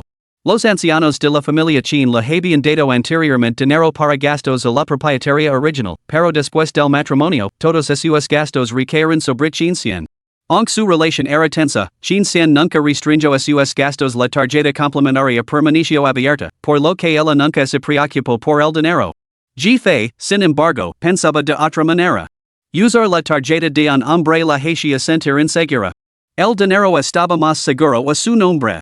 En ese momento, Jefe solo disponía de las diversas transferencias recibidas ese mismo día. Cuidarse de brazos cruzados tampoco era su estilo, por lo que la sugerencia de Chinxian le resultaba muy atractiva. Al fin y al cabo, como simple acelerada, no podía igualar la perspicacia inversora de un prodigio que había gestionado con éxito un gran conglomerado a una edad tan temprana. Una vez tomada la decisión, Jefe fue a llamar a la puerta de Chinxian. Después de llamar durante un buen rato sin obtener respuesta, Jefe se impacientó y murmuró entre dientes. ¿Qué está pasando? ¿No me dijo que fuera a buscarlo? Su monólogo interior llegó hasta el final del pasillo, hasta la habitación donde se alojaban Chinyan y los demás. La curiosidad los llevó hasta la puerta, donde se asomaron por una rendija. ¿Qué demonios?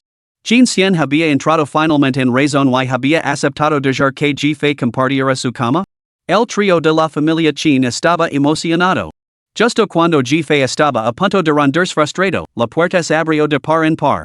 Al instante, una ligera niebla de vapor mezclada con feromonas los envolvió, apagando al instante la ira de Jefe. Chinxian estaba de pie con una bata de baño, el pelo humido pegado a la cabeza. Con una mano sostenía una toalla blanca para secarse y con la otra se sujetaba al marco de la puerta. Sus ojos, como pintados con tinta, parecían más profundos, con las mejillas sonrojadas por el vapor, aunque no tan vívidas como sus labios carmesí.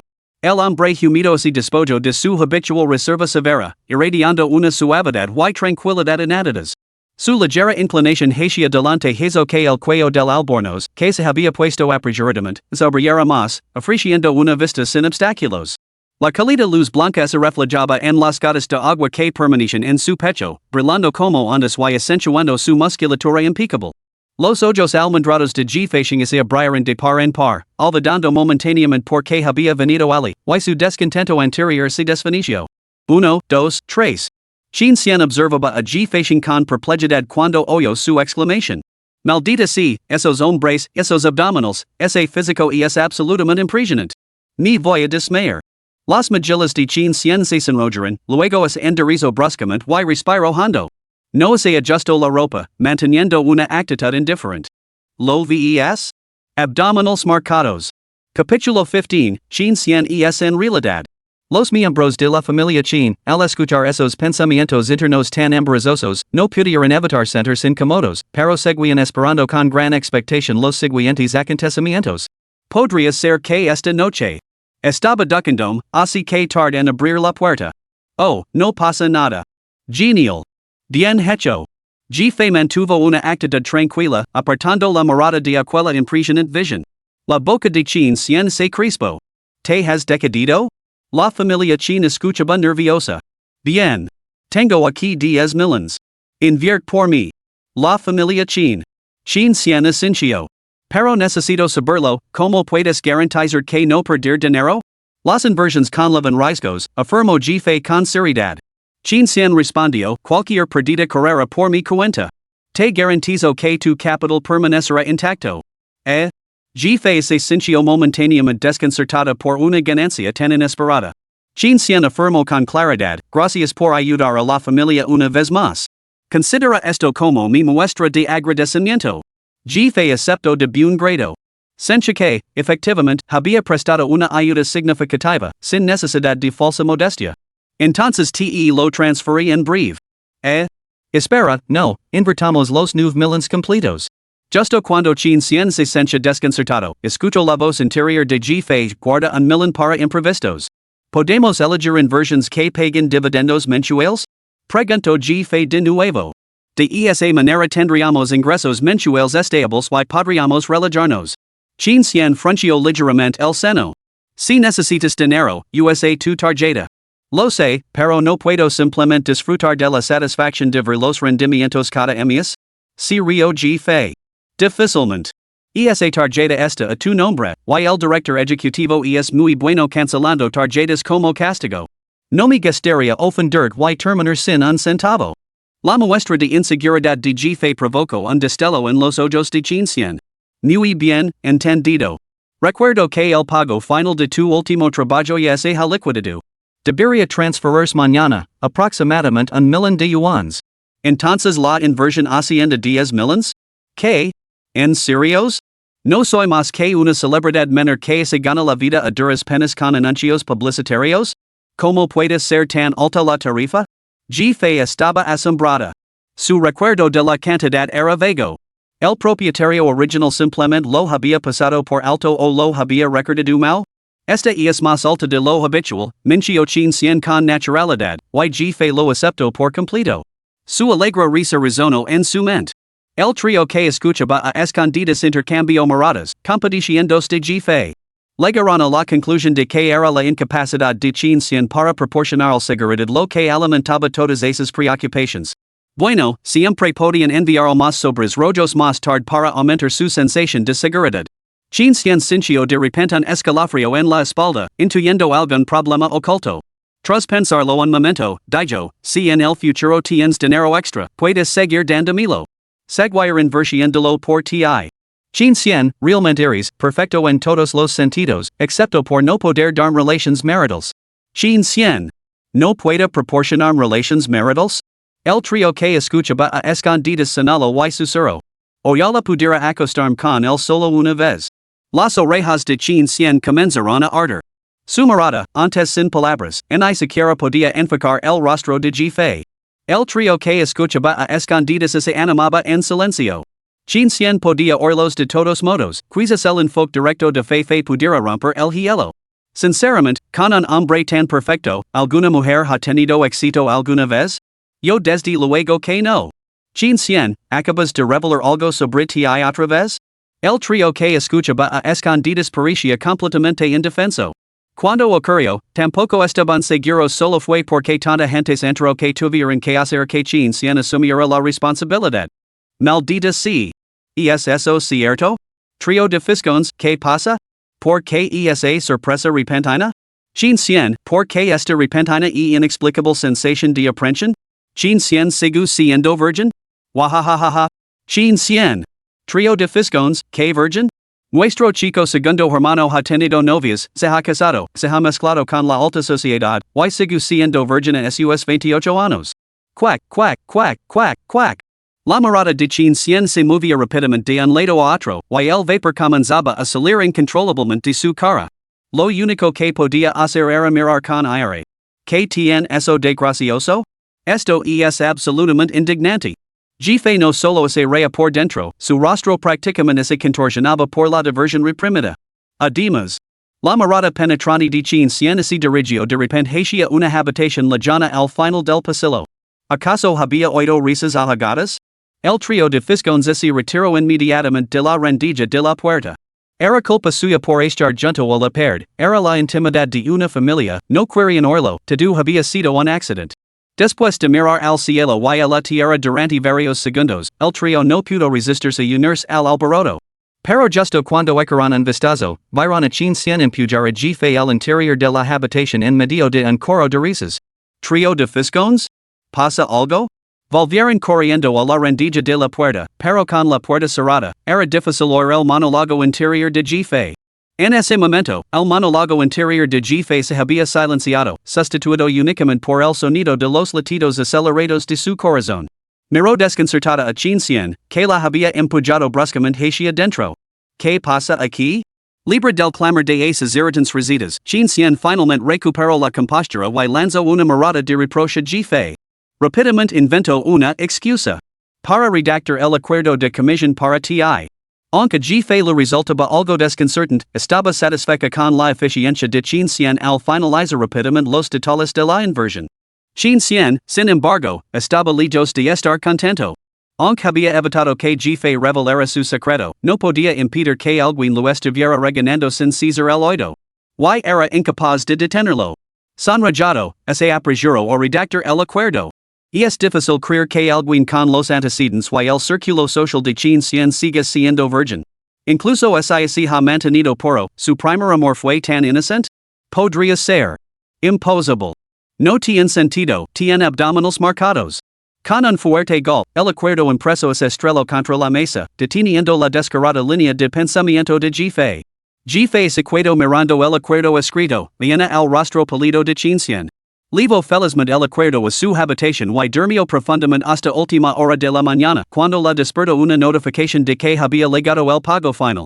Efectivamente, $1,000,000 de yuans. Al bajar las escaleras, encontró a la madre de Chin y a Chin Yen charlando junto a Chin Shi. Al oír el alboroto, todos levantaron la vista. Despierta, preguntó la señora Chin con una sonrisa amable. Fei se sintió un poco incómoda. La anfitriona original rara vez dormía hasta tarde. Estaba un poco cansada, así que me quedé dormida. La señora Chin y Chin Yen intercambiaron miradas complejas. En un principio, el hecho de que Fei se levantara tarde les había dado pie a especular. Pero durante el desayuno, cuando la señora Chin sugirió timidamente preparar comida nutritiva para Fei, Chin Yen se puso serios y lo rechazó rotundamente. Supieron inmediatamente que no había funcionado. Qué pena, el hecho de que Fei se hubiera levantado tarde no tenía nada que ver con Chin Yen. Al observar las expresiones a su alrededor, Fei pensó para sí misma, así que dormir hasta tarde realmente es inapropiado? La señora Chin volvió a prestar atención y se rió. Duerme todo lo que quieras.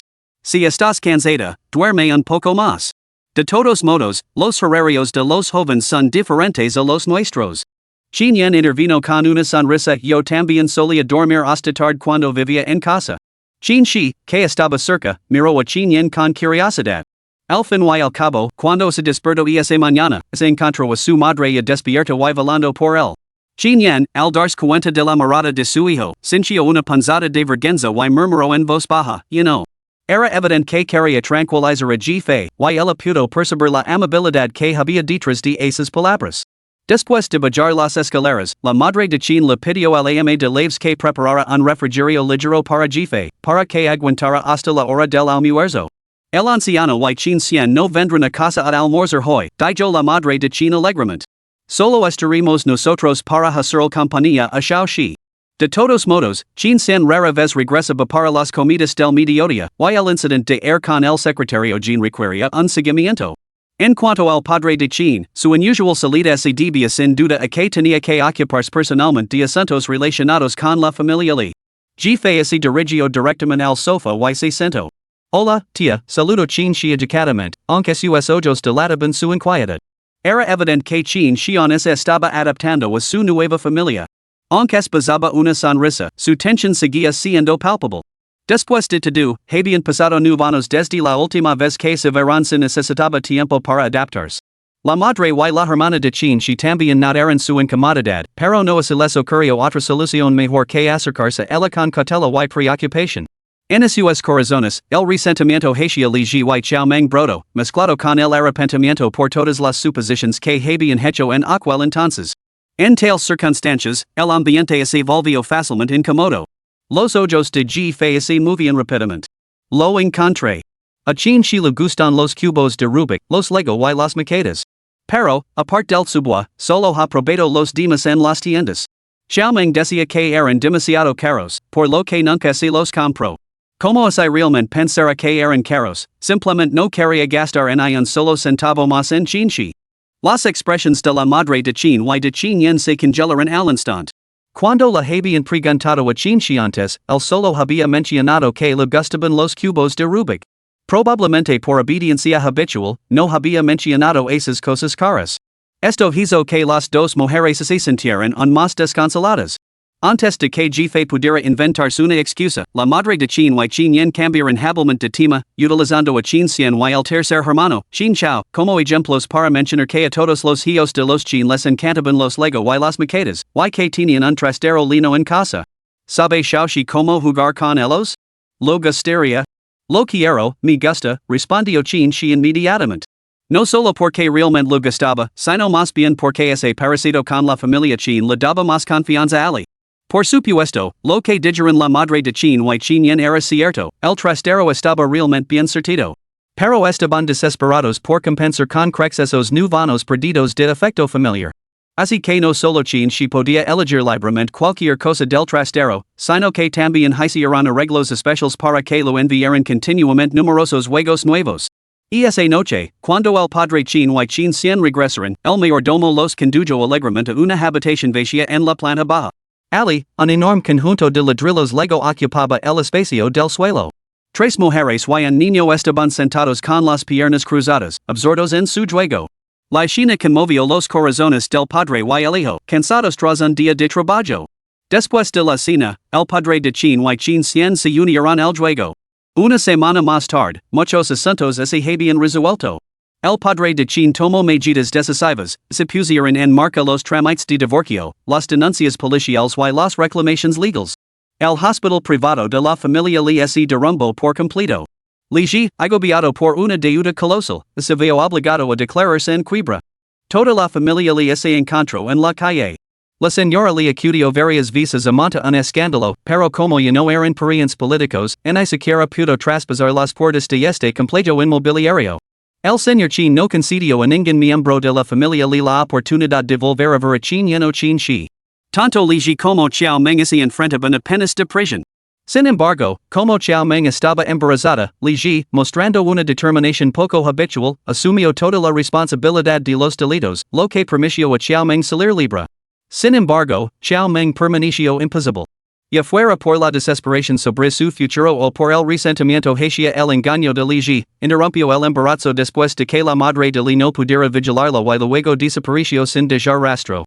Cuando ocurrió el desastre, cada uno huyó por su lado. Al enterarse de esto, Ligi perdió la cabeza en la cárcel, lo que le valió una condena más larga. En 10 días, la familia le desapareció de la ciudad. Poco después, se organizó el traslado de Chin Shi a otra escuela, lo que supuso un nuevo comienzo. Pero antes de eso, la familia Chin organizó un banquete de reunión para Chin Shi. Al echar un vistazo a la lista de invitados, Jefe suspiró con pesar. Conozco los nombres, pero no las caras de lo contrario, podría haber comprobado de antemano si había algún cotillo jugoso. Estos círculos adinerados suelen ser los que más escándalos tienen. Los Chin que discusión la lista en el sofá perdieron instantáneamente la concentración. Bueno, los chismes son chismes, ¿quién podría resistirse? Últimamente, se habían dilatado con un montón de jugosos rumores sobre Jefe. Incluso habían descubierto el amor secreto del mayordomo por la ama de Laves, y cada día animaban en silencio a la pareja. Por cierto, lo consiguiera ese chico, Chin Chao? ¿No estaba rodando en lo profundo de las montañas, sin cobertura? Preguntó el padre de Chin. Chin Chao, el tercer hijo de la familia Chin y actor, era actualmente la estrella más popular de la industria del entretenimiento. Chin Cien intervino, el tercer hermano se ha puesto en contacto conmigo. Acaba de salir y dice que definitivamente volverá. Tiene algo importante que discutir. Ante esto, la familia Chin se quedó en silencio y sus expresiones se volvieron bastante peculiares. Jefe miró a su alrededor con curiosidad, incapaz de resistirse a activar su sistema de chismes. Así que eso es. Chin Chao quiere cambiar a su prometida. Creo recordar algo al respecto. Originalmente estaba prometido con la hija mayor de la familia Chu, pero a Chin Chao siempre le ha gustado la hija menor. Parece que la hija mayor tiene una reputación bastante desagradable, mientras que la hija menor es elogiada por todos. Los Chin escucharon esto sin sorpresa a lo largo de los años, los sentimientos de Chin Chao habían sido muy claros. No se oponían a que su hijo eligiera libremente el amor, pero temían que el temperamento impulsivo de Chin Chao pudiera causar una escena embarazosa. Dado que Jefe había confirmado que Chin Chao realmente tenía la intención de cambiar el compromiso a su regreso, discutirían el caso de acción apropiada una vez que él llegara. Mientras reflexionaban sobre esto, Jefe dejó escapar un suspiro. El amor es realmente desconcertante. Chin Chao estuvo a punto de morir cuando era niño. Aunque fue la hija mayor de la familia Chu quien le salvó la vida, él se enamoró de su hermana menor. La familia Chin. Espera, que acababan de oír? ¿No fue la hija menor de la familia Chu quien salvó a Chin Chao cuando era niño? Capítulo 16, Las Gemelas. El día del banquete. Chin Cien regresó temprano para prepararse. En la habitación reservada especialmente para el estilismo de la familia, Chin Cien se encontró con Jefe, que ya había terminado de maquillarse y peinarse. La Jefe de hoy era notablemente diferente. Antes, le gustaba maquillarse mucho y adornarse con todo tipo de accesorios opulentos, resplandecen como la rosa más llamativa de un jardín, aparentemente decidida a captar su mirada con su deslumbrante belleza. Hoy, sin embargo, Jefe era sencillo y elegante. Llevaba un vestido amarillo pálido y elegante, un solo collar de perlas alrededor del cuello y el cabello suelto con suaves rizos en las puntas. El look general era ligero y alegre. Al verlo acercars, se levanto la falda y se acercó con pasos ligeros. Mama nos acaba de decir que salgamos juntos a recibir a los invitados. Chin cien asincio. Mientras Jefe lo evaluaba de pies a cabeza, él estaba a punto de preguntar. Ya es bastante guapo. ¿Seguro que no necesita peinarse? Cuando la expresión de Chin cien se volvió ligeramente incómoda. De todos modos, nunca se preocupaba por peinarse, no era el tercerio. Chin cien hizo caso omiso de su incomodidad. Vamos. Justo cuando se marcaban, se encontraron con Chin yen, que había traído a Chin shi para peinarlo. Chin yen y Chin shi miraron a Jefe con ojos llenos de admiración. Chin yen sonrió, mira que guapa esta tu tía segunda. Chin shi asintió obedientemente, guapa. Jefe se sintió realmente nerviosa por el cumplido. La mejor manera de evitar la incomodidad era desviarla. Miró a Chin shi, ¿quién es más guapa, yo o tu mamá? Chin shi se sonrió, como era de esperar. Mamá es la más guapa. Chin yen acarició la cabeza de su hijo, profundamente conmovida. Quizás fuera el vínculo de la sangre, pero en los últimos días, la distancia entre madre y hijo se había reducido rápidamente. Ahora estaban tan unidos como si los últimos nuevos nunca hubieran existido. En cuanto a Li Ji y Chao Meng, era culpa suya por dar muy poco amor, por lo que Chin shi lo había aceptado rápidamente. Ahora solo pensaba en ellos de vez en cuando. Por cierto, la excursión de Rong Rong es una oportunidad única, así que definitivamente no volverá, dijo Chin yen con impotencia. Me pidió perdón por videollamada hace un rato y incluso le envió un regalo a Cici. Chin Ron, la cuarta señorita de la familia, todavía asiste a la universidad y actualmente estaba debutando al otro lado del mundo. Chin cien lo reconoció. Luego llevó a Jefe a la entrada principal para esperar a los invitados. Los invitados llegaron sucesivamente. Jefe notó que muchas miradas se posaban en ella, pocas de ellas amistosas. La mayoría de las miradas eran evaluadoras, escrutadoras o directamente hostiles. Después de todo, el escándalo del grupo Chin había causado un gran revuelo. No solo habían celebrado una rueda de prensa formal para aclarar las cosas, sino que también habían despedido a varios empleados. El agente de Jefe, en particular, había sido incluido directamente en la lista negra y se le había exigido una indemnización. Esto marcó la postura decisiva de Chin cien en apoyo de su esposa separada. Muchos observadores habían anticipado su inevitable divorcio en ese momento. Innumerables herederas de familias prominentes habían estado esperando para casarse con el heredero más destacado y prometido de su generación, incluso si eso significaba entrar en un segundo matrimonio. Probablemente, diversas alianzas matrimoniales rondaban por la mente de estos invitados. Lástima que la vieja o no haya dimitido. ¿Todo para nada, eh? Ya. Las cejas afiladas de Chin cien se crisparon ligeramente mientras escuchaba el monólogo interior arrogante y jactancioso de Jefe, todo ello mientras mantenía una fachada serena para saludar y entretener a los invitados. Pronto llegó la familia Chu. Solo aparecieron tres de los cuatro miembros esperados. Tras la pareja de mediana edad iba una mujer con expresión apagada.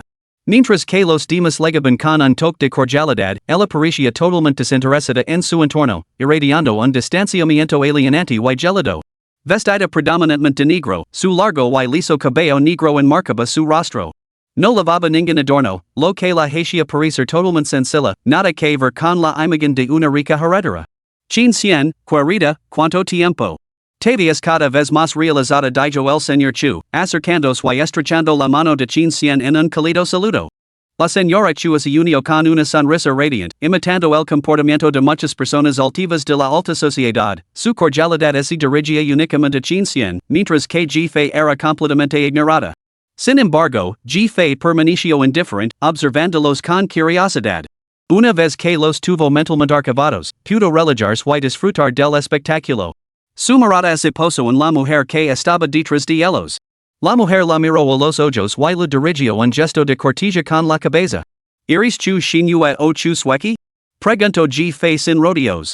Aunque reconoce su rostro de memoria, probablemente se habían cruzado varias veces, no eran íntimas. ¿Cómo podía distinguirlas? Después de todo, eran gemelas idénticas. Probablemente era la primera vez que alguien se lo preguntaba de forma tan directa y sin finger. Chu Xinyue se detuvo, sorprendida, mientras que el señor y la señora Chu, a su lado, también la miraban con sorpresa. Soy Chu Xinyue.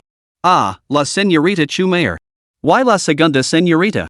No ha venido con ustedes? Pregunto G fe con curiosidad. Una sombra paso por los ojos de chu shinue mientras bajaba la voz. Alguien la trajo. El señor y la señora Chu, al notar el cambio en su tono, le lanzaron una mirada de disgusto antes de lanzarse una explicación jactanciosa. Nuestra suequi está redando. No habría llegado a tiempo con nosotros, así que. Antes de que pudieran terminar, se detuvo un coche deportivo. Los vehículos de los invitados estaban aparcados fuera solo así permite entrar a los coches de los chin. Cuando se abrió la puerta, aparecieron un par de piernas largas, seguidos de un hombre vestido a la moda que salía con paso firme, como un modelo de pasarela. Al quitarse las gafas de sol, su rostro mostraba un parecido sorprendente con el de Chin Cien, si siete partes iguales, en caricia de la dignidad y solemnidad de este último, irradiando en cambio un encanto desafiante y diabólico. Probablemente por las cámaras, su complexión parecía más delgada que la de Chin Cien, pero seguía siendo un maniquí natural, lo que daba fe de la favorable genética de la familia Chin. Su poderío como estrella de primer nivel atrajo a una multitud de jóvenes invitados que charlaban y cotillaban con entusiasmo. Caramba! Es Chin Chao. Acabo de ver su última serie, es guapísimo. Ahora soy totalmente fan suya. Tengo que hacerme una foto con él más tarde. Que pena que esté comprometido, así no. He oído por casualidad que la chica que acompaña a sus padres es la prometida de Chin Chao, Chushinue. Entonces, ¿quién crees que va en el asiento del copiloto? No hay necesidad de especular. Chin Chao ya había abierto galantamente la puerta del copiloto. No solo eso, sino que se agachó para ayudar a una mujer a salir del vehículo. La mujer también tenía el pelo largo y liso y un rostro idéntico al de Chushinue. Lavaba un vestido blanco inmaculado y sus rasgos irradiaban una delicada elegancia. Gracias, hermano Chao. Ten cuidado, déjame ayudarte. Numerosos invitados iban y venían. Los secretos rara vez permanecen ocultos en los círculos de la alta sociedad, por lo que todos comenzaron a susurrar, claramente ansiosos por ver un espectáculo. Los padres de Chu inmediatamente vieron que su hija menor no se encontraba bien y se apresuraron a acercarse a ella con ansiedad, tratándola con el máximo cuidado, como si fuera su tesoro más preciado. Carino, ¿qué te pasa? ¿Te has hecho daño? Preguntó la señora Chu con preocupación. Nada, solo me torcí un poco durante el rodaje. No es nada grave. Todo es culpa del hermano Chao por exagerar, explicó Chu suequi timidamente. Ay, Carino, te dije que no te esforzases tanto durante el rodaje. Y te hubieses hecho daño de verdad. Déjame. Antes de que el señor Chu pudiera terminar, la señora Chu le dio un fuerte cadazo. Chin Chao, ajeno a todo, le ofreció el brazo. Entremos primero. Suequi no se puede mantener en pie. El grupo acompañó entonces a Chu suequi al interior. Chu Shinue permaneció inmóvil, como si fuera invisible. No hizo ningún gesto para ver cómo estaba su hermana, y miró el comportamiento excesivamente íntimo de su prometido hacia ella. Quiso simplemente estaba acostumbrada a ello. Fe miró a su alrededor con curiosidad hasta que el grupo se acercó, y solo entonces pareció darse cuenta de la presencia de Chu Shinue. Una sombra de inquietud cruzó los rostros de los padres Chu. Chin Chao frunció el seno cuando Chu suequi, a quien estaba sosteniendo, pareció sorprendida y intentó apartar su brazo. Hermana, ¿estás aquí? Por favor, no te equivoques, el hermano Chin solo ha venido a recogerme porque estaba herida. No hay nada más. Tú, no te enfades. Mientras hablaba, se encogió, aparentemente aterrorizada por Chu Shinue. Esto hizo que las expresiones de todos cambiaran. Los rumores de que Chu Shinue acosaba frecuentemente a su hermana menor eran evidentemente ciertos, solo había que ver lo asustada que estaba. Chin Chao agarró a Chu suequi del brazo, negándose a dejarla retroceder. Como se quisiera demostrar deliberadamente su postura ante Chu Shinue, lo advirtió en voz baja, no la asustes. Esta es la residencia de los Chin. Si te atreves a maltratar a suequi, no te mostrar ninguna indulgencia.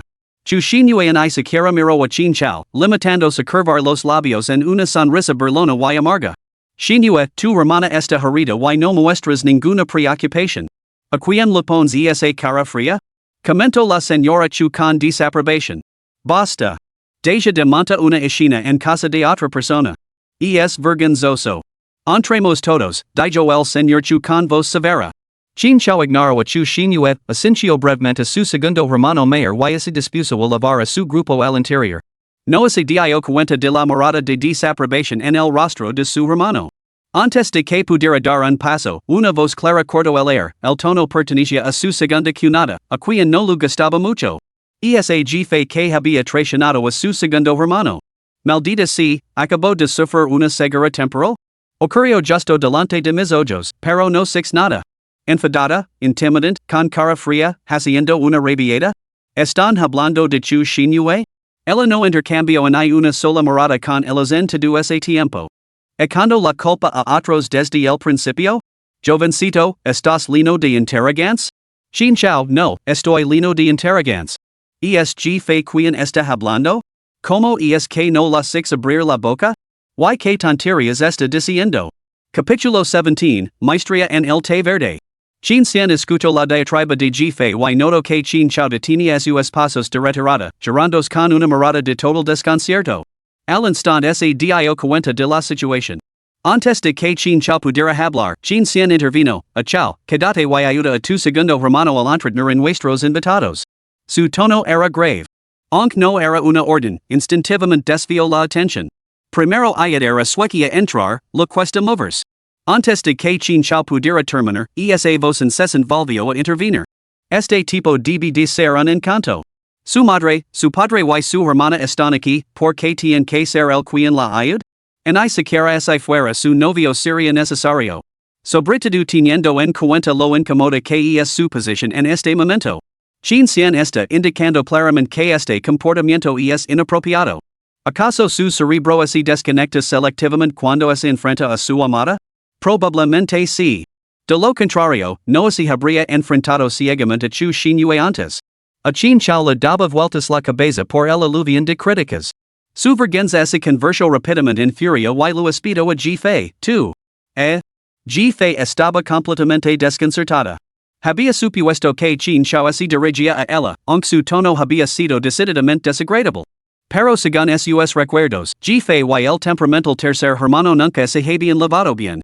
Chin Chao había idolatrado a su segundo hermano desde la infancia. Debido al matrimonio de Chin Xian, Chin Chao no sentía más que rencer hacia jefe, que era de su misma edad. Por lo tanto, a pesar de que ambos trabajaban en la industria del entretenimiento, Chin Chao no tenía intención de proteger a jefe. Se negaba a dirigirse a ella como segunda cunada, tanto en público como en privado. Solo su educación lo impedía enfrentarse abiertamente a jefe. Chin Chao no esperaba que jefe se atreviera a hablar de esa manera. ¿Hermano Chao? Confusa, Chu Sueki notó que Chin Chao se detenía. Desde su ángulo, no podía verlo mirando a jefe, sino que supuso que estaba mirando a Chu Xinyue, que estaba a su lado. Chu Sueki inmediatamente hizo un puchero y se mordió el labio inferior. Dio un cadazo a Chin Chao y dijo, hermano Chao, deberías cuidar con la hermana. Yo estoy bien sola. Chu Xinyue había permanecido en silencio todo el tiempo, pero ahora finalmente no pudo contenerse. Fue el segundo joven maestro Chin quien le pidió al tercer joven maestro Chin que se quedara y entretuviera a los invitados. ¿Por qué me metes en esto? Chu Sueki se quedó en silencio al instante, mirando a Chu Xinyue con sorpresa antes de que sus ojos se llenaran de lágrimas, como se estuviera profundamente afligida. ¿Qué actitud es esa? Solo te sientes cómodo cuando intimidas a tu hermana, ¿verdad? No debería haber traído. Los padres de Chu parecieron enfurecerse de forma refleja ante su provocación. Chin Chao, sin embargo, se quedó paralizado. Ajeno al llanto de la chica a su lado, giró la cabeza y se encontró con esos ojos fríos y claros. Espera. ¿Acaba de llamarlo tercer joven maestro Chin? ¿No lo había llamado siempre Chin Chao? Una inexplicable sensación de incomodidad brotó en su interior, solo para ser interrumpida por una voz. Dios mío, qué mal genio tengo. Aunque no conozco a Chu Xinyue, no podía quedarme de brazos cruzados. Mi marido solo le pidió a Chin Chao que se quedara, ¿no? No menciono a Chu Xinyue. ¿Qué sugieres exactamente al señalar eso? El tono de jefe no contenía ninguna acusación, sino que adoptaba una actitud de sincera curiosidad. No lo entiendo, estoy confundida, por favor, aclarámoslo. A decir verdad, la sinceridad es realmente un movimiento letal. La pregunta de jefe silenció la sala. Una tensión incómoda se apoderó de la reunión cuando muchos comenzaron a darse cuenta. En efecto, ¿de dónde había salido esa idea? Invita a Chin Chao a entretener a los invitados era una cosa, pero seguro que no también a Chu Xinyue? ¿Cómo había tergiversado Chu Sueki que Chin Chao acompañara a Chu Xinyue?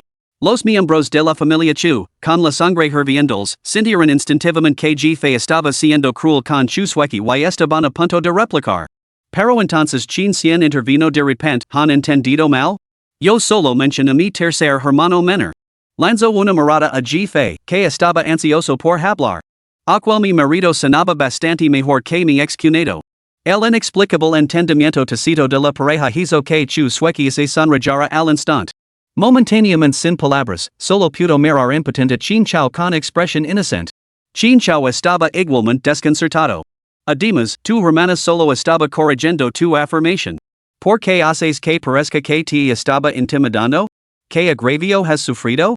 La mirada de jefe pasó de Chu sueki a la familia Chu. Que tu padre reprenda públicamente a tu hermana nos pone nosotros, la familia anfitriona, en una situación difícil. Si hay algún conflicto, ayudaremos a resolverlo. Chu sueki, que siempre había navegado por la vida con facilidad, parecía haber tropezado con un obstáculo invisible. Se quedó paralizada, completamente atonida. La familia Chu la miró con incredulidad. ¿Cómo así habían complicado tanto las cosas de repente? Se volvieron hacia Chin Cien desconcertados. Chin Cien preguntó, ¿imposible hemos fallado en nuestra hospitalidad? Las expresiones de la familia Chu se volvieron incómodas. Instintivamente, querían descargar su ira sobre Chu Xinhua, pero al recordar lo que acababa de suceder, no se atrevieron a hacerlo. Al momento siguiente, jefe sonrió alegremente y se dirigió a Chu sueki en tono amistoso, y acabas de decir algo bastante inapropiado. ¿Qué quieres decir con deja que Chin Chao acompaña Chu Xinhua, no pasa nada si vas sola? No deberías decir cosas así.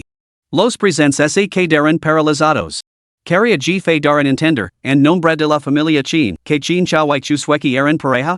¿Lo estaba diciendo a Chu sueki que no dijera palabras tan autocríticas? Chu sueki olvidó al instante el conflicto anterior y miró a jefe con un atisbo de esperanza. Jefe adoptó inmediatamente un tono de sincera preocupación. Tus padres están aquí, vivos y bien. ¿Cómo es posible que no los veas? Por eso no fuera suficiente, tu propia hermana también está aquí. Nunca te dijeron sola. Sola. Justo antes, Chu sueki había dicho que estaría bien sola. Esto era un poco demasiado. Las expresiones de los espectadores cambiaron varias veces. Finalmente, alguien entre la multitud no pudo contenerse. ¿No es esto solo una estrategia para llamar la atención? Yo no lo soy. Espero finalmente Chu sueki, con lágrimas en los ojos. Justo cuando estaba a punto de protestar, jefe le dio una palmada en el hombro. Y le presionó los conductos lagrimales. Jefe dijo con satisfacción, excelente. Te has dado cuenta de que no estás sola. El rostro de Chu sueki se tinó al instante de todos los tonos de verde, naranja, amarillo, morado y rojo. Ya. El rango de esta pequeña tía verde es demasiado bajo. Sus palabras carecen de toda lógica, y es demasiado fácil pelarla. Aunque podría ser que todos a su alrededor la miman demasiado, por lo que cree que puede decir tonterías y salirse con la suya. Pero lo siento, querida, yo soy un experto en té. Chin Chao observaba desconcertado la escena que se desarrollaba ante sus ojos. ¿Qué demonios acababa de pasar? Jefe dijo que la conmoción siguiera su curso, mientras Chin Cien se encargaba de limpiar los restos. Justo cuando Chu sueki se disponía a lanzarse un lanto dramático para salvar la situación, Chin Cien hizo una ligera reverencia y un gesto de invitación, poniendo fin abruptamente al espectáculo. La familia Chu se quedó muda, acompañando pasivamente a Chu sueki el salón principal en medio de una confusión total. Chu Xinhua, que iba detrás, les echó una última mirada antes de marcharse. Sus ojos brillaban con destellos dispersos, y su mirada revelaba una emoción desconcertante. Al enfrentarse a una situación así por primera vez, parecía completamente perdida. Solo después de que todos se hubieran marchado, Chin Chao se dio cuenta. ¿De qué estaban hablando todos hace un momento? Sueki es tan inocente, seguro que no tenía ninguna mala intención. Simplemente se expresó mal. ¿Por qué hacerla quedar en ridículo de esa manera? En opinión de Chin Chao, se querían mutuamente, pero debido al compromiso con Chu Xinhua, parecían un amor verdadero obstaculizado por fuerzas externas. La inquietud y los pasos en falso ocasionales de Chu sueki eran comprensibles. Entonces Chu Xinhua, que no hizo nada, merecía ser humillada? Preguntó jefe con curiosidad. Chin Chao se quedó sin palabras por un momento. Chu Xinhua hace llorar a sueki a menudo. Una humillación más no supondrá una gran diferencia. G fe miro a chin chao con asombro antes de diriger su mirada a chin cien. De verdad es tu hermano menor? Al escuchar los pensamientos internos de G fe, chin cien sintió una olida de irritación. Efectivamente, era su hermano menor. Chin cien lanzó una mirada de desaprobación a chin chao. Ah chao, mama y papa nunca nos enseñaron a juzgar a las personas en lugar de las situaciones. Puedes mostrar favoritismo, pero debes comprender el principio de abordar los asuntos de manera objetiva. A pesar de tener más de 20 años, chin chao se estremeció instintivamente ante la reprimenda de su segundo hermano. Escuchó obedientemente, aunque sus ojos delataban su descontento. Lo encuentro completamente desconcertante. ¿Acaso la familia chin tiene algún gen de ingenuidad y inocencia? Las lágrimas de una mujer manipuladora son en parte fingidas. Al verlo llorar así, ¿acaso la familia chin le compró esos premios de actuación? ¿Cómo es posible que no se diera cuenta de su actuación? Hoy, tú, chin chao finalmente no pudo contenerse y intentó hablar. Ay, Dios mío. Si le gusta tanto esa mujer, why se casan? ¿No se convertiría la casa de los chin en un escenario perpetuo? Aunque no me demido, el aburrimiento sería insoportable. Desde luego, no quiero ser cunada de alguien así. Quizás debería encontrar una forma de que chin cien se divorcie de mí cuanto antes. Las palabras se lo atragantaron a chin chao mientras miraba a su hermano en silencio, atenido. ¿Cómo podía esta mujer, que se había pegado a su hermano como un adhesivo, siquiera considerar el divorcio? Espera. ¿Qué demonios acababa de oír? Los labios de chin cien se crisparon. Se aclaró la garganta, interrumpiendo las descabeladas reflexiones de G fe. Dijanos esto a chao y Amy. Entre tú dijo chin cien. G fe asintió inmediatamente. Genial, y es hora de entrar y reconocer a la gente mientras cotelimos. Al ver la alegre figura de G fe alejándose, chin chao se aprisionó las scenes con los dedos temblorosos, con los ojos llenos de interrogantes mientras miraba a chin cien. Chin cien no se anduvo con rodeos. Aprovechando la ausencia de clientes, reveló directamente la situación de G fe. Chin chao se quedó paralizado durante un largo momento antes de hablar finalmente. ¿Deberíamos llevar a toda la familia al psiquiatra? No, espera, deberíamos llamar a un maestro practicante. La mirada gelada de chin cien silenció los pensamientos de chin chao. Chin chao frunció los labios, con la curiosidad despertada. ¿Así que realmente lo sabe todo? Chin cien, por ahora, puede averiguar todo lo que quiera saber. Uf. ¿Es ella la paparazzi más formidable de la industria del entretenimiento? Chin chao seguía escéptico. Los ojos de chin cien parpadearon. ¿Planeas discutir hoy el cambio de prometida? Chin chao hizo una pausa y luego dijo, sí, pero ten por seguro que no perturba el banquete de reconocimiento de mi sobrino pequeño. Lo dica a la familia chu que se cuida hasta el final primero lo discutiremos en privado entre nuestras dos familias. Chin cien asintió con la cabeza en señal de reconocimiento. Chin chao preguntó con cautela, nadie se opondrá, ¿verdad? ¿Estás seguro de que quieres a chu sueki y no a chu shinue? Insistió chin cien. El recuerdo de la mirada de chu shinue pasó por la mente de chin chao, provocando inquietud. Sin embargo, respondió, por supuesto. Sueki es demasiado delicado y necesita mi protección. Chu shinue, lo guarda renser a su hermana y trata mal a Sueki. No me gusta eso de ella. Después de hablar, chin chao se encontró con la expresión imposible de chin cien y se sintió inexplicablemente inquieto. No sabes cuánto has sufrido Sueki por culpa de los rostros idénticos de esas gemelas. Yo. Chin cien lo interrumpió. Tú eres responsable de tu propia vida. Tu decisión es definitiva. Chin chao se atragantó con sus palabras y resopló con ligero desafío. Volvió la cabeza y miró a través del cristal que iba del suelo al techo del salón de recepciones. Más allá de la bulliciosa multitud, su shinue estaba sola en una esquina, vestida con un vestido negro. Miró su copa de vino, perdida en sus pensamientos. De repente, su shinue levantó la cabeza y miró hacia afuera. Chin chao apartó la mirada instintivamente. El compromiso estaba a punto de disolverse, pero ¿por qué le latía el corazón con tanta fuerza? Capítulo 18, se equivocó, así lo merecía. Los pensamientos de chin chao estaban algo dispersos.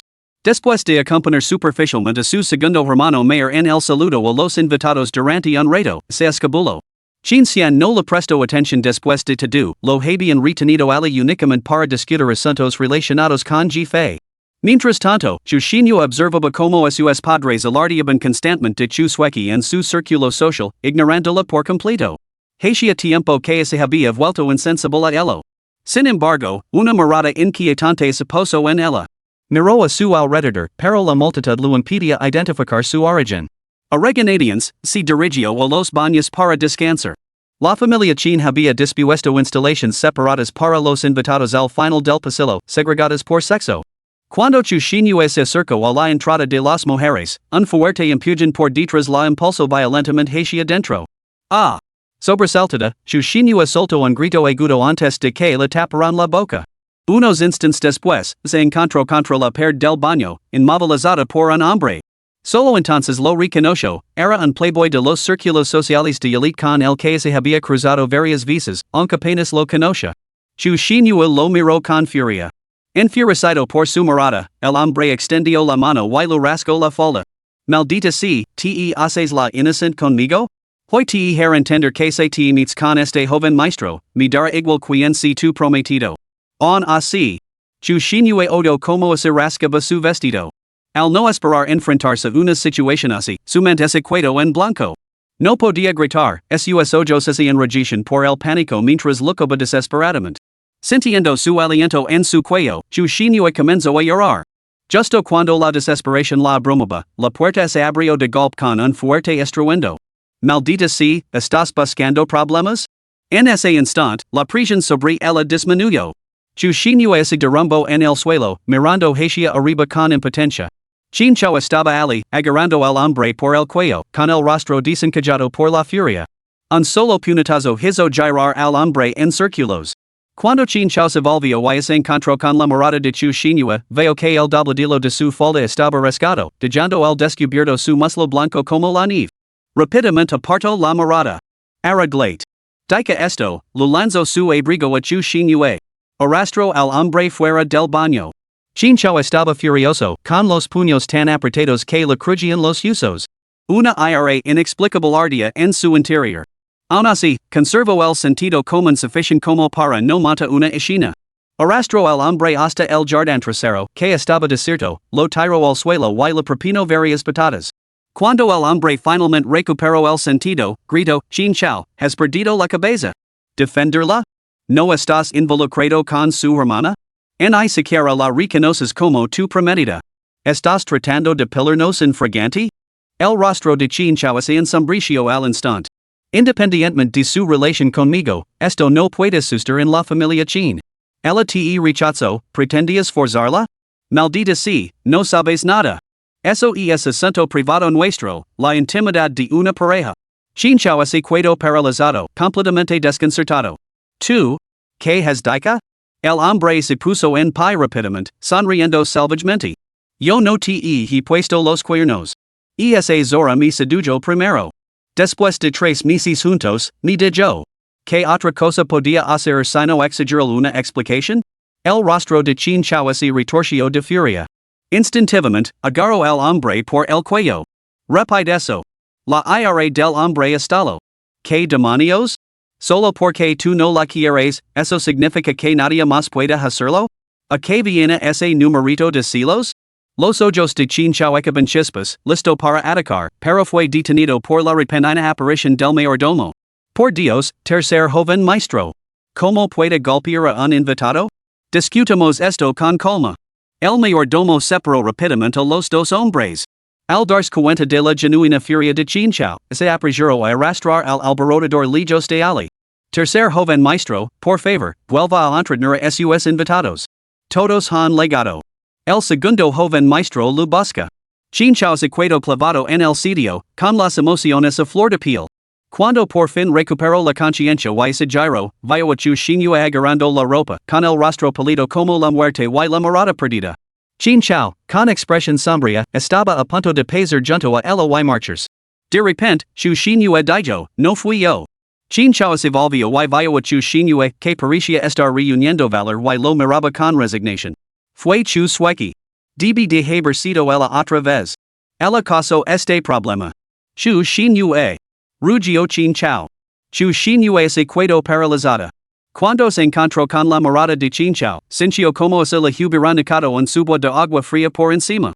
El rostro de Chinchou se retorció con desdén. Los incidentes anteriores, veil. Pero este absurdo? Estás intentando culpar también a Sueki.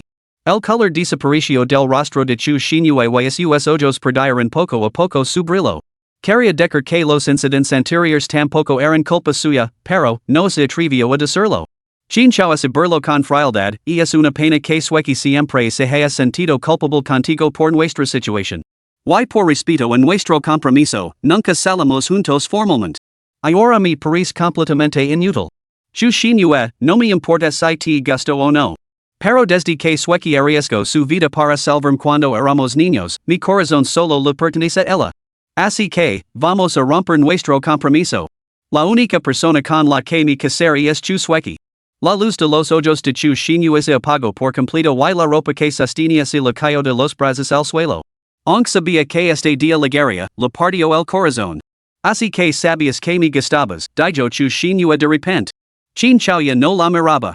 Chu Shinue soltó una risa amarga. Tranquilo, ya no me gustarás. Acepto romper el compromiso. De hecho, aparte de la abuela, nadie en este mundo ni su padre ni su madre, ni ese niño que una vez prometió casarse con ella y protegerla para siempre creería a nadie más que a Chu Sueki. Siempre elegirían a Chu Sueki. Al oír la respuesta de Chu Shinue, Chinchao sintió una extraña punzada en el corazón. Sin embargo, no pudo evitar decir en voz alta, me alegro de que Coopers. Pero te lo advierto, si vuelves a amenazar a Sueki, no me contendrá. TSK, esto va a acabar en la funeraria, ¿no? Una voz repentina interrumpió las palabras de Chinchao. Poco acostumbrado a escuchar los pensamientos internos de Jifei, Chinchao miró instintivamente hacia el origen de la voz. Detrás de Chu Shinue, en el pasillo, estaban Jifei y Chin Xian.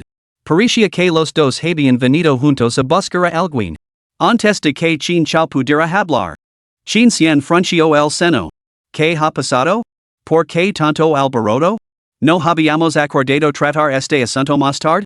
Al llegar más tarde, Chin Xian y Jifei solo habían oído a Chinchao exigir con vehemencia a Chu Shinue que anulara el compromiso, sin saber nada de lo que había sucedido anteriormente. Chinchao frunció el seno, pero se abstuvo de mencionar el incidente del baño, ya que era demasiado perjudicial para su reputación. Nada, respondió Chinchao con irritación. La mirada de Chin Xian se posó en Chu Shinue y, naturalmente, se fijó en su vestido donado. Aunque no era revelador, era decididamente indecoroso.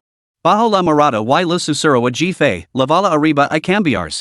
Jifei también se había dado cuenta y asintió. Cuando se acercó para acompañar a Chu Shinue, al ver su expresión aturdida, Jifei no pudo resistirse a lanzar una mirada aguda a Chinchao. Chinchao se enfureció como se lo hubieran provocado, a punto de preguntar al que estaba mirando. Pero entonces oyó, hace un momento dijo que sentía algo por ella desde que Chu Sueki lo salvó. ¿Debería encontrar la manera de decírselo a este pequeño tesoro? Ha confundido a su salvador. Fue Chu Shinue quien lo salvó, no Chu Sueki. Al ver su expresión imposible, me siento tentado de no decírselo. Se ha equivocado, ese lo tiene merecido. Al arresto, la mente de Chinchao se quedó en blanco por un momento, y luego sintió una olida de aire al pensar que estaban llegando con sus preciados recuerdos. Abrió la boca para gritarle a Jifei, ya tomando aire. Pero entonces la fría voz de Chin Xian cortó el aire, Chinchao, calate. Chinchao se quedó paralizado, mirando a Chin Xian con incredulidad. Jifei, todavía desconcertado, se elevó a Chu Shinue, indiferente a todo lo demás. Una vez que se hubieran ido, Chinchao finalmente no pudo contenerse. Señaló con ira en la dirección en la que se había ido Jifei y gritó, segundo hermano. ¿Has oído? Chin Xian frunció el seno.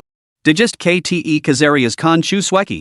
Si hubiera sido Chu Shinue quien te hubiera salvado de niño, why no Chu Sueki, tu decisión habría sido la misma? Chinchao abrió los ojos con incredulidad, convencido de que había oído mal. Pero ni siquiera las alucinaciones podían conjurar palabras tan absurdas. Segundo hermano, Jifei se ha vuelto loco, ¿tú también? Chin Xian se limitó a mirarlo en silencio.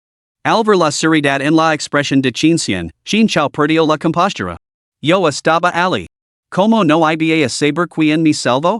La pareja Chu, Sueki, y Chu Shinue también. Todos saben que fue Sueki quien me salvó. Ni siquiera Chu Shinue lo discutió.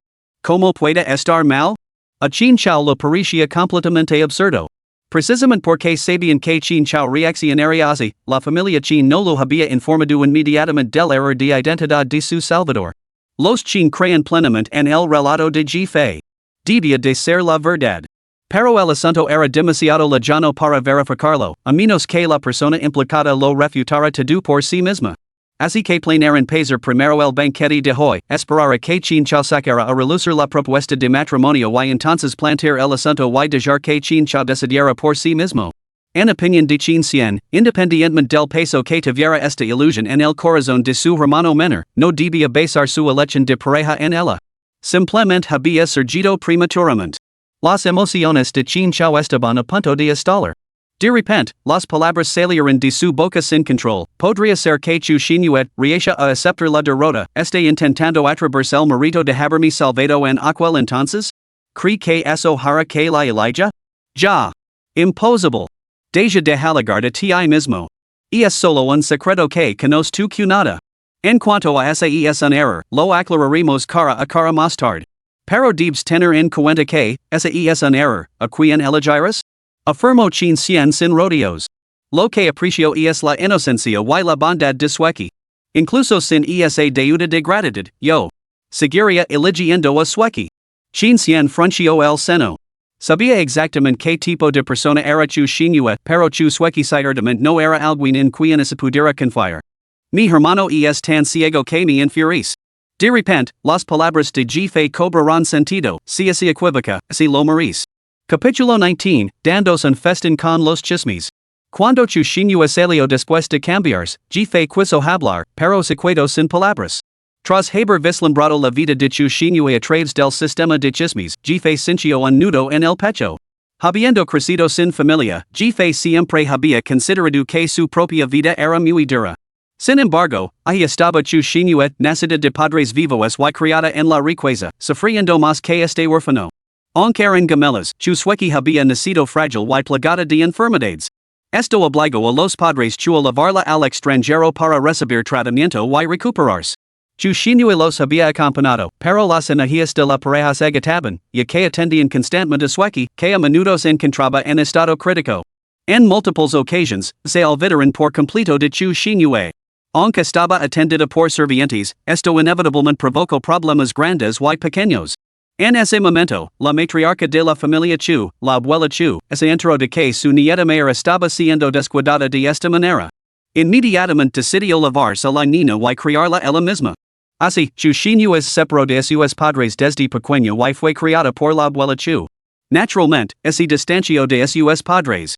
Chu Sueki, por el contrario, había sido calmada de afecto desde la infancia, rayando en la indulgencia, y rara vez ve a su hermana mayor. Se acostumbró a posar todo en exclusiva. Tras su recuperación y regreso a casa, no podía tolerar que otra persona que parecía su doppelganger se entrometiera en lo que le pertenecía. Así comenzó la miserable existencia de Chu Xinyue. Parecía que, desde que la familia de tres había regresado, Chu Xinyue nunca había sonreído de verdad en casa. El hecho de que no estuviera deprimida era una prueba de su fuerza interior se sumergió por completo en sus estudios y investigaciones. Las dos bajaron las escaleras juntas. Ji-Fei no pudo evitar preguntar, ¿estás realmente decidida a romper tu compromiso con Chin Chao? Según los rumores que le había proporcionado el sistema, Chu Xinyue sentía algo por Chin Chao desde que tenía 5 años. Aunque Ji-Fei no podía entender que tenía de atractivo ese tipo tan engreído. Esta vez, sin embargo, Chu Xinyue asintió sin dudarlo. Se había rendido. Ji-Fei reflexionó un momento antes de decir que alivio. El no te morís. Eres excepcional. Liberarte de esa gente horrible te permitirá vivir una vida más feliz. Chu Xinyue se quedó paralizada, mirando a Ji-Fei con asombro. No esperaba que él lo hablara tan directamente al corazón. No era solo Chin Chao, también había renunciado por completo a sus padres y a su hermana. Planeaba romper los lazos con su familia en cuanto tuviera oportunidad, para no volver a tener nada que ver con ellos. Lo único que buscaba en esta vida era que Chu Sueki dejara de perturbar su existencia. Gracias. Lo hair, respondió Chu Xinyue con una leve sonrisa. Al entrar en el salón de banquetes, le tocaba a la familia Chu felicitar a Chin. Sin embargo, los tres miembros de la familia parecían haber olvidado que tenían otra hija. Los padres de Chu flanqueaban a Chu Sueki a ambos lados. Enhorabuena por encontrar a Xiaoxi. Nuestra sobrina mayor por fin ha encontrado la felicidad después de tantas penurias. Enhorabuena de tu corazón. Hermana Yen, Xiaoxi, felicidades a las dos. Cuando el hermano Jaume lo canto antes, mi infade tanto calor. Afortunadamente, el cielo tiene ojos y protege a las almas bondadosas como la hermana Yen. Ah, y sueki ha traído un regalo. La pareja chu se esforzo por mostrar a chu sueki, pero los chins se sienten incómodos con ellos debido a la falsa afirmación de que ella era la salvadora. ¿Dónde está Shin Yue? Preguntó la señora Chin. La pareja chu se quedó paralizada, como se solo entonces se dieron cuenta de que chu Shin Yue estaba ausente. Esa chica no tiene ningún sentido de la decencia. ¿Quién sabe dónde se habrá metido ahora? Comentó la señora Chu con evidente impaciencia. Sencha que Chu Shin Yue les había avergonzado y se mostraba reacia a hablar de esa hija desagradecida. Chu sueki observó a Chin Chao, que estaba de pie a cierta distancia. Desde su regreso, su expresión había permanecido hosca. Como lo conocía bastante bien, entendía su mal humor actual. Sospechaba que la descarada había ido a molestar a Chin Chao, provocando una pelea, y que por eso ahora no se atrevía a dar la cara. Al pensar en ello, Chu sueki no pudo evitar sentir una punzada de satisfacción. Esbozó una leve sonrisa, pero su tono seguía siendo preocupado cuando dijo, voy a buscar a mi hermana? Debe de estar enfadada. La traer de vuelta. Su actitud obediente solo servía para resaltar lo irracional que debía parecer la ausente Chu Shin Yue. Vuestra sueki es una chica tan buena. No te preocupes por tu hermana, siempre haciendo berrinches por nada. Tu legion en el payon no ha sanado, no vías corriendo por ahí. El señor Chu acarició afectuosamente la cabeza de Chu sueki. Al momento siguiente, una voz cortó el aire. Dios mío, solo te eleva cambiar de ropa, como podría. La voz de Ji Fei atrayó la atención de todos. Ali estaba Ji Fei, la anfitriona, acompañando a Chu Shin Yue. El discreto vestido negro de Chu Shin Yue había sido sustituido por un vestido de cóctel azul cielo, que complementaba perfectamente su tez blanca como la nieve. Chu Shin Yue miró inexpresiva a los familiares que acababan de conspirar contra ella. El ambiente se volvió incómodo al instante. Solo entonces Chin Xian tomó la palabra, el vestido de la invitada se mojó accidentalmente, así que le pedí a la señora que la lavara a arreglarlo. ¿Por qué no lo dijiste antes? Exigió la madre de Chin. Chin Xian miró a los tres miembros de la familia Chu. No pude decir en una palabra. El comentario hizo que los tres miembros de la familia Chu se sonrojaron al instante. Después de todo, eran ellos quienes acababan de intercambiar acusaciones, condenando efectivamente a Chu Shin Yue sin dar a nadie más la oportunidad de hablar. Chu sueki, sintiendo las miradas burlonas y escrutadoras a su alrededor, decía poder hundirse en el suelo. ¿Por qué todo había salido tan mal desde que llegaron a la residencia de los Chin? Todo era culpa de Chu Shin Yue. Chu sueki le lanzó una mirada indignada a Chu Shin Yue mientras se acercaba, y luego trató de salvar la situación. ¿Solo te estabas cambiando de ropa, hermana? Pensé que estabas enojada conmigo. Incluso sus padres culparon a Chu Shin Yue de esta vergüenza, maldiciéndola por cambiarse de ropa.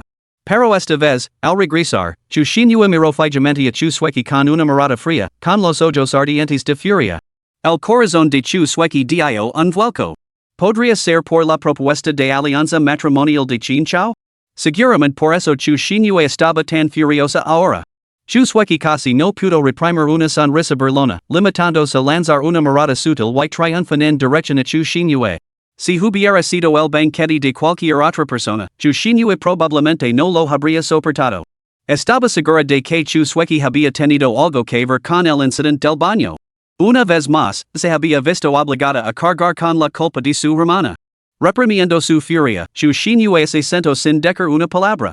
La familia Chu la ignoró y continuó con sus conversaciones. Chin Chao, que estaba perdido en sus pensamientos, volvió a la realidad al ver a Chu Shin Yue. Su expresión cambiaba constantemente, con la mente en completo chaos. Imposible. La persona que ni salvo cuando era niño era claramente. Disculpen, ¿cómo se llaman el señor y la señora Chu? Chin Chao se volvió y vio a Ji Fei preguntando en voz baja a Chin Xian. Después de que Chin Xian respondiera, todos los miembros de la familia Chin, excepto Chin Shi, se enderezaron. Continuaron intercambiando cortesías en apariencia, sus ojos dilataban un fervor inequívoco por los chismes. Sus cuerpos incluso se inclinaron instintivamente hacia Ji Fei. ¿Qué diablos estaban tramando? Así que SOES. Sabía que debía haber habido una confusión sobre mi Salvador, toda esta familia de tres conspiró para engañarnos. Los Chin especularon lo mismo, pero no tenía sentido. ¿Cómo podía Chu Shin Yue no darse cuenta? La expresión de chinchao cambio repetidamente mientras lanzaba una mirada furiosa a G-Fei. Ya viria como difundía esas mentiras. Capítulo 20, Robar favors, intercambiar parejas. Según este cálculo, esta fue la primera vez que Chusueki lo arrebató a Chu Shinue algo que le pertenecía por derecho. La expresión de chinchao cambió ligeramente mientras su mirada se dirigía furtivamente hacia Chu Shinue. Chinchao y Chu Shinue habían sido compañeros de clase en su ciudad natal. El país donde ocurrió el incidente del campamento de verano era el mismo donde Chusueki estaba recibiendo tratamiento. Aunque todavía era un niño de unos 10 años en ese momento, Chinchao había sido prometido a Chu Shinue en verdad de un acuerdo entre sus abuelas. Naturalmente, había conocido a la familia Chu en esa ocasión. Esa fue la primera vez que Chinchao vio a Chusueki, que vivía en una habitación de hospital, pero poseía la delicada elegancia de una pequeña princesa. Para Chusueki, conocer por primera vez a un joven apuesto como Chinchao y descubrir que era el prometido de su hermana mayor que, en esencia, le pertenecía exclusivamente a él el alivo en insistir en quedarse al lado de Chinchao. Los celos realmente distorsionan los rasgos de una persona. Aunque había recibido todo el afecto y la compañía constante de sus padres en comparación con Chu Shinue, seguía tratando de apoderarse de lo que pertenecía a su hermana mayor. Chusueki creía que, sin Chu Shinue, esas cosas deberían haber sido suyas por derecho. A Chinchao así le cortó la respiración. No, Sueki no era ese tipo de persona. Ella no era. En aquel entonces, Chusueki había estado llorando y armando jaleo en la habitación del hospital. En ese momento, él simplemente había sentido lástima por la niña enferma, diciendo que alguien llegara con ella. Y al ver ese rostro tan parecido al de Chu Shinue, Chinchao había sentido simpatía. Pero ahora, él era G-Fei decirlo así. Chusueki tenía el amor perfecto de sus padres y toda su atención. ¿Qué tenía Chu Shinue en aquel entonces? Tenía a él, su prometido. La comprensión golpeó a Chinchao como un golpe en la cabeza, dejando su mente zumbando. El evento al que Chinchao y Chu Shinue tenían previsto asistir se vio interrumpido cuando Chusueki, ingresada en el hospital, montó una rabieta, exigiendo ir a jugar con Chinchao ella misma y prohibiendo a su hermana que la acompañara. Como era imposible participar en el último momento, los padres de Chusueki finalmente hicieron que Chu Shinue se retirara, enviando a su doppelganger Chusueki en su lugar y solicitando los cuidados de Chinchao. La expresión de Chinchao es ensombreció. En ese momento, lo había descartado como algo trivial, sin tener en cuenta los sentimientos de Chu Shinue y aceptando de buen grado la petición de los padres de Chu de cuidar de Chusueki. Había dado por sentido que Chu Shinue cedería naturalmente a su hermana menor, y de hecho debería haberlo hecho. No podía recordar qué expresión había puesto Chu Shinue en ese momento. Sin embargo, la familia Chin solo había oído que la hermana mayor había cedido voluntariamente a su hermana menor enferma la oportunidad de asistir. En su momento se habían maravillado del profundo afecto entre las hermanas. No sabían que era el resultado de la coacción de los padres y de la deliberada exclusión de la hermana mayor por parte de la menor. Entonces, si Chinchao hubiera tenido problemas, debería haber sido Chusueki quien estuviera a su lado. ¿Cómo había llegado Chu Shinue a ser la salvadora? Chinchao tampoco podía entenderlo. Recordó que su campamento estaba en un bosque denso, donde el personal los llevaba a dar paseos por el bosque para identificar plantas y aprender técnicas de supervivencia en la naturaleza. Pero él había sido travieso y se había escapado con Chusueki. Había tropezado en una pendiente empinada y sufrido graves lesions. Lo único que recordaba era a Chusueki llorando de terror desde arriba. En su estado de aturdimiento, a punto de desangrarse hasta morir, volvió a ver a Chusueki. Ella lo había encontrado, llorando, y lo había sacado obstinadamente del valle antes de que llegaran los rescatistas. Era evidente que Chusueki la había salvado la vida. Los padres de Chu debían de estar completamente sin palabras. Chinchao era totalmente incapaz de cuidar de nadie. Llevar a Chu Shinue, con su robusta constitución, era manageable, ya que podía correr sin consecuencias. Pero Chusueki? Tras el accidente de Chinchao, cuando Chusueki regresó llorando, se desmayó por el agotamiento. Los padres de Chu, que esperaban fuera, la llevaron al hospital presos del pánico. No tenían ni idea de la difícil situación de Chinchao. Las pupilas de Chinchao se contrajeron. Los padres de Chu habían estado esperando fuera del campamento con Chu Shinue. Al recibir a su hija menor, se olvidaron de que su hija mayor no había subido al vehículo y se marcharon inmediatamente. Chu Shinue se quedó sola fuera del campamento. Chinchao tuvo mucha suerte. Aparte de la familia Chin, quizá solo chu Xinhua pensaba constantemente en él. Al ver salir a su hermana menor, dedujo que Chin Chao debía de haberla seguido.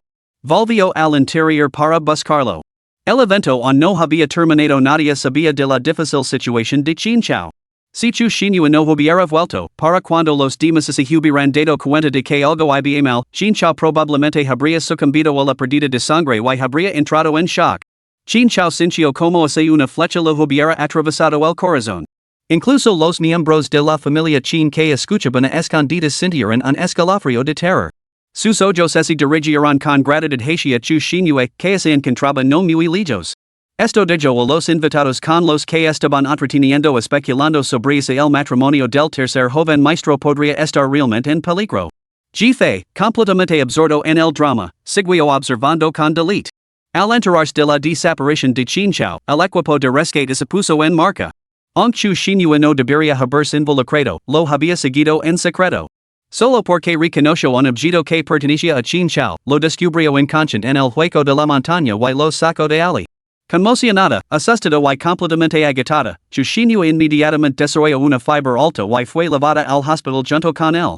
Esto dejó a toda la familia Chin completamente perpleja. Entonces, ¿por qué se había convertido en chu sueki? Después de soportar tal calvario, la niña olvidó la experiencia una vez que le bajó la fiebre. Chin Chao, creyendo haber visto a chu sueki, preguntó por ella al déspota. Aprovechando el momento, la familia Chin tejió una red de mentiras hasta el final. La propia chu Xinhua creyó que su hermana había enfermado por agotamiento después de salvar a alguien, mientras que su propia fiebre no era más que un susto. Para el personal del campamento, se trataba simplemente de la recuperación de la chica desmayada y su preocupación por el regreso de su amiga. Todo se entrelazó a la perfección, sin testigos que lo contradijeran. Maldita sea, era completamente melodramático. El cuerpo de Chin Chao se tensó. El relato de Jife parecía tan auténtico que amenazaba con destrozar todos sus recuerdos. Sin embargo, se negaba a creer que años de su vida fueran falsos. ¿Por qué iban a hacer eso los padres de Chu? Su relación no estaba tan fracturada en aquel entonces. La familia Chin estaba igualmente perpleja. Sus valores familiares probablemente nunca comprenderían las acciones de los padres de Chu. Después de una larga diatriba interna, Jife finalmente habló. Así que querían intercambiar a los prometidos en aquel entonces, no solo por el capricho infantil y egoísta de su hija menor, sino porque creen que chu Xinhua, al estar sana, podría soportar cualquier alianza matrimonial. Chu sueki, sin embargo, al ser frágil, naturalmente necesitaba casarse con una buena familia, una que no la agotara, que tuviera los medios para sufragar su atención médica y que no la despreciara. Los Chin lo entendieron de repente. Al fin y al cabo, entre los hijos de familias prominentes, aquellos como los que no daban prioridad a las alianzas para obtener beneficios familiares eran extremadamente raros. Con solo dos hijas, los Chu estaban destinados a matrimonios comerciales. En aquel entonces, la abuela Chu había insistido a la abuela Chin durante años antes de que finalmente se concertara el compromiso. Originalmente, su familia no tenía la costumbre de concertar matrimonios con tanta antelación. Cuando se enteraron de que la abuela Chu había prometido a chu Xinhua a Chin Chao, estalló el descontento. La acusaron de favoritismo, de dar prioridad a la nieta mayor sobre la menor. La abuela Chu replicó inmediatamente, a vosotros solo os importa la menor, no la mayor. Si no aseguro el futuro de la mayor mientras aún estoy viva, ¿cuándo lo haríais vosotros, padres irresponsables? ¿Dentro de 100 años? Dios mío, abuela, bien dicha. La familia Chin suspiró para sus adentros. La abuela Chin había fallecido hacía mucho tiempo. La familia Chu había considerado repetidamente sustituir a la prometida, pero la abuela Chu siempre había rechazado la idea. Naturalmente, nunca habían roto el acuerdo, hasta la recién muerte de la abuela Chu, cuando las intenciones de la familia Chu se hicieron cada vez más evidentes. En cuanto a su propio Chin Chao, los Chin miraron de reojo a Chin Chao, cuyo rostro estaba tan oscuro como la noche. ¿Se lo había creído? Después de todo, Chin Chao era terco como una mula. Se negaba rotundamente a aceptarlo. ¿Qué tonterías decía Jife? ¿Dónde estaban las pruebas? ¿Acaso su palabra era ley? Su imaginación se había despejado. La verdad, que chu sueki lo había salvado, tenía mucho más sentido. Chin Chao miró a Jife con odio, hirviendo de una furia inexplicable, a punto de perder el control y lanzar insultos.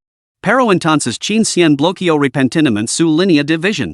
Chin chao le lanzo a chin cien una mirada a la vez agraviada y furiosa. Chin cien fruncio ligeramente el seno. Realmente no quería lidiar con su torpe hermano menor, pero cuando había escuchado los pensamientos de jefe antes, había captado una prueba que no era del todo una prueba. Después de pensarlo un momento, aprovechó el alboroto que lo rodeaba para susurrar, cuando tenías 10 años, eras considerablemente más alto que Chin Chao ahora, ¿no? Las emociones de Chin Chao así detuvieron abruptamente y miró a su segundo hermano con confusión. La mirada de Chin Cien se oscureció. Probablemente no había muchas chicas a las que pudiera lavar a cuestas. Una chu Shin sana. Una frágil chu sueki. ¿Quién podría haberlo sacado del paso de montaña? El color se desvaneció del rostro de Chin Chao poco a poco. Quizás era el potencial humano, el milagro de la vida, o quizás. Los rostros de Chu Xinyue y Chu Sueki paran repetidamente por la mente de Chin Chao. Chu Xinyue, con la mano aplastada por un armario, sudando frío, pero sin emitir ningún sonido. Chu Sueki se torció el tabillo y tenía los ojos hinchados de llorar. Cuando Chu Xinyue estaba trasladando el equipo de laboratorio, un compañero de clase se ofreció a ayudarla, pero él lo rechazó. Su esbelta figura podía con ello. Cuando Chu Sueki tuvo que lavar a un niño en brazos durante una obra de teatro, solo pudo aguantar 3 segundos. Después, lo llamó para quejarse de lo agitada que estaba y lo instó a que utilizara sus contactos para cambiar el papel. El banquete llegó a su fin en medio de los chismes. Alguien invitó a la familia Chu a marchar juntos para discutir algunos asuntos. El señor Chu sonrió y dijo, tenemos una cita con la familia Chin. Hoy realmente no tenemos tiempo. Al resto, todos deciden quedarse y unirse al espectáculo, para ver cómo terminaría finalmente este compromiso. Pero como deciden hablar en privado, no era apropiado insistir. Los que se preparaban para marcharse se resisten a irse. En ese momento, alguien irrumpió en el salón de recepciones. Chu Xinyue. Chu Xinyue. He oído que vas a romper el compromiso. Pues bien, voy a pedir la mano a tu familia ahora mismo. Mi casar contigo, de todos modos ya eres mía. Asumir la responsabilidad por ti. Chu Xinyue y Chin Chao levantaron la vista y vieron el hombre que antes había humillado a Chu Xinyue en el baño, ahora reapareciendo en estado de embriaguez. Capítulo 21, Rompiendo el compromiso. El intruso era un famoso mujeriego de la alta sociedad, conocido como Wu Tian. Aparte de un rostro aceptable, no tenía prácticamente ninguna cualidad redentora, era simplemente un ricachón holgazán con un largo historial de infracciones legales y frecuentes visitas a la comisaría. Ningún escándalo que lo involucrara sorprendería a nadie. Pero hoy era el evento de la familia Chin. Las payasadas de Wu Tian eran una afrenta directa a su honor. Los representantes de la familia Wu, su tío y su tía, se adelantaron inmediatamente para contenerlo. Acordamos traer, pero no causar problemas. Nuestras disculpas, nuestro sobrino está bastante borracho. Nos lo levaremos de inmediato. Pero Wu Tian empujó a su tía y a su tío a un lado. Ya enfurecido por su anterior enfrentamiento con Chin Chao y la humiliación infligida por esa mujer, Chu Xinyue acababa de recibir una noticia que lo había enfurecido. Se había bebido varias botellas de licor, y su ira no hacía más que intensificarse con cada trago, hasta que regresó aquí enfurecido. Wu Tian se plantó directamente ante la familia Chu. Con una sonrisa maliciosa dirigida a la pareja adnida, declaró, tío, tía, ya que dejan cambiar el compromiso, resolvamos el mío con Chu Xinyue hoy, mientras todos están reunidos. Entonces, su mirada se volvió venenosa al fijarla en Chu Xinyue, que estaba a su lado. La mente de Chu Xinyue se quedó en blanco por un momento. En lugar de mirar a Wu Tian a los ojos, se volvió para mirar a Chu Sueki, que se encogía detrás de sus padres. Chu Sueki estaba pálida como la muerte y sus ojos miraban de un lado a otro. Al ver la mirada de Chu Xinyue sobre ella, inmediatamente apartó la vista con culpa. Cuando Wu Tian extendió la mano para agarrar la muñeca de Chu Xinyue, una gran mano le sujetó firmemente el brazo. Alimentado por el alcohol, Wu Tian se volvió un más imprudente que antes. Miró furiosamente al hombre que lo había detenido. Maldita sea, Chin Chao. Estoy recogiendo lo que tú has descartado. Ni siquiera me repugna. Deberías estar agradecido. Estás completamente loco. Replicó Chin Chao, con el puño ya levantado. Ya hirviendo de emociones reprimidas y caóticas como una bestia engelada, este muchacho prácticamente había pedido a gritos una paliza. Chin Chao le dio un puñetazo sin dudarlo, enviando a Wu Tian al suelo. Se abalanzó para dar otro gol, pero Chu Xinyue lo agarró la muñeca. Gerandos furioso, es encontro con su mirada gelada, una mirada que claramente lo indicaba que no quería que se involucrara más. Su rostro ya estaba congelado en un gelado destin mientras miraba fijamente a Wu Tian. Chin Chao sintió que la sangre le subía a la garganta. Aunque furiosos por el comportamiento de Wu Tian, la familia Wu no podía simplemente dejar que golpearan a su hijo. ¿Qué estás haciendo? Wu Tian está borracho. ¿Cómo te atreves a poner la mano encima? Así es como la familia Chin trata a sus invitados? Espito la tía Wu. Los Chin tratamos a los invitados con respeto. Sin embargo, ustedes causan problemas en nuestra casa. ¿Y es así como se comportan los Wu como invitados? Replicó la señora Chin, negándose a quedarse atrás. ¿Why nos insultan con sus palabras? La tía Wu se sonrojó. Señora Chin, esto no tiene sentido. Seamos francos, no estaba usted tratando de disolver el compromiso con Chu Xinyue, entonces este asunto es exclusivamente entre mi sobrino y Chu Xinyue. Fue su tercer hijo quien se entremetió. Además, mi sobrino solo le propuso matrimonio, no hizo nada más. La señora Chin es verlo con frialdad, entonces su sobrino es demasiado impaciente. La tía Wu se quedó sin palabras por un momento. Al fin y al cabo, el compromiso entre los Chin y los Chu seguía intacto. La intervención de Wu Tian con esos comentarios sugerentes que, llevados al extremo, equivalían a humillar públicamente a la familia Chin, había ensombrecido su reputación. Queridos amigos, no hay necesidad de discordia por la generación más joven. Calmémonos todos. Es culpa de mi hija el señor Chu intervino apresuradamente para hacer las paces. Todo es culpa de Xinyue, como ha podido cortejar al joven maestro Wu estando unprometida? Aunque, pensándolo bien, quizá esto traiga doble buena suerte. Sentémonos y discutamos esto con calma. La señora Chu se unió a la conciliación, y su expresión pasó de la perplejidad a una leve sonrisa. La familia Chu había vivido tiempos mejores, y en los Chin en los Wu eran familias a las que pudieran permitirse ofender. Pensaban que hoy simplemente se disolvería el compromiso sin problemas, sin anticipar que otra familia Wu surgiría para proponer una unión.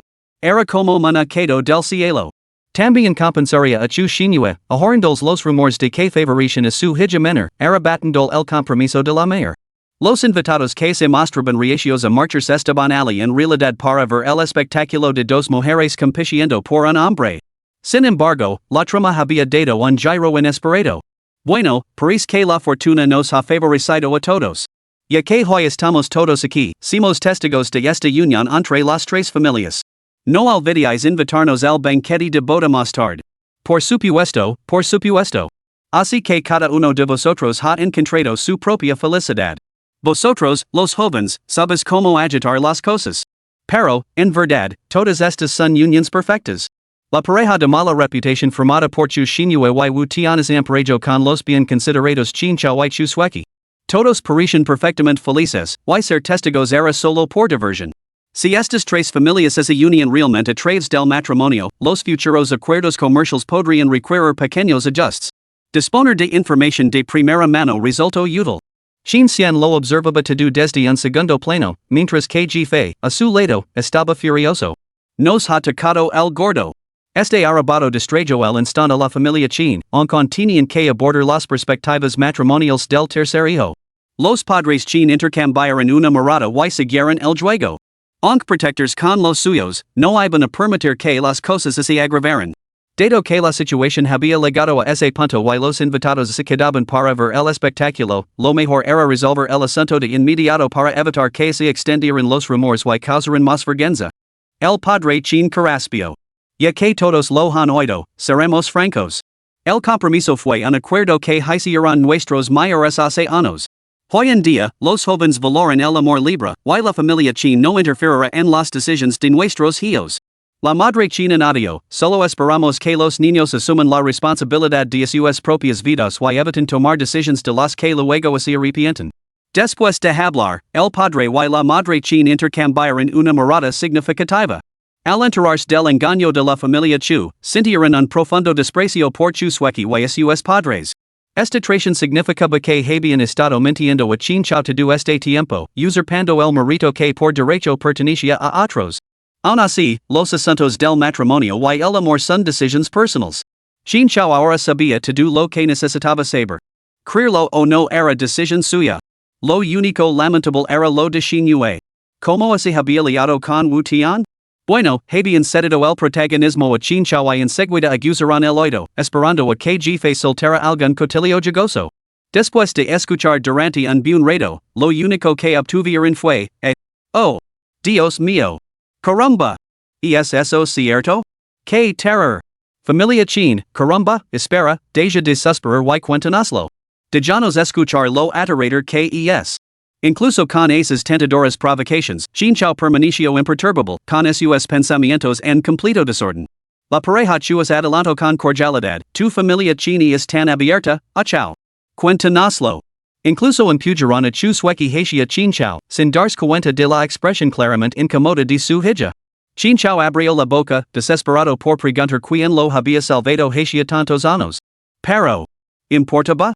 Una deuda por salvar la vida no era lo mismo que el amor. Quizás ella se había atrevido el marito simplemente porque lo amaba demasiado. Sin embargo, ¿por qué le resultaba tan imposible hablar? Su vacilación provocó un silencio inquietante en la escena, lo que llevó a los espectadores a comenzar a susurrar entre ellos. ¿Había cambiado la situación? Caramba, esto se está poniendo interesante. Chusweki, ya inquieta, no podía esperar a que Chinchao hablara. Lutiro ansiosamente de la manga. Hermano Chao.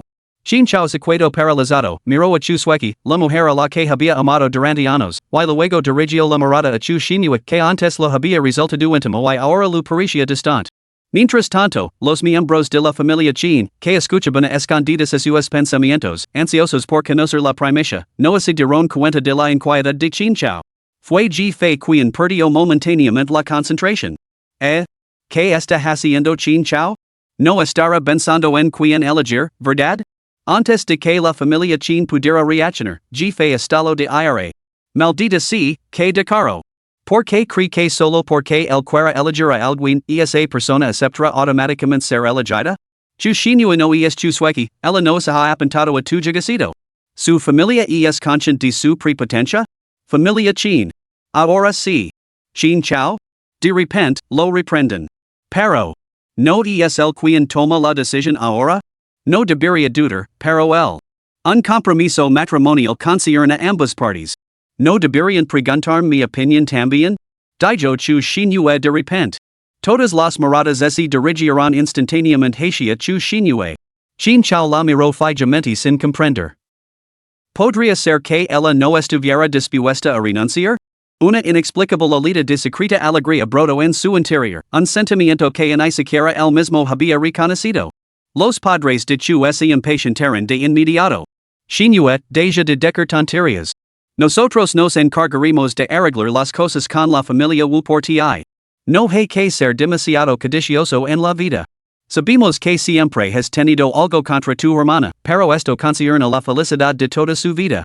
Los propios Chin Han dica que los hijos deben decidir por sí mismos. Chinchao se niega rotundamente a casarse contigo, pretendes obstaculizarlo obstinadamente? Aunque lo hicieras, no importaría. Las palabras de los padres Chu Xinhua fueron realmente duras. Sin embargo, la actual Chu Xinhua se mantuvo firme como una fortaleza, impermeable a sus palabras. Se volvió hacia Chinchao con una mirada serena, lo que provocó una punzada de inquietud en su corazón. Hoy anunció oficialmente la disolución de nuestro compromiso. Con estas palabras, Chu Xinhua sonrió inesperadamente con una sensación de liberación. Chinchao, ya no te quiero. Al oír estas palabras, Chinchao sintió como se le hubieran arrancado un pedazo del corazón, dejándolo clavado en el sitio. Era la escena que había anticipado durante mucho tiempo, pero le parecía una pesadilla. Los invitados reunidos se sorprendieron un poco, pero no le dieron más vueltas, asumiendo que Chu Xinhua había seguido adelante con Wu Tianhui, por lo tanto, estaba disolviendo el compromiso. Los padres de Chu y Chu Sueki dieron un suspiro de alivio. Los Chu son unos hipócritas. Sabían perfectamente dónde estaba el corazón de Chu Xinhua, pero aún así siguieron el juego. La habían presionado repetidamente para que fuera a ver a la abuela Chu y cancelara el compromiso, pero ella se había negado obstinadamente. Siempre había cedido ante Chu Sueki cuando se trataba de arrebatar cosas, pero lo único a lo que nunca había renunciado era a Chinchao. Ahora también lo ha abandonado. Parece que realmente lo ha dejado todo atrás. Ese maldito tonto de Chinchao, recogiendo una semilla de sésamo mientras pierde una sandía. Más tarde llorarás por esto. La familia Chin, al escuchar estos pensamientos, se sorprendió bastante. Así que chu Xinyu todavía sentía algo por el tercer hito después de todo. Los labios de Chin Chao temblaron. Sí, a chu Xinyu la había gustado, pero ahora había renunciado por completo a él. Por otra parte, ahora ella tenía un plan B. Sin embargo, la imagen de la expresión de chu Xinyu cuando dijo no soy paso por su mente. De repente, alguien le dio una palmada en el hombro. Chin Chao volvió a la realidad y se encontró con la familia Chu mirándolo expectante, aparentemente esperando que anunciara su compromiso con Chu Sueki. Pero Chin Chao permaneció en silencio. Algo le parecía terriblemente mal y una olita de arrepentimiento lo invadió. Wu Tian, sin embargo, estaba impaciente por dar un paso adelante, con el ánimo aparentemente mejorado. Se acercó a Chu Xinyu y declaró, por fin has entrado en razón. A partir de este momento, eres mi prometida. Chin Chao entrecerró los ojos. Apretó la mano inconscientemente mientras miraba a Chu Xinyu. Pero la mirada de Chu Xinyu no se detenía en él. Miró a Wu Tian como si fuera su pequeño amorcito. En general, él se burlaba con frialdad. ¿Quién eres? ¿Te conozco? Abre los malditos ojos y mira bien. Yo, Chu Xinyu, nunca te he visto en privado. Has estado difundiendo rumores públicamente sobre nuestra relación. Tengo todo el derecho a demandarte. Las palabras sonaron como un trueno en un cielo azul claro, dejando a todos con la boca abierta. Ojo, a punto de ser descubierto. Vimos como se desarrolla el drama. La familia Chin, que momentos antes estaba completamente desconcertada, llegó instintivamente a una conclusión al escuchar el monólogo interior de Ji-Fei. Chu Xinyu está diciendo la verdad. ¿Qué significa eso? ¿Todo lo que dijo Wu Tian era mentira? La mente de Chin Chao volvió a la escena del patio. Los ojos de Chu Xinyu, llenos de absoluta desesperación. En ese instante, Chin Chao sintió que sus palmas se humedecían con sudor. Capítulo 22, este rostro no solo me pertenece a mí. ¿Se trata de una pareja joven discutiendo? Pero la expresión de Chu Xinyu no parecía indicar que estuviera mintiendo. Aunque Wu Tian no si muy bueno, sigue siendo el joven maestro de la familia Wu. ¿Por qué iba a necesitar inventarse mentiras? Chu Xinyu incluso dijo que lo demandaría. ¿Cómo podría ser falso? La multitud murmuraba incrédula, era simplemente demasiado absurdo.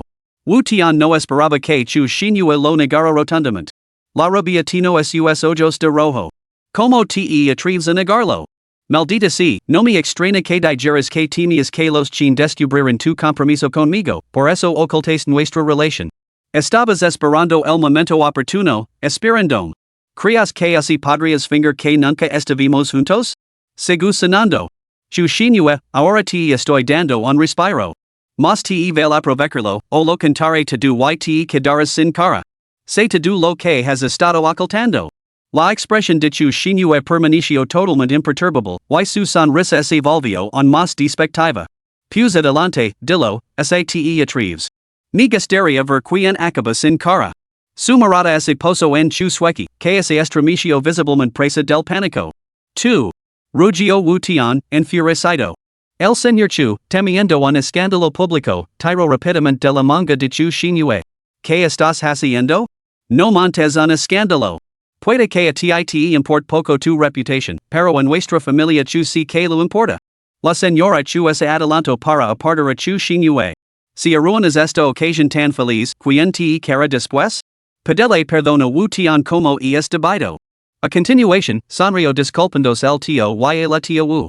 Nuestra hija tiene mal genio, pero se calmará después de casarse. Por favor, tengan paciencia con ella. Los tíos y tías de la familia Wu en realidad no tenían en gran estima a esta chica de mala reputación, pero ¿qué podían hacer? Wu Tian era un inútil con una reputación aún peor. Comparados uno al lado del otro, eran como dos gotas de agua. Sus familias encajaban bien, lo que los convertía en una alianza matrimonial adecuada. Tu hija mayor parece bastante testaruda, pero no importa. Una vez que la joven pareja se case, aprenderán a lavarse bien. Antes de que los ancianos pudieran intercambiar sus sonrisas hipócritas, Chu Xinyu los interrumpió. ¿Qué? ¿Ahora ignoramos los deseos personales? ¿Y es esto un intercambio de mujeres? Se burló Chu Xinyu directamente, y luego se sacudió bruscamente las manos de sus padres, como si se deshiciera de unas cadenas. La multitud que los rodeaba se quedó paralizada ante las duras y repentinas palabras de Chu Xinyu. Bien hecho. Si no hablas con risa, estas personas actúan como si no pudieran entender el lenguaje humano, pero se atreven a dictar la vida de los demás. La familia Chin también sintió que la pareja chua se había extralimitado. Con chu shinue claramente renuente, las acciones de sus padres eran realmente desgarradoras. Pero la familia chu no lo vea así. El señor chu espido furioso, como te atreves a hablar así. Te estás volviendo cada vez más irrespetuosa. Así es como te diriges a tus padres? El tono de la señora chu cambió instantáneamente a uno de decepción herida. Estás siendo irracional y actuando por impulso. Estamos tomando esta decisión por tu propio bien. ¿Cómo puedes ser tan desagradecida? Ya has hablado con Wu Tian independientemente de si las cosas se han estrepido o no. Está claro que hay afecto entre vosotros. Ahora el querer casarse contigo, y tú te niegas y escuchanos. Siente como es debido y formaliza este compromiso. Chu shinue a saberlo con frialdad, soy adulta. No tienes derecho a decidir sobre mis asuntos. En realidad, chu shinue rara vez les hablaba con un tono tan gélido. Aunque solía ser algo fría y distante, por lo general intentaba cumplir sus deseos. Así que la chu shinue del momento presente era completamente rebel. Completamente desafiante, sus padres estaban completamente atenidos. ¿Qué te ha pasado? Somos tus padres. Exclamó el señor Chu, sorprendido. La expresión de Chu shinue finalmente cambió. ¿Ela es burlo, lo sois? Pensaba que solo erais los padres de Chusueki. El comentario hizo que los padres Chu se sonrojaron al instante. Cierra la boca. Hija desagradecida. ¿Qué tonterías estás diciendo? Ahora están nerviosos y furiosos, ¿no? ¿Por qué así alteran tanto por un comentario falso? Uno no puede evitar sospechar que los Chu son perfectamente conscientes de su escandalosa parcialidad, pero sin llegar a dejar que Chu shinue lo diga. Y es totalmente repugnante. La familia Chin observó que los padres Chu parecían haber sido golpeados en algún punto oculto y vulnerable, y pisoteaban el suelo. Pero Chu shinue nunca volvería a ceder por piedad filial. Y dice claramente que no conozco a este hombre. Os negastias a creerme y insististias en empujarme hacia él, sin miedo a arruinar mi vida. ¿Qué? ¿Prefieres confiar en un extraño antes que en vuestra propia carne y sangre? ¿Y aún así atreven a llamarse mis padres? ¿Quién te dijo que mintieras constantemente? Tenemos todo el derecho a dudar de ti. Espito el señor Chu. Exacto. Wu Tiani es un alma honesta, mucho más digna de confianza que tú. La aguda réplica de jefe dijo adnidos el señor y la señora Chin, y incluso Chin Yen, que observaba en silencio el espectáculo, casi satragada con su bebida. El alboroto llamó la atención de los demás. Chin Yen salvó la situación con calma. Bueno, entonces veremos si la señorita Chu o el señor Wu resultan más dignos de confianza. La multitud se detuvo, recordando el ilustre historial de Wu Tian y comparándolo con el de Chu shinue. La expresión del señor Chu se congeló al instante. Chin Yen tenía una autoridad considerable, sus palabras sembraron inmediatamente la duda entre los ali reunidos. Wu Tian se sintió profundamente provocado. Al ver la expresión de Chu shinue, se enfureció tanto que se rió amargamente. Renunciando a toda moderación, lo espido a Chu shinue me has obligado a hacerlo. Sin pensarlo dos veces, se abalanzó hacia el reproductor multimedia que había cerca de la zona de recepción. El dispositivo electrónico, que había estado mostrando fotos de Chin Shi y Chin Yen, estaba conectado a un teléfono móvil.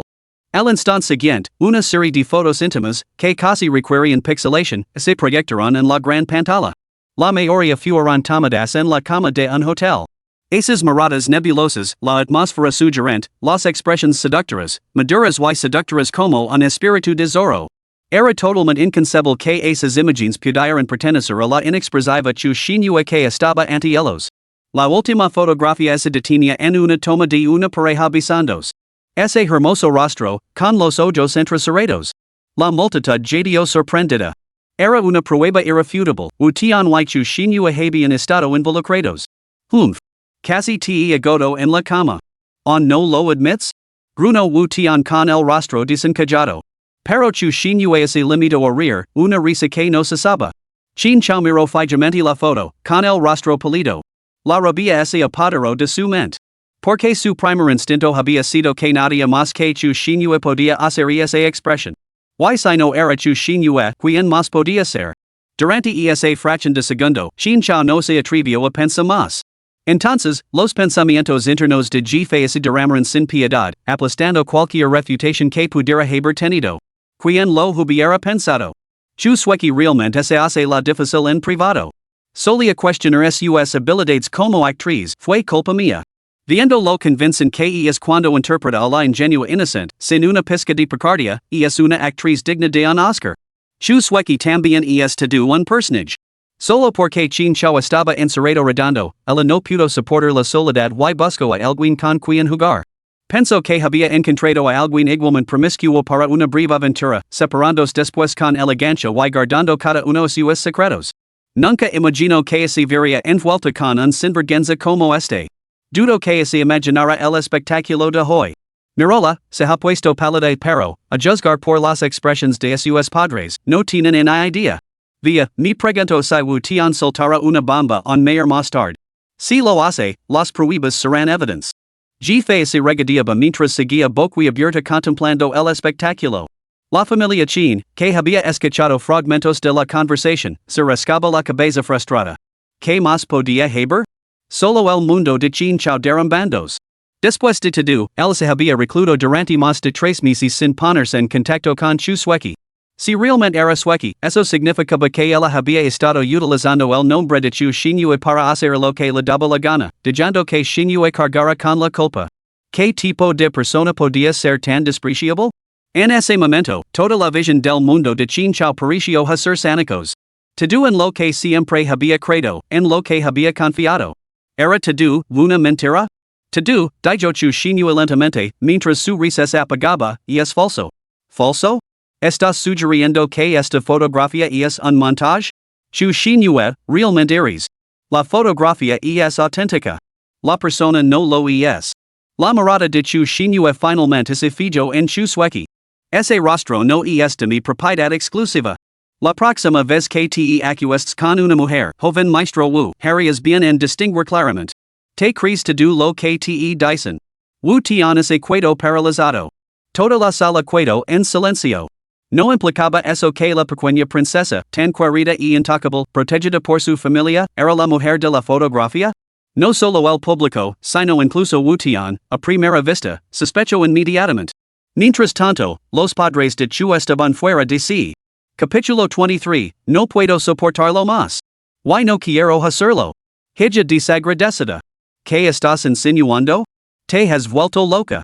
Rogio el señor Chu, lanzandos hacia ella con la mano levantada para golpearla. Pero Chu Xinyue se apartó. La fuerza de su golpe casi hizo caer al señor Chu hacia atrás. Cuando el tambaleante señor Chu finalmente se estabilizó, señaló a Chu Xinyue con el dedo temblando de rabia. ¿Y es tu hermana? ¿Cómo te atreves a meterte en problemas y luego manchar a tu hermana con ellos? La Chu estaba completamente incrédula, agarrando a Chu sueki con fuerza, como se temera que Chu Xinyue pudiera hacer el daño a su preciosa hija. Que favoritismo, que parcialidad. Cuando salieron a la luz esas fotos comprometedoras, los padres Chu se limitaron a mirar a Chu Xinyue con disgusto, culpándola en secreto por desobedecerles y provocar esta situación. Sin embargo, al enterarse de que era Chu sueki, bueno, su reacción, así es como deberían comportarse unos padres biológicos adecuados. Si no fuera por sus rostros idénticos, uno podría dudar de que Chu Xinyue fuera siquiera su propia hija. La familia Chin, al escuchar los pensamientos internos de G sacudió la cabeza al unísono. La doble moral de los Chu era dolorosamente obvia. Una hija era apreciada como la niña de sus ojos, la otra era paisateta como el ojo de un pez. ¿Qué clase de padres se comportaban así? Chu Xinyue, sin embargo, hacía tiempo que se había vuelto insensible a ese trato y se limitaba a observar las payasadas de sus padres con expresión inexpresiva. A juzgar por la expresión de Chu Xinyue, está claro que está acostumbrada a esto. Parece que la pareja Chu lleva mucho tiempo haciendo lo mismo. Deben de estar reservando su cerebro para Chu sueki como reliquia familiar. Bueno, me limitaré a reírme de eso. ¿Cómo podría alguien favorecido por sus padres salir perjudicado? Siempre es el desatendido el que sale perjudicado. Los miembros de la familia China sintieron en silencio con las palabras de G Chin Chao, sin embargo, recordó innumerables incidentes del pasado. Una y otra vez, se repetía la misma escena. Chu Xinhua de Pai, distant, con expresión fría chu sueki con los ojos enrojecidos y lorando con renser los padres chu protegiendo a su hija mientras reprendían a chu Xinhua por ser cruel y malvada con su hermana. Parecía que los padres chu nunca se habían puesto del lado de chu Xinhua. ¿Cómo podía alguien favorecido por sus padres rebelarse transigir? Sin embargo, en el pasado, Qin Chao solo había creído que chu Xinhua resentía a chu sueki por celos, porque ese favor no había recaído sobre ella. Qin Chao se sentía aturdida todos sus recuerdos pasados ahora le parecen irreales. Chu Xinhua miró fijamente a chu sueki, con voz gelada. Chu sueki, ¿quién dices que está ahí arriba? Acaricada impotente en los brazos de su madre, temblando por todo el cuerpo, chu sueki puso sin embargo una expresión decididamente agravada. Hermana, ¿de qué demonios estás hablando? Realmente no tienes remedio, así burló chu Xinhua. Al hablar así de su preciada hija, los padres chu llegaron de furia, maldiciendo la desgracia de su familia y la total desobediencia de su hija.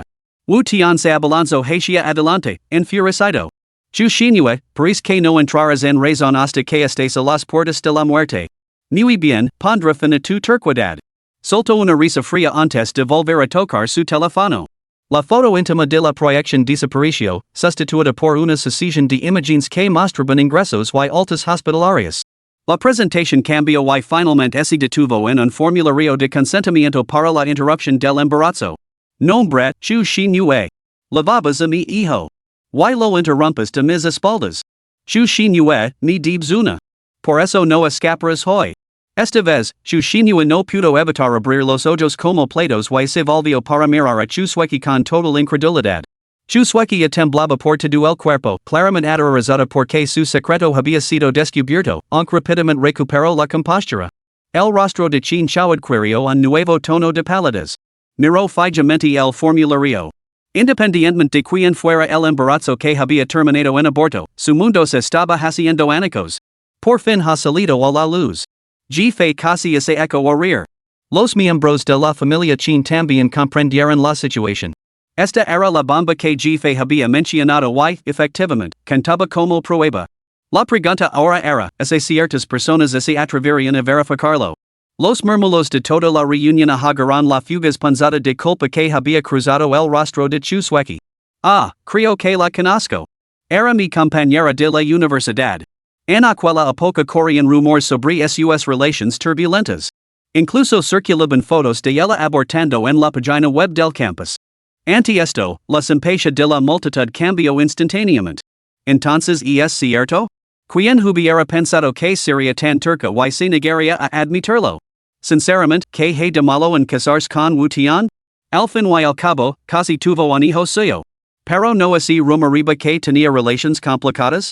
Podría haber más de una. Wu Tian pensó que había ganado y, con air de suficiencia, extendió la mano para agarrar a Chu Xinhua por el brazo. Chu Xinhua dio un paso atrás y se volvió hacia el hombre que decía ser su compañero de estudios. Deberías saber que, se difunden rumores en las publicaciones, el foro de nuestra universidad los borra. ¿Por qué no lo mencionaste? Esas publicaciones ya habían desaparecido hacia tiempo y a los autores se les había prohibido el acceso. El joven maestro se atragantó con sus palabras y bajo la cabeza avergonzado. ¿Qué otra cosa podría ser? El te cortejo y tú lo rechazaste. Los hombres son así, si no pueden tenerte, buscan destruirte. Él era el que más se emocionaba con esas publicaciones, no era más que un payaso. Fue replicó. Los miembros de la familia Qin miraron instintivamente, evaluando a la parte ofensora era mejor evitar a individuos tan vulgares en lo sucesivo. Qin Chao también se volvió para mirar, memorizando el rostro, con una mirada lina de malicia. El joven maestro sintió al instante un escalofrío en la espalda. Chu Xinhua, sin embargo, no se molestó con esa escoria. Se mantuvo serena mientras se dirigía a Wu Tian. Mantengo mi argumento anterior, ¿cómo prohíbes que fui yo? No es difícil suplantar a alguien con el mismo rostro y usar mi nombre, ¿verdad? Mantengo lo que indica. ¿Cómo prohíbes que soy yo? Con caras idénticas, decir que mi lamo es un truco muy sencillo, ¿no? Después de todo esto, no lo admits? Wu Tian estaba tan furioso que se echó a reír. Pero on más enfadados que Wu Tian estaban los padres de Chu. Estabas embarazada. Cometer un acto tan vil y luego echar la culpa a tu hermana? El señor Chu estaba fuera de sí por la rabia. ¡Qué vergüenza! Como he podido tener una hija tan desvergonzada. Chu shinue, se sigus con tu turquidad, te repudiaremos. Adverso la señora Chu, con el corazón destrozado por el dolor. Como esas palabras pudieran obligar a su rebelde hija a retroceder, a poner fin a su locura. Chu shinue ese burlo. Hace tiempo que deje de querer ser vuestra hija. Las palabras dejaron paralizados a los Chu. Tu, que has dicho? Bien hecho. Completamente desleal, intolerable. La voz de Chu shinue finalmente ese lino de resentimiento. ¿De qué serve ser vuestra hija? Ni siquiera sabéis distinguir de quién son las fotos. ¿Why por qué estáis tan sorprendidos? De verdad nunca lo habías sospechado, puede que los demás no lo sepan, pero al creer, ¿cuántas cosas ha hecho en mi nombre? ¿Y es esto tan inusual? La pareja Chu estaba atenida. Al recordar lo que les había dicho Chu shinue fue como si sus recuerdos hubieran vuelto de repente, y sus expresiones se volvieron inquietamente pálidas. Temiendo que Chu shinue pudiera cometer un delis y revelar más, intentaron cambiar de tema. Pero esta vez, Chu shinue no les dio oportunidad. Cuando la abuela enfermó gravemente, fue al templo a rezar por su recuperación. Realizó el ritual de tres postrations y nueve reverencias en la puerta de la montaña. Sin embargo, en cuanto me di la vuelta, los medios de comunicación anunciaron a bombo y platillo que había sido Chu sueki quien lo había hecho. En realidad, mi hermana ni siquiera había volado a la abuela. Acabó en el hospital simplemente porque había comido demasiado helado en casa. Los espectadores se quedaron atenidos. ¿Qué demonios? ¿No así lo atribuye esta noble acción a Chu sueki? En aquel entonces, los medios de comunicación informaron ampliamente de que la frágil hermana menor se había arrodillado hasta desmayarse y había sido hospitalizada mientras rezaba por su abuela. Todo el mundo había elogiado su devoción filial y, a su regreso al país, su reputación en los círculos de la alta sociedad se había disparado de la noche a la mañana. Mientras tanto, la hermana mayor, que había sido criada por su abuela, permaneció completamente en silencio, dejando a la gente sin palabras. Cada vez que se encontraban con el matrimonio Chu, solían sacar a relucir esta historia, y ellos nunca la negaron. Chin Chao también recordó behavior visitado a Chu sueki en aquella época. Con una sonrisa radiante, ella insistía en que era lo que debía hacer. Aquello había sido un momento crucial en el que su corazón se había conmovido. Y ahora le dicen que en realidad había sido Chu shinue quien lo había hecho. En aquel entonces, me dijiste que, dado que los medios de comunicación lo habían malinterpretado, no tenía sentido discutir. Todo era piedad filial y sinceridad, luchar por la fama y la fortuna solo causaría problemas, dijo Chu shinue con autocrítica. Me gustaría preguntarte, ¿realmente creas eso o simplemente deseas utilizar mi duro trabajo para aumentar la gloria de tu hermana? No podías soportar verla sufrir la más mínima dificultad, pero insistes en darle una buena reputación. Los rostros de los Chuas se volvieron cenicientos, y los ojos de la señora Chua se abrieron con incredulidad ante el hecho de que Chu shinue desenterrara el pasado. ¿Qué tonterías estás diciendo? Todo fue por tu abuela. Cualquiera de las dos hermanas podría haberlo hecho. Tu hermana tiene mala salud si estuviera bien, ¿no lo habría hecho ella? Tú solo fuiste porque estás en forma. Espido el señor Chu, con la vergüenza convirtiéndose en ira. Así que te estás comportando de forma mezquina? ¿Tu oración por tu abuela también fue solo para aparentar? Exclamó inmediatamente la señora Chu. Maldita sea, ¿cómo pueden soltar una lógica tan retorcida? Ya fuera para aparentar o de verdad, todo fue mérito de Chu shinue. Que otros se atribuyeron el mérito de su trabajo. Y es increíble que lo aguantara. Probablemente porque la salud de la abuela Chu empeoró más tarde, de lo contrario no habría dejado que Chu shinue sufriera tal injusticia en la casa de los Chu. Era la primera vez que la familia Chin, incluidos los espectadores, presenciaba el favoritismo descarado de la familia Chu a través de una lógica retorcida. Muchos comenzaron a compartir la perspectiva de Ji Fei. Esto es ridículo. Si nadie reconoce mi duro trabajo, es una cosa, pero nadie debería robarme el mérito. Sin embargo, la pareja Chua se mantuvo firme, insistiendo en que Chu shinue estaba siendo demasiado sensible. Chu shinue replicó, así que admiten que Chu sueki se hizo pasar por mí? La multitud volvió a la realidad. ¿No se trataba de un caso de mala conducta previa? La pareja Chu respondió, no fue culpa de sueki en absoluto. Fue un accidente. ¿Y que hay de su accidente de coche? Lo rompió la pierna a un niño, dejándolo con una discapacidad leve. Aunque la familia aceptó llegar a un acuerdo, ella temía que su reputación se viera manchada ese hacia público. Durante la investigación, ese hizo pasar por mi dio mi nombre. Después, yo suequi fingió angustia mental para silenciarme, haciéndome sentir lástima por ella, creyendo que solo había dado un nombre equivocado por miedo. Ahora me doy cuenta de que estaba fingiendo da tú no dices nada, solo me advertiste que no cometiera ningún delito. Prometiste encargar de la indemnización del niño, pero tanto tú como yo suequi es el veterano. Los padres vinieron directamente a mí y tuve que resolverlo yo misma. La multitud volvió a murmurar. Este era otro escándalo que rodeaba a Chu Xinhua, también había asumido ella la culpa por eso? La expresión de Chin Chao se ensombreció al instante. Debido a ese incidente, había reprendido públicamente a Chu Xinhua.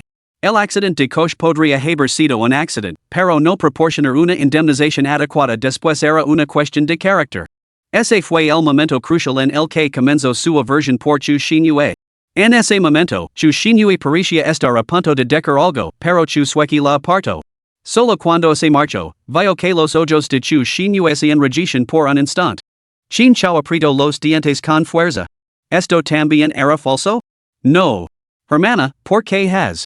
Chu suequi finalmente se derrumbó y comenzó a sollozar suavemente. Al ver su hija tan angustiada, los padres Chu temieron que no pudiera soportarlo y se prepararon inmediatamente para presionar a Chu Xinhua para que se retractara de su declaración. En cambio, Chu Xinhua declaró directamente: ¿Debo presentar pruebas? Ese día asistía a un simposio académico. Los padres Chu se quedaron en silencio, mirando con sorpresa a la inflexible Chu Xinhua. Chu suequi tampoco esperaba que su hermana legara tan lejos. ¿No había guardado siempre la boca cerrada antes? Por mucho que la intimidara, Chu Xinhua siempre acababa tragando su orgullo. Porque para Chu Xinhua, la aprobación de sus padres y la dependencia de su hermana eran lo más importante. Sin embargo, ahora parecía que Chu Xinhua había abandonado todo eso. Estaba decidida a revelarlo todo, sin importar las consecuencias. Antes de que Chu suequi pudiera entrar en pánico, Chu Xinhua exhaló profundamente, como se despojara de todas las cadenas que la ataban. Fui yo quien asistió al evento benéfico de ayuda humanitaria en representación de la familia Chu. Sin embargo, tu nombre aparecía en la lista. El concierto del siglo, tramó para asegurarse la entrada, pero se lesionó deliberadamente antes de la competición cuando se dio cuenta de que su nivel no estaba a la altura, obligándome a ocupar su lugar. Cuando ofendió a los socios comerciales de la familia Chu y supo que había causado problemas, siguió poniendo mi nombre. Todos los parientes Chu me culparon por las enormes pérdidas de la familia, despojándome de mis derechos de herencia. Después de que me distanciara de ti, seguiste haciendo pasar por mí en la escuela, arruinando mis relaciones con amigos, tutors y compañeros de clase, y destrozando mi reputación ali. Chu Xinhua enumeró todas sus quejas de un tirano. Al ver el rostro banado en lágrimas de Chu suequi, supo que su hermana intentaba salvarlo todo con lágrimas una vez más. Incapaz de contenerse, le preguntó: ¿Qué he hecho exactamente para merecer esto? ¿Por qué me tratas así? Me robas mis honores, me haces cargar con la culpa de tus victorias, pero también tengo que soportar el peso de esto? Lo siento, no puedo soportarlo más. Y me niego a seguir soportándolo. Capítulo 24, Autojustificación, Ruptura de lazos. Después de hablar, Chu Xinhua respiró hondo. Mantengo cada palabra que he dicho.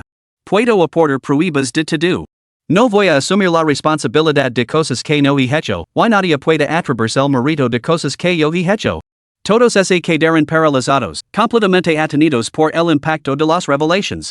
Se podría decir que la percepción que la industria tenía de las hermanas, tanto favorable como desfavorable, se basaba en la acumulación de estos mismos acontecimientos.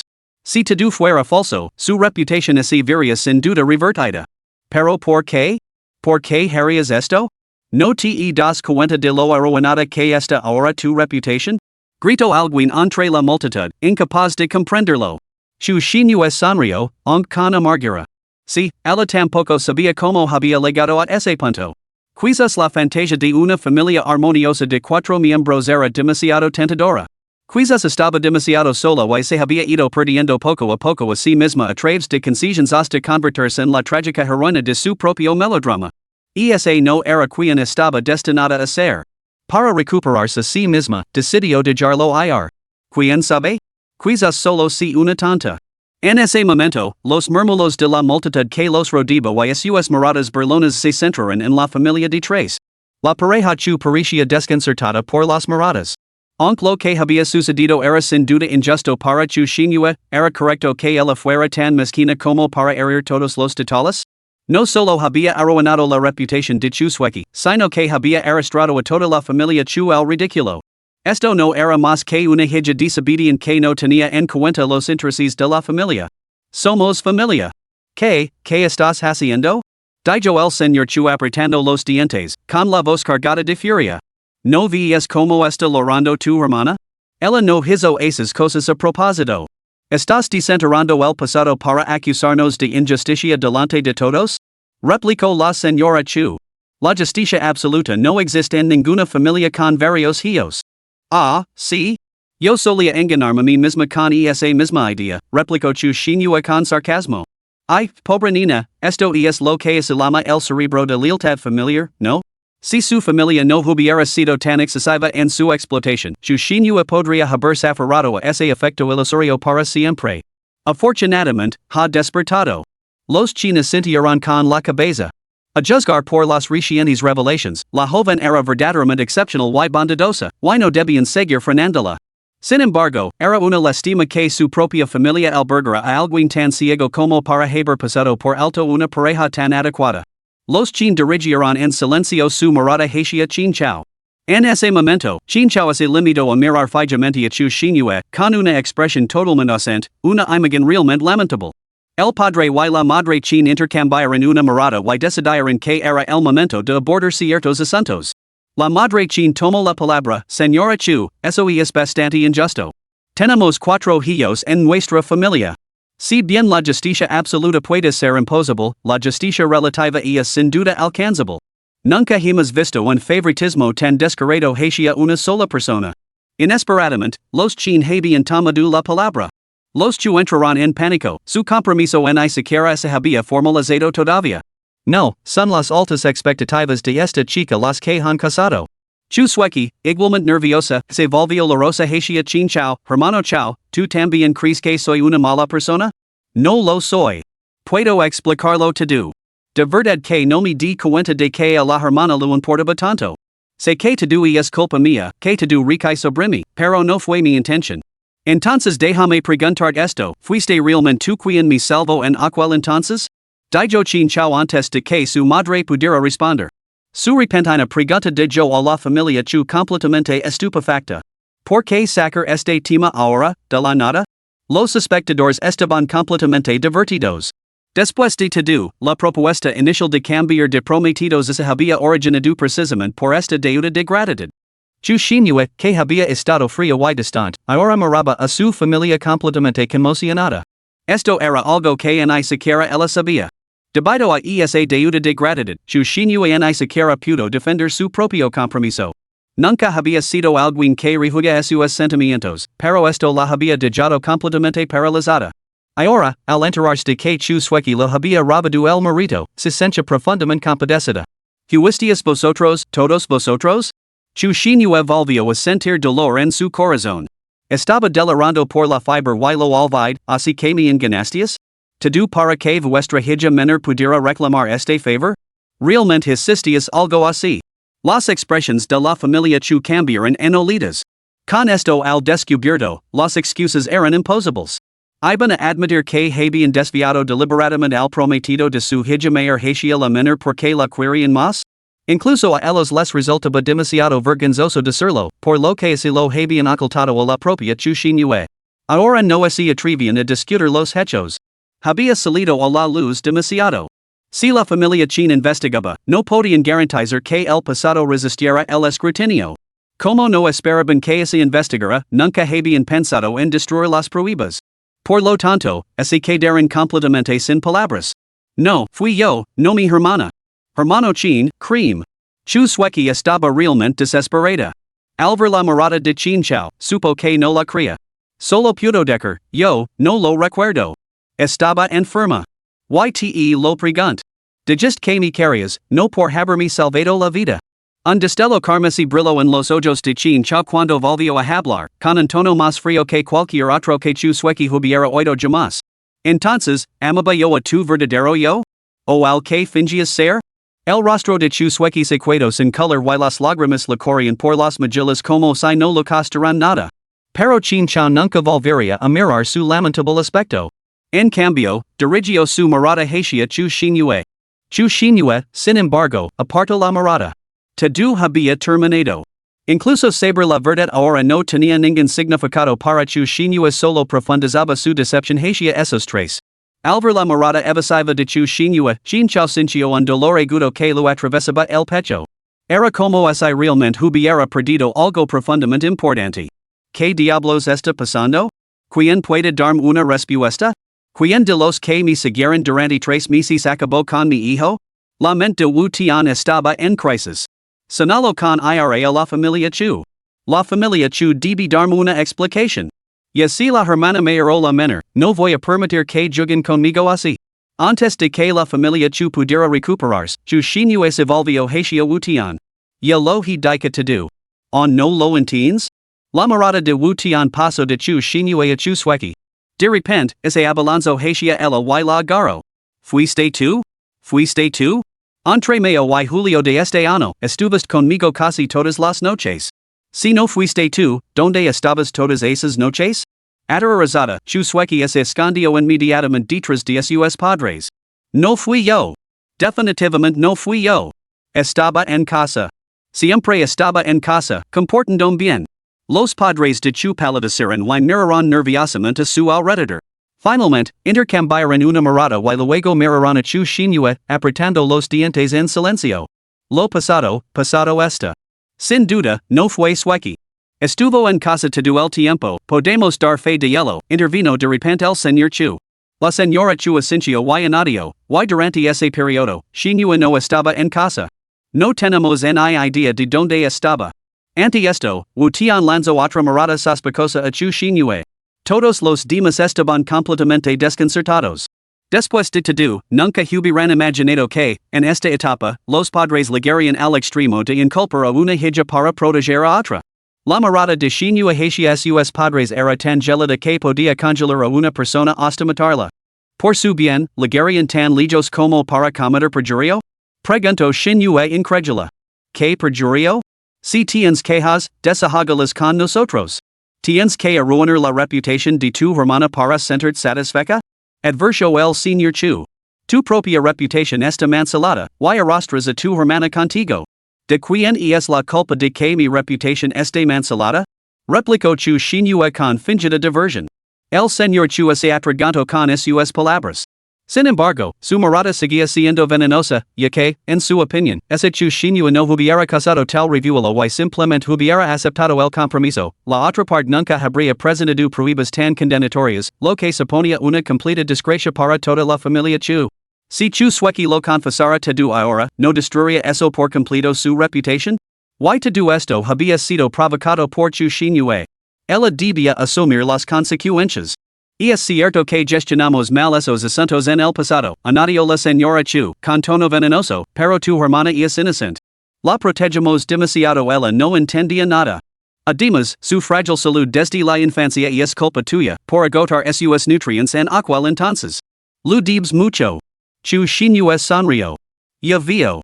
Sabías perfectamente que yo estaba investigando en las montañas durante ese periodo, incapaz de demostrar mi inocencia.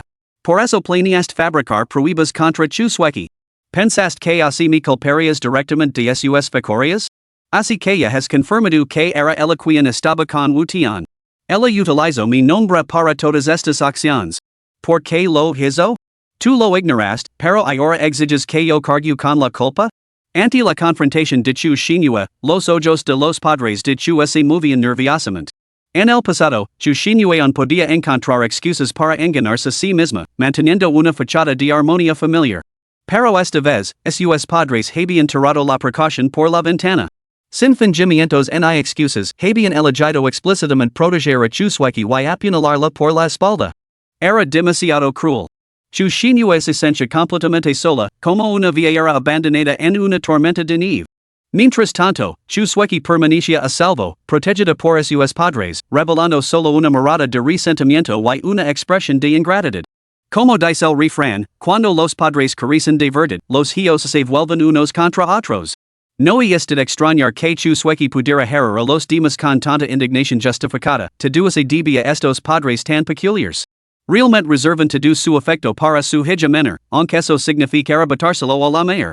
Como no se ha criado bajo su techo, no sienten ningún vínculo emocional, por lo que se sienten con derecho a exigir sin temor a causar daño? ¿Acaso creen que la robusta salud de chu shinue la convierte en prescindible? ¿Cómo pueden existir padres tan parcialmente parciales y ciegamente confiados? Al escuchar la perplejidad de G. a quien no lo sorprendió en absoluto. Desde una perspectiva económica, se trataba de un caso clásico de costes irrecuperables. La pareja chu había invertido mucho esfuerzo en chu suequi, mientras que chu shinue les parecía una pariente lejana. Naturalmente, los trataban de forma diferente. Quizás al principio reconocieron su deuda con chu shinue. Sin embargo, la naturaleza humana instintivamente elude sus propios errores. Reacios a afrontar sus defectos hacia shinue, la maltrataban cada vez más para demostrar su propia rectitud, incluso buscando defectos en ella para enmascarar su propia culpa. Así entraron en una espiral patológica. Haitian caso omiso de las quejas de shinue mientras magnificaban el descontento de chu suequi. A estas alturas, dar marca atrás era totalmente imposible. Hacerlo sería admitir el fracaso como padres. Efectivamente, al momento siguiente, el señor chu declaró, shinue, deja estas tonterías. Cuando nos desabites en casa y haces daño a tu hermana, ¿acaso te reprendemos? Antes pasabamos por alto tus rabietas, pero ya es suficiente. La señora chu dio un paso adelante y agarró con fuerza la muñeca de chu shinue. Esta vez, no puedes actuar de forma imprudente. De lo contrario, no te lo perdonaremos. Portate bien y escucha. Si tienes alguna queja, la discutiremos cuando lleguemos a casa. Recibirás la compensación que te mereces. Sabían muy bien lo mucho que chu shinue los valoraba. Con las cosas tan claras, ella debería entender cuál era su lugar. Sin embargo, chu shinue murmuró de repente, repitiéndose a sí misma, ¿contestar a mis padres? G. no pudo evitar burlarse por dentro. Claro, contestar a tus padres. Porque cuando tu hermana te acusó falsamente, te atreviste a discutir con ella, eso es contestarles. ¿Hacer daño a mi hermana? Ah, sí, eso es hacer daño. Porque no le dio todas esas cosas a su hermana y este loro, no es eso herir su tierno corazoncito? La familia chin escuchaba divertida. Chin Chao, sin embargo, seguía reviviendo el pasado, con el corazón atravesado por una flecha tras otra. ¿Actuar de forma imprudente? Chu shinue miró fijamente a los esposos chu. No busco en vuestro perdón en compensación. Solo exijo que así restore mi inocencia. La pareja chu se quedó paralizada, mirando ansiosamente a chu shinue mientras buscaban una forma de silenciarla. Entonces chu shinue se dirigió a Wutian, estoy dispuesta a acompañar de cualquier hospital para que me hagan un examen y demostrar si alguna vez he abortado. La sala estalló ante estas palabras. Francamente, ¿qué vergüenza hay que soportar para hacer una declaración así? Al fin y al cabo, como la estimada hija mayor de la familia Chu, ¿cómo podía demostrarlo de esa manera? ¿Cómo podría volver a levantar la cabeza? ¿Alguien en su sano juicio se atrevería a casarse con una chica tan mordaz? Dica esto, era una prueba irrefutable. Por supuesto que era una prueba. Ella seguía siendo una doncella por ahí intacta. Los chin lo habían previsto desde hacía tiempo. Una vez que ella tiró la precaución por la ventana, por mucho que los chu retorcieran sus argumentos, su caso se desmoronaría. Fue una auténtica estupidez por parte de los chu no prever la desesperada autoproclamación de chu shinue. Pero cuando uno se ve empujado al borde del precipicio, ¿a quién le importa preservar su dignidad? Lo único que ella quería era su inocencia. Yo me atreví a hacerlo. ¿Te atreves tú? La mirada de chu shinue se fijó entonces en chu suequi. Chu suequi estaba completamente atonida. Nunca imagino que chu shinue ligaría tan lejos. Mientras tanto, Wutianya miraba a chu suequi con ojos de serpiente venenosa, pues la audaz declaración de chu shinue había reivindicado por completo su inocencia. ¿Estás loca? Completamente loca. ¿Te das cuenta de lo que estás diciendo? No dejaremos que te destruyas así. El señor chu estaba frenético. La señora chu lloraba. Hija mía, ¿cómo has podido llegar a esto? Tú eres simplemente. Si tuvieran que elegir a uno para proteger, habrían elegido a chu suequi sin dudarlo. Por lo tanto, yo shinue tampoco sencha ningún apego por ellos. Al ver que sus expresiones se volvían cada vez más repulsivas, una olida incontrolable de odio broto dentro de ella y finalmente habló. Puesto que soy tan despreciable a sus ojos, a partir de este momento, declaro que rompo todos los lazos con ustedes tres. A partir de ahora, renuncio a la familia Chu. No tendré más relación con ustedes. Capítulo 25, La explosión final. Silencio. Un silencio inquietante y absoluto se apoderó de toda la sala. Una bomba tras otra los había dejado aturdidos. Romper el compromiso. Romper los lazos con la familia Chu. Esto era abandonar todo. Se había oído hablar de hijos ilegítimos que luchaban desesperadamente por infiltrarse en sus círculos, pero nunca de una joven amante que renunciara a su estatus para liberarse. ¿Qué determinación debió de reunir para pronunciar esas palabras? Sin embargo, teniendo en cuenta las acciones de la familia Chu, ese Chu Shinyu se hubiera cuidado, quien sabe cómo la habrían explotado aún más. Hija desagradecida. El señor Chu parecía sin palabras. La señora Chu laraba, Chu Shinyu te dimos a luz y te criamos. Así es como nos lo pegas? Me distias a luz, pero nunca me criastias. Si pudiera elegir, preferiría no haber nacido nunca. Mejor eso que ser tratada como una herramienta, que me rompieran los huesos para alimentar a Chu Sueki. Los Chu mirarán a Chu Shinyu como si les fueran a salir los ojos de las órbitas. Hermana, por favor, deje esto. Aunque estés enfadada, no deberías decir esas cosas. ¿No temes romperles el corazón en nuestros padres? Chu Sueki es abalanzo de repente hacia delante y agarró la muñeca de Chu Shinyu con tanta fuerza que la hizo estremecerse. Hermana, si no quieres casarud con Wu Tian, no lo hagas. Simplemente rompe el compromiso. No hay necesidad de este drama. Chu Sueki la miró fijamente, con el rostro pálido como la muerte, agarrando a Chu Shinyu como si fuera un salvavidas, con la voz ahogada por la emoción. Antes me equivoco. Te sustituí por varias razones. Así que no te culpo por echarme la culpa ahora. Sé que te gusta el hermano ya y te niegas a romper el compromiso, por lo que buscas venganza contra mí. Pero no pasa nada, estoy bien. ¿Vamos a casa? Podemos hablarlo allí. De hecho, aquellos capaces de intimidar a su propia hermana durante tanto tiempo poseen una resistencia notable. Incluso ahora, se aferra a una desesperada rebeldía. ¿De verdad cree que Chu Shinyu podría cambiar de opinión por ella? ¿Cuánto debe haberles mamado Chu Shinyu para fomentar tales delirios? Chu Sueki, ¿eres incapaz de entender un lenguaje sencillo? Dijo Chu Shinyu con voz gelada mientras se zafaba bruscamente del lugar de Chu Sueki. Ya he demostrado mi inocencia. Y tú. El rostro de Chu Sueki se retorció de furia, con un destello de locura en los ojos. Como hija de la familia Chu, ¿cómo podría someterme tal prueba? Hermana. ¿Quieres lavar a nuestros padres a la tumba? ¿O estás tratando de humillarme con esto? Soy inocente. Ni siquiera lo conozco. Si me prisionas más, me suicidaré ahora mismo. Con eso, Chu Sueki es abalanzo inesperadamente hacia la mesa del buf cercana, cogió las tijeras para cangrejos y se las puso en la garganta. Llorando y gritando, declaró, demostrar mi inocencia con mi muerte debería ser suficiente, ¿no? La escena conmocionó a todos los presentes. Los padres Chu, presa del pánico, lloraban y lo suplicaban que se detuviera. Todo es culpa tuya. Mira lo que has hecho. Vas a matar a tu hermana. La señora Chu golpeó a Chu Shinyu. El señor Chu también dirigió su ira hacia Chu Shinyu. ¿Estás satisfecha? ¿Estás satisfecha? ¿Es este el resultado que querías? Pedele perdón a tu hermana ahora mismo. Tú eres la que estaba con Wu Tian, pero te niegas a admitirlo. ¿De verdad quieres ver morir a tu hermana? Chu Shinyu miró fijamente a Chu Sueki, con una expresión imposible de descifrar, hasta que finalmente se transformó en algo entre lágrimas y risas. Siempre era así. Aunque la soportaba el dolor y la injusticia, en el momento en que Chu Sueki laraba o hacia una rabieta, todo quedaba en el olvido. La hacían parecer la villana, como si fuera ella la culpable. ¿Por qué tenía que soportar todo esto? ¿Nunca podría escapar de ello? En ese momento, Chu Shinyu se sintió realmente asfixiada. Tan asfixiada que no pudo articular ni una sola palabra. Los demás simplemente asumieron que ella también estaba asustada por el comportamiento de su hermana. Todos se retiraron en medio de un gran revuelo.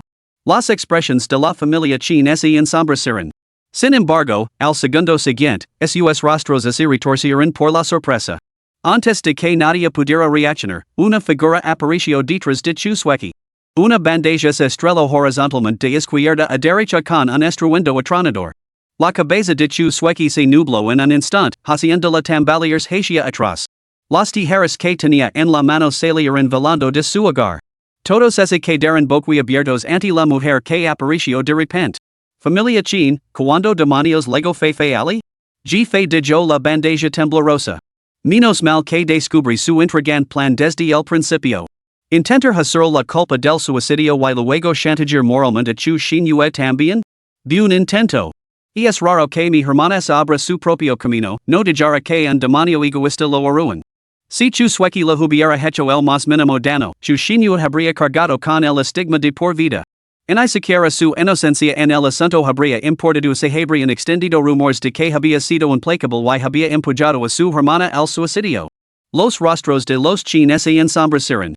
Si esto hubiera ocurrido en su banquete, les habría sido imposible limpiar su nombre. Afortunadamente, G Fei estaba presente. La expresión de Chin Xian se volvió sombría. Con un gesto de la mano, los guardaespaldas de la casa irrumpieron en la sala. Antes de que nadie pudiera reaccionar, redujeron a Chusweki, que yacía aturdida en el suelo. ¿Qué están haciendo? Protestaron los padres de Chu con urgencia. Chin Xian respondió fríamente, su hija muestra tendencias suicidas y inestabilidad mental. Por su propia seguridad, estamos obligados a restringir sus acciones antes de que abandonen la residencia Chin, para evitar cualquier daño accidental en nuestros invitados. Los demás finalmente exhalaron aliviados, alabando la decisiva intervención de G Fei y la firme actuación de Chin Xian. Solo habían venido a contemplar el espectáculo, no a presenciar ningún drama sangriento. En verdad, no se debe juzgar un libro por su portada, Chusweki estaba completamente trastornada. Los rostros de los padres de Chu se oscurecieron al extremo al ver que trataban a su hija como una enferma mental. Somos familia, como podíais. Chu Xinyue ha roto su compromiso con mi hermano menor. Nuestras familias ya no están emparentadas. Chin Xian omitió deliberadamente cualquier mención a la relación entre Chusweki y Chin Chao, representando así la postura de la familia Chin. Los padres de Chu casi se demían por el gol. Antes lo habían negado todo obstinadamente, aterrorizados de que Chusweki pudiera verse envuelta con ese inútil y perder a Chin Chao, su pareja ideal. Pero ahora, la situación parecía irremediable. Hermano Chao. Hermano Chao. Salvame. Recuperando fuerzas, Chusweki gritó de dolor y impotencia, luchando violentamente. Sin embargo, Chin Chao no la miró, sino que fijó su mirada en Chu Xinyue, que estaba cerca. Chu Xinyue actuaba de forma extraña. Miró en movo las tijeras que acababan de caer a sus pies, con una hora cargada de una presión opresiva y aterradora. Wu Tian se abalanzó hacia delante y agarró con fuerza la mandíbula de Chusweki. ¿Fuiste tú quien estuvo conmigo? Suelta a nuestra hija. El señor Chu se abalanzó hacia delante, empujando a Wu Tian a un lado mientras gritaba, los Wu. ¿Es que no controlan a su hijo? J.E. Si lo que si Wu Tian nunca se haría pasar por otra persona para engañar a alguien y recurriría a amenazas de suicidio cuando se le descubre. Así que no tenemos por qué preocuparnos. Es su familia Chu la que debería disciplinar a su descendencia. Las caras de los Chu se enrollaron al instante. Wu Tian se rió entre dientes. Yo, Wu Tian, no voy a dejar que juguen conmigo así. ¿Lo niegas? Tengo fotos aún más explosivas aquí mismo. Las voy a publicar ahora mismo. Me niego a creer que cada centímetro de vuestros cuerpos gemelos sea idéntico. Esta declaración causó escalofríos a todos los presentes. ¿De verdad habían tomado esas fotos y pretendían publicarlas? ¿Cómo iban a volver a mostrar sus caras en público? Cuando Wu Tian cogió su teléfono, Chusweki finalmente instaló. Mientes. Nunca hiciste ninguna foto. Mientras tanto, Chu Xinyue permaneció completamente impasible. El contraste era evidente. Todas las miradas se fijaron en Chusweki con una intensidad penetrante. Al darse cuenta de la situación, Chusweki se quedó sin expresión. Los padres de Chu palidecieron. Así es, no lo hice. Te mentí, Chusweki. Ahora, vimos cómo te las arreglas para salir de esta. Wu Tian sonrió maliciosamente y luego se volvió hacia Chu Xinyue. Mis disculpas. Tu hermana mentirosa me engañó y te causó problemas. Te debo una disculpa. Pero no es culpa mía, ustedes dos son idénticas. Los labios de Chu Xinyue temblaron ligeramente. No respondio, en I mostro ningen alivio por haber sido absuelta. Chu shinue, paris bastante deprimida. Esta claro que esta conmocionada. Chin chao así alarmo. Depresión? El trato de la familia chu había levado a chu shinue enfermer? No fui yo. No fui yo. Comenzo a gritar chu sueki. Hermano Chiao, no la mires a ella. Marema mi. Yo soy la que ha sido injustamente acusada. Nunca te traición. Padre. Madre. Demostradlo por mí. Demostrad que fue mi hermana, no yo. Incluso los padres más parciales y protectores sabían, en ese momento, que ya no había redención posible. Sin embargo, chu sueki se negaba a aceptar este repentino trastorno. Su reputación estaba arruinada, su buen nombre destruido. Finalmente, incapaz de ocultar su verdadera naturaleza, le gritó a chu shinue, admite que fuiste tú. ¿No aceptabas siempre dócilmente la culpa cada vez que te robaba? Chu shinue miró a chu sueki y le preguntó, ¿por qué debería hacerlo?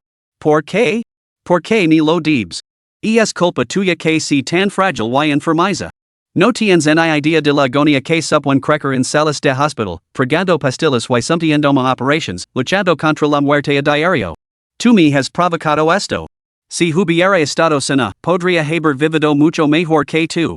Así que todo mi sufrimiento debe recaer sobre ti. Naciste para ser paisateta, para sacrificarlo todo por mí. Al oír estas palabras, la sala quedó en silencio. Dirigieron miradas compasivas a chu shinue y miradas de disgusto a chu sueki. Pero, al final, sus miradas se posaron en el matrimonio chu. Cuando la señora chu lo había mencionado antes, todos lo habían descartado como una excusa para persuadir a chu shinue, con la esperanza de que un sentimiento de culpa la hiciera ceder. No esperaban que incluso chu sueki albergara una idea tan extraña.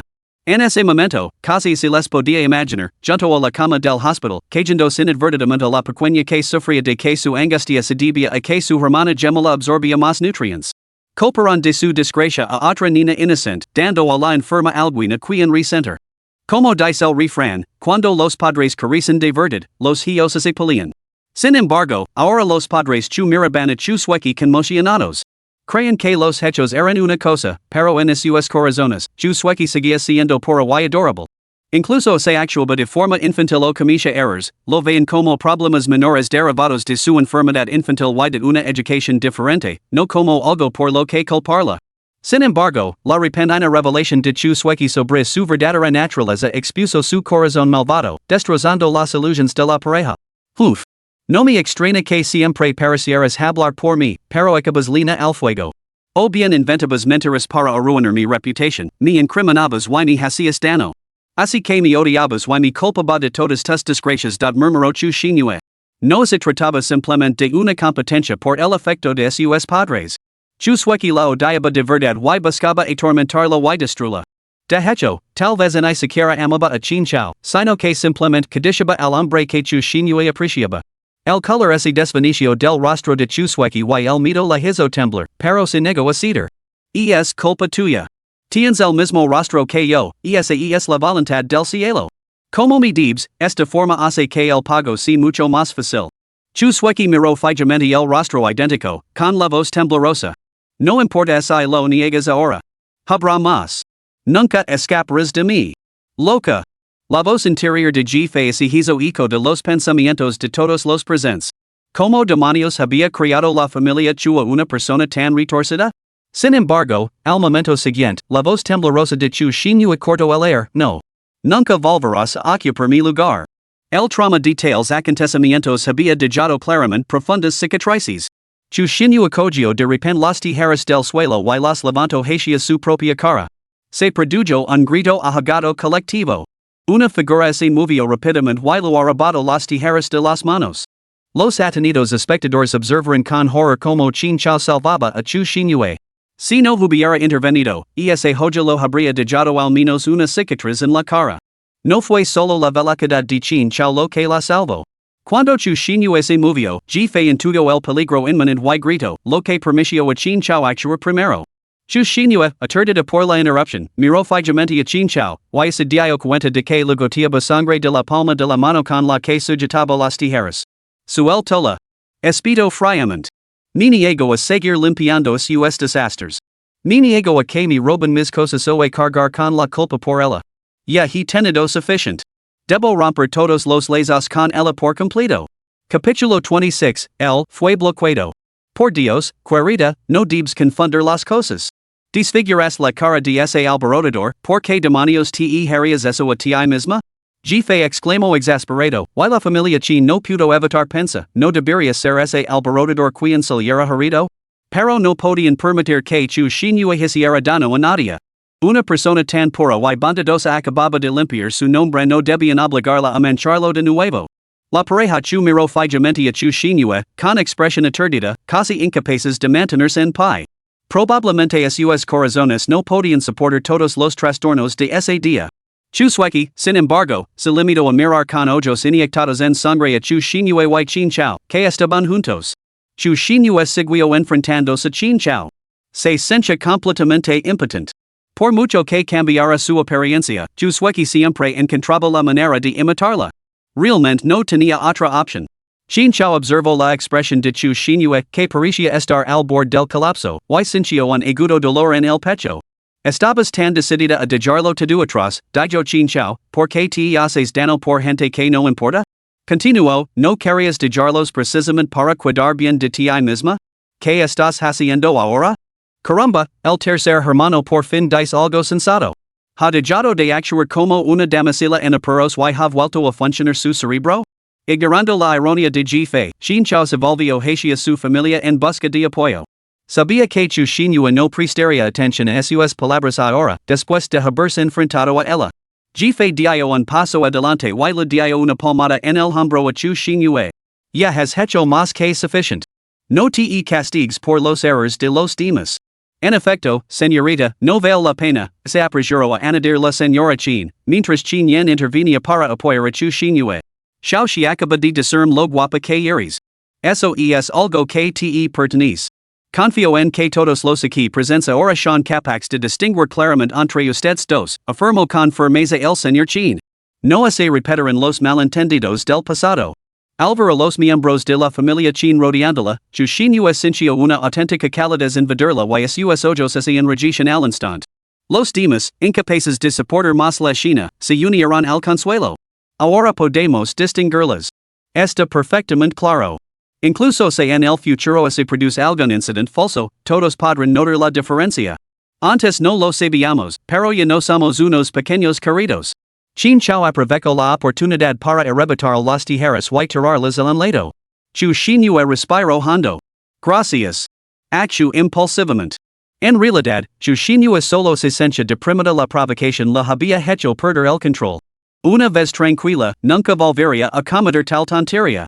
Chu shinue miró a los tres. Ya se ha dicho lo que había que decir. Se acabó. Hija, tú, dijo la señora Chu inquieta. Chu shinue respondió fríamente, ya he dicho que ya no soy vuestra hija. Basta, parad, dijo el señor Chu frunciendo el seno. Ver que seguían adoptando esa actitud de la hija no entiendo que chu shinue se sintiera mal. Por mucho que les dijera, parecían incapaces de comprenderlo. Asumían que romper los lazos era solo un arrebato de aire, pero no comprendían que años de favoritismo habían erosionado por completo el efecto de chu shinue hacia ellos. No se trataba de un capricho pasajero. No volvé a contactar conmigo. No quiero ver a ninguno de vosotros. Si insistes en obligarme a seguir siendo vuestra hija, llevadme a los tribunales. Pagar exactamente lo que el tribunal considera apropiado en concepto de manutención mensual. Nada más. Tal meticulosidad revelaba que lo había pensado detenidamente. La pareja chu miró a chu shinue con incredulidad, dándose cuenta poco a poco de que realmente tenía intención de llevarlo a cabo. En ese momento, el pánico se apoderó de ellos. Su antigua arrogancia se desvaneció, dejándolos agotados y indefensos. ¿Acaso la antigua chu shinue no había soportado todas las injusticias, trayéndose cada agravio? Hoy, solo se trataba de una petición para rescatar a su hermano y soportar un poco más de dificultad. Si se negaba, ¿por qué tenía que significar romper todos los lazos? Pero chu shinue no les dio más oportunidades para confundirse. Inclinándose ante la familia Chin, dijo, mis disculpas por interrumpir su banquete. Lo siento. El banquete ya casi había terminado. No has interrumpido nada, se apresuró a decir Chin chao. Chu shinue miró a Chin chao y solo dijo, me voy. Te acompaño. Estuvo a punto de decar chin chao. Chu shinue respondió friamente, no es necesario. Con eso, se dio la vuelta y se marchó. Solo chin chao parecía paralizado en el sitio. La multitud hacía parto instintivamente para dejar el paso. Era el camino que le llevaba a su nueva vida. Las llamadas de los padres de Chua se hicieron incesantes, con voces tenidas de ira y tristeza, pero Chu shinue no miró atrás. Simplemente desapareció de la vista. Cuando los padres de Chua se dieron la vuelta, encontraron a Chu suequi desmayada.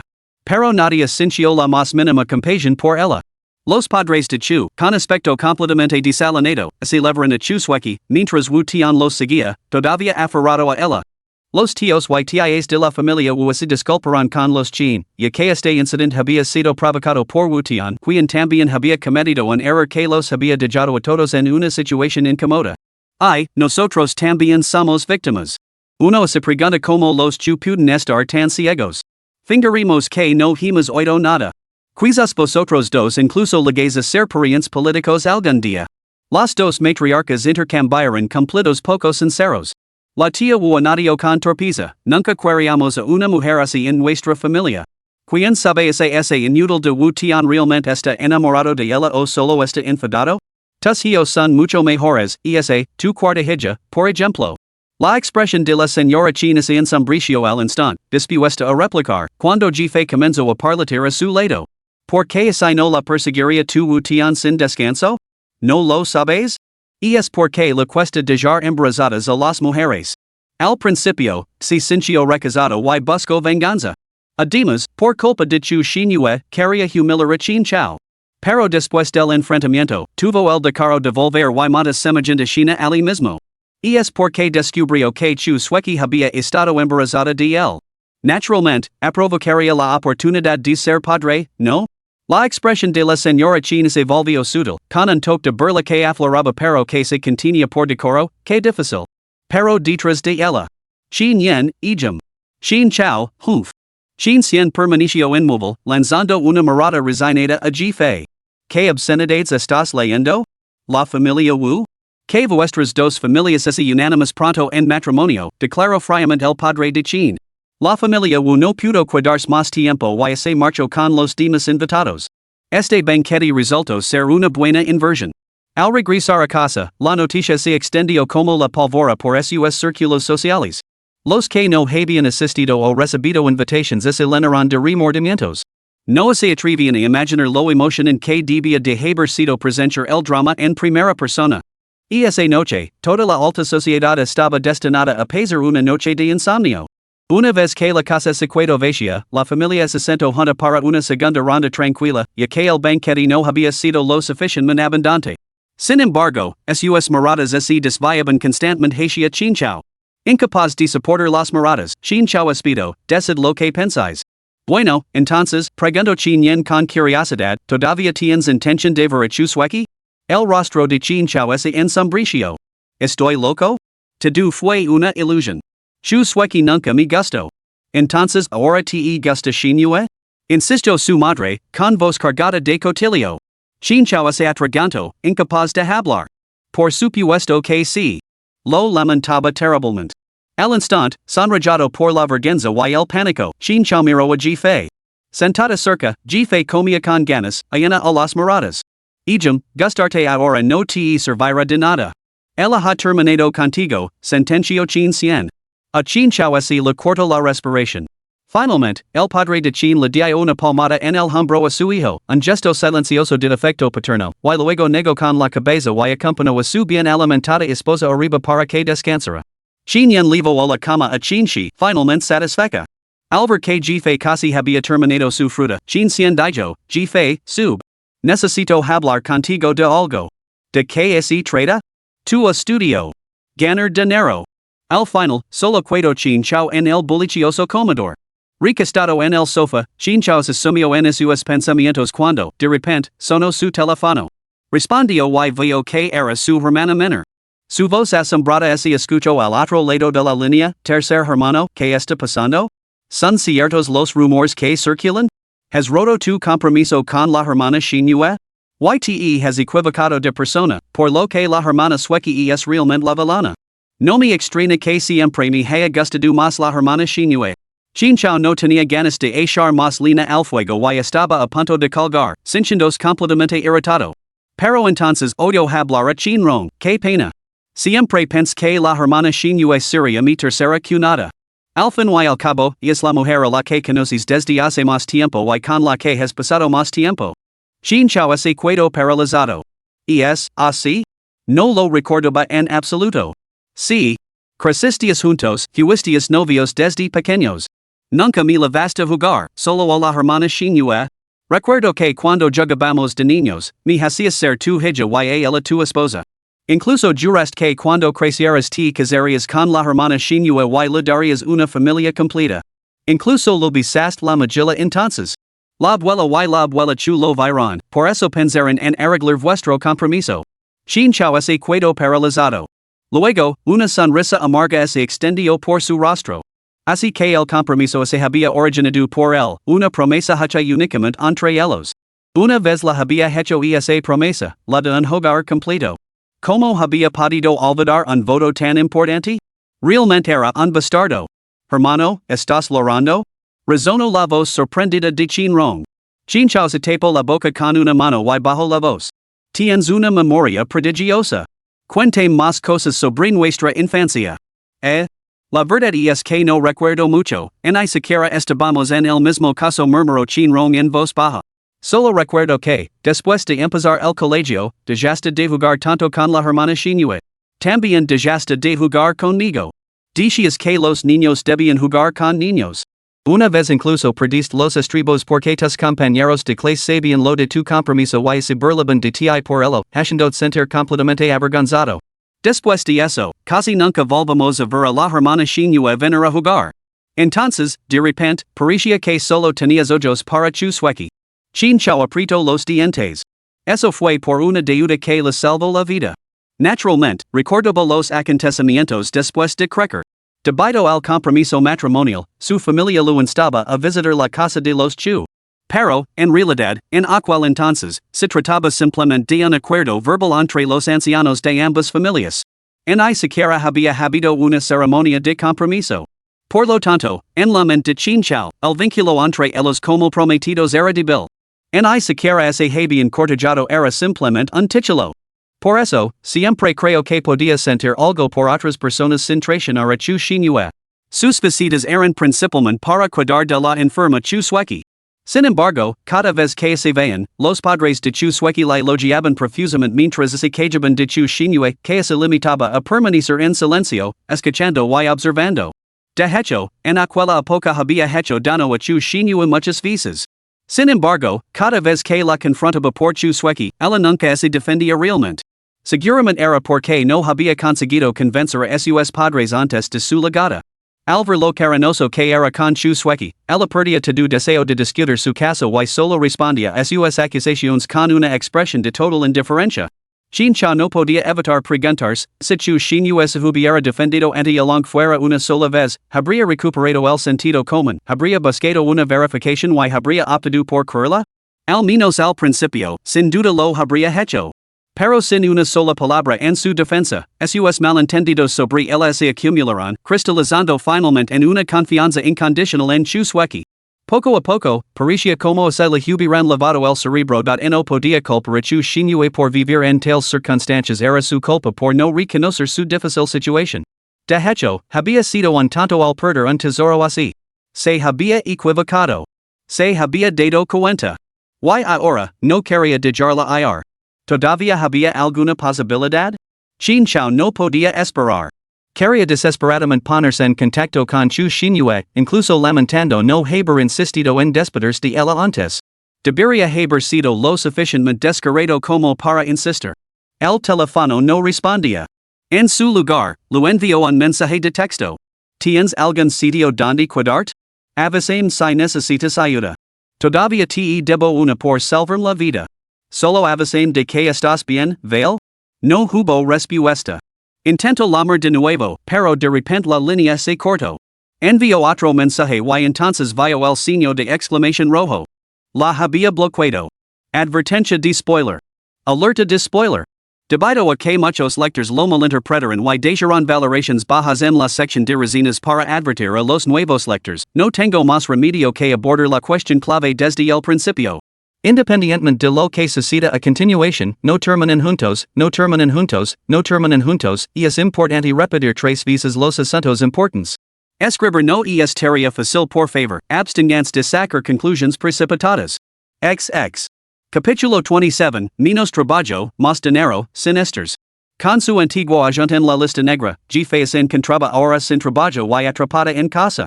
Aunque había decidido relajarse y disfrutar de la vida, esta ociosidad interminable se volvió insoportablemente tediosa. Chin se iba al colegio, mientras que Chin Yen fue reasignado por el padre Chin para ocuparse de los asuntos relacionados con el hospital de la empresa.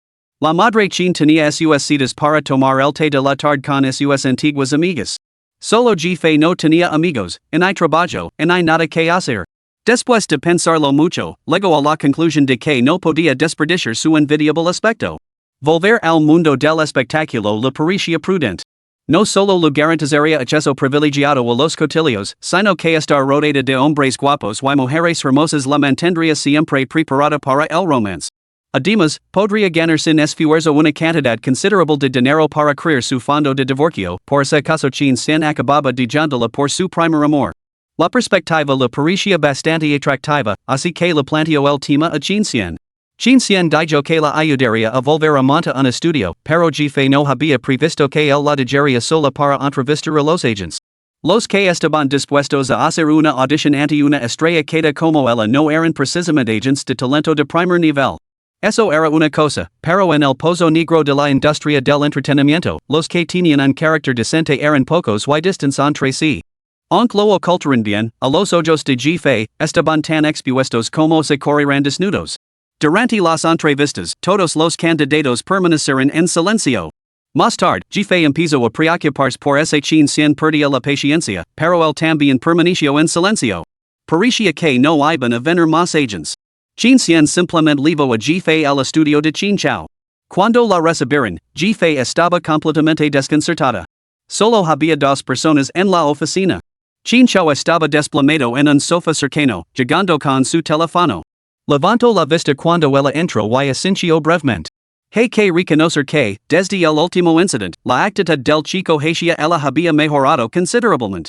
Las dificultades del amor realmente fomentan el crecimiento. Los movimientos de Chin Chao se congelaron. Contente. Sentado a la mesa de conferencias estaba su agente. Buenos días, señorita G. Soy Gao Hao, el agente del señor Chin.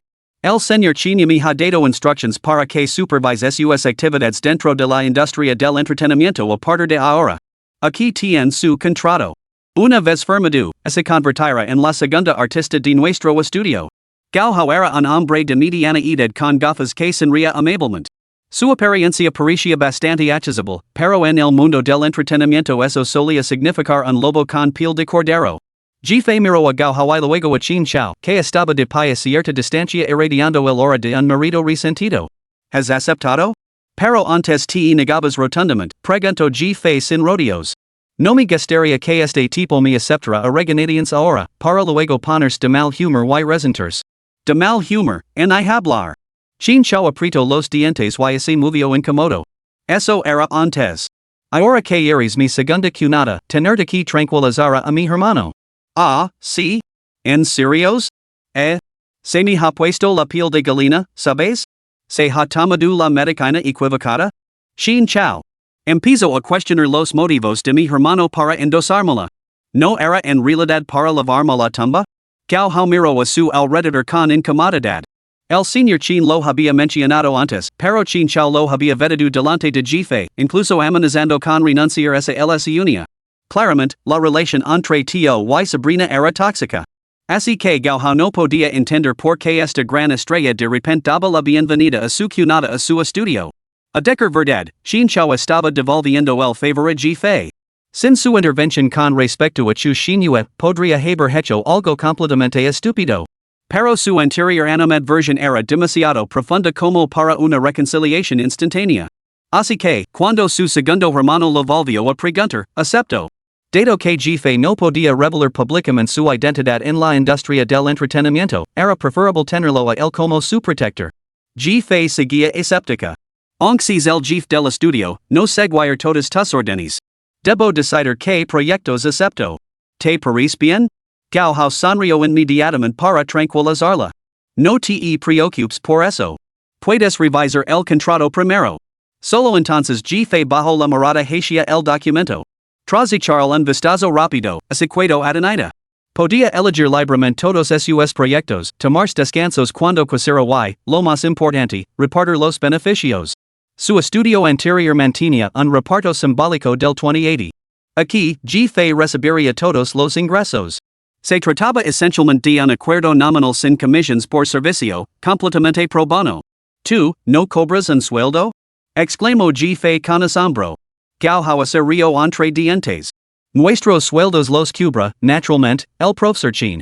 A Gao Hao no lo pareció extraño, ya que lo consideraba un gesto de respeto de un cunado menor hacia su cunada mayor. Jefe también se dio cuenta y miró a Chin Chao con asombro. Chin Chao supuso que jefe no tenía nada más que decir y siguió mirando su teléfono. Entonces escuchó el monólogo interior de jefe, está claramente aturdido por haber perdido a su amada. Ya nada lo importa. Chin Chao respiró hondo. ¿Vas a firmar o no? Era natural a provocar una ganga así había que firmar rápidamente. Jefe parecía tranquila en apariencia, pero por dentro cantaba alegremente. Solo que ninguna nota seguía el ritmo. Cantaba con entusiasmo, incluso improvisando. Para una artista polifacética de primer nivel que destacaba en el canto, el baile y la interpretación, era una tortura para los oídos. Gao Hao tomó el contrato con una sonrisa. ¿Qué tipo de trabajo lo interesaría, señorita G? Según tengo entendido, su trabajo anterior ha sido principalmente publicidad impresa. Jefe respondió, oh, la experiencia pasada no cuenta. Ahora solo quiero un trabajo que sea fácil, bien remunerado y que no sea agotador. Gao Hao casi perdió la sonrisa. La expresión de Chin Chao era igualmente difícil de describir. ¿Por qué me miras así?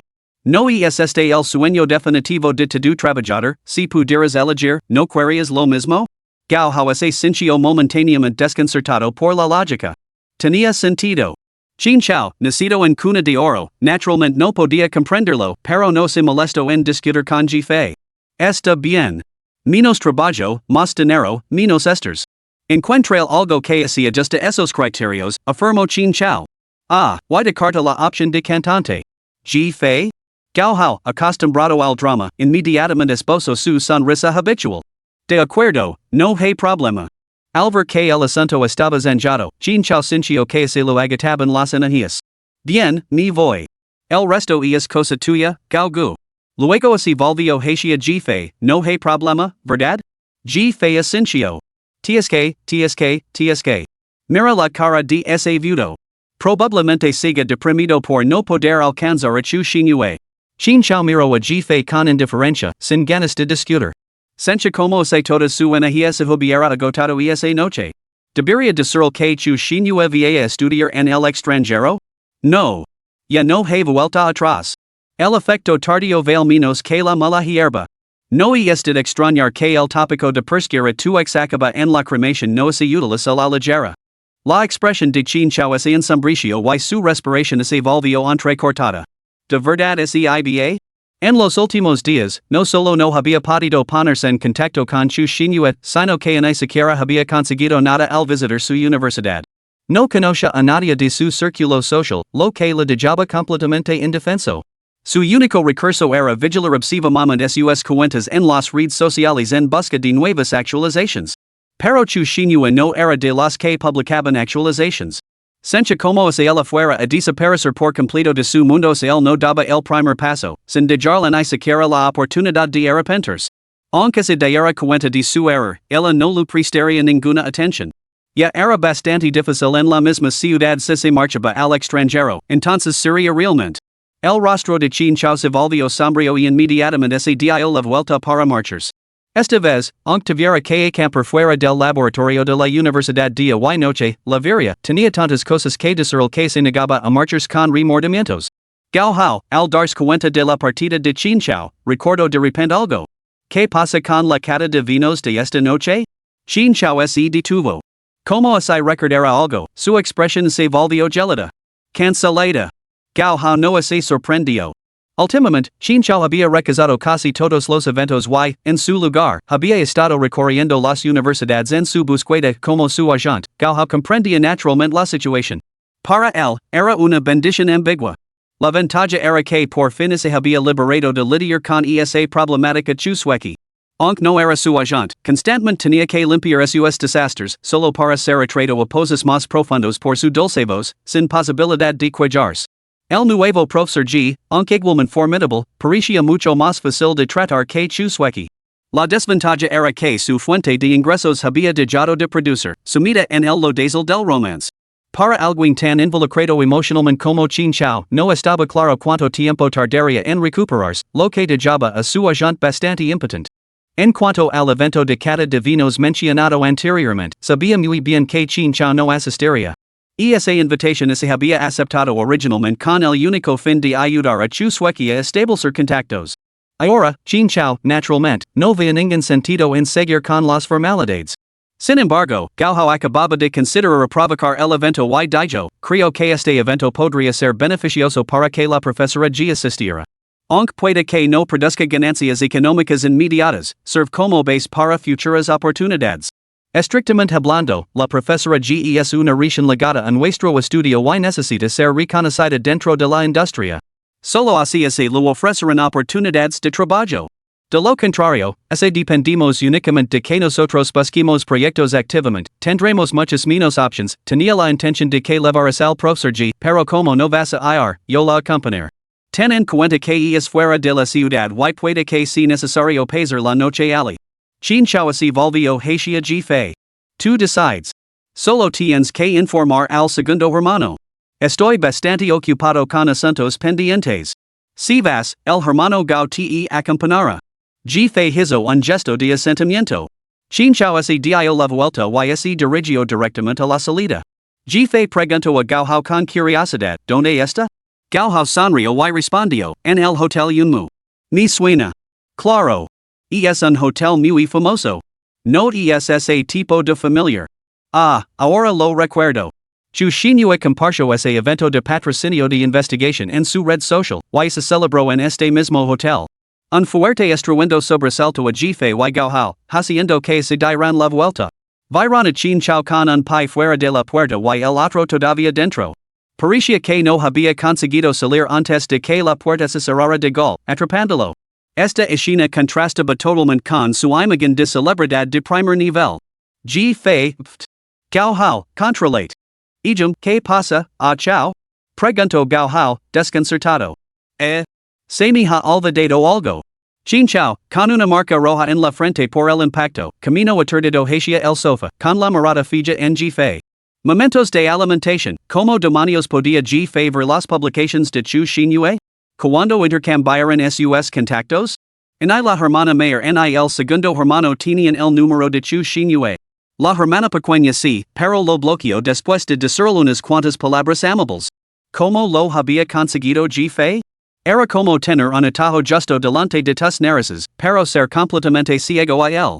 Los datos de contacto se intercambiaron cuando G Fei le prestó un vestido a Chu Xinyue. Como G Fei no había hablado con Chu Xinyue en absoluto, Chu Xinyue se había olvidado de bloquearla. El enlace del evento se compartió tal y como se había solicitado. Chu Xinyue no esperaba que lo vieran. Mientras tanto, Gao Hao seguía discutiendo los arreglos del hotel con G Fei. Paquete con todo incluido, comidas, entretenimiento, todo. Considéralo como unas vacaciones, profesor G. No será agotador, vimos. Efectivamente, Chu Xinyue y sus compañeros de clase profesores ya han salido para conseguir patrocinadores. Probablemente también se alojarán en el hotel esta noche. Es el momento perfecto para invitarla a salir. A mí también me gusta bastante. Menos mal que Chinchao no viene, porque si no, nunca habría podido organizar esto con Chu Xinyue. Bueno, no es que tu cuñada no quiera ayudarte, es que vosotros dos simplemente no estáis hechos el uno para el otro. Chinchao. Capítulo 28, Chismes por todas partes. Después de informar a Chin Xian, se subió al coche con chofer que le proporcionó el estudio. El agente Brother Gao, el nuevo asistente Xiao Tao, el equipo de estilistas. Una gran comitiva llegó al Hotel Yunmu, en la ciudad vecina. El hermano Gao había hecho todo lo posible por esta celebridad menor cualquiera que no la conociera podría haberla confundido con el propio Qin Chao. Cuando los conocidos se acercaron a saludarla, se quedaron atendidos al ver aparecer una belleza radiante. Los que tenían buen oído en la industria sabían que Qin Chao había roto con su suequi. No esperaban que hubiera desplegado rápidamente su equipo para escoltar a otra mujer, lo que era una verdadera noticia de última hora.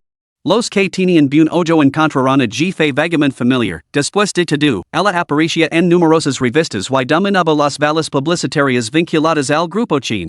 Esto solo profundizó la intriga que rodeaba su conexión con Qin Chao. El hermano Gao está aquí. ¿Que ha mantenido tan ocupado al profesor Qin últimamente? Apenas así la vi por aquí. Y esta es. Esta es la nueva artista fichada por nuestro estudio, G-Fe. Agradeceríamos su continuo apoyo. Hermano Gao, cuéntanoslo todo, ¿qué pasa con la profesora Qin? No son amantes y nada romántico. Su estatus no es poca cosa, son de las altas esferas y se dedican a esto por diversión. Para evitar problemas, Gao naturalmente, enfatizó este punto claramente. Además, aquellos con los medios necesarios inevitablemente descubrirían su verdadera identidad. En el evento de agradecimiento, Gao se encargó de toda la charla trivial y la socialización. G-Fe solo tenía que seguir, levantando su copa con una sonrisa cortés y memorizando caras y nombres. Tal protección, naturalmente, llevó a todos a considerar el estatus de G-Fe con considerablemente más respeto. Así, todo el evento se convirtió en una muestra de la habilidad social de Gao, mientras G-Fe se sentaba boquiabierta, completamente divertida. Sin embargo, en ese tipo de entornos, los actores entre bastidores superaban en número a los intérpretes, y los cotilleos eran escasos. Al cabo de un rato, G-Fe se dio cuenta de que no le quedaba mucho que observar. Justo cuando empezaba a aburrirse, giró la cabeza y casi se le hacía la copa del susto.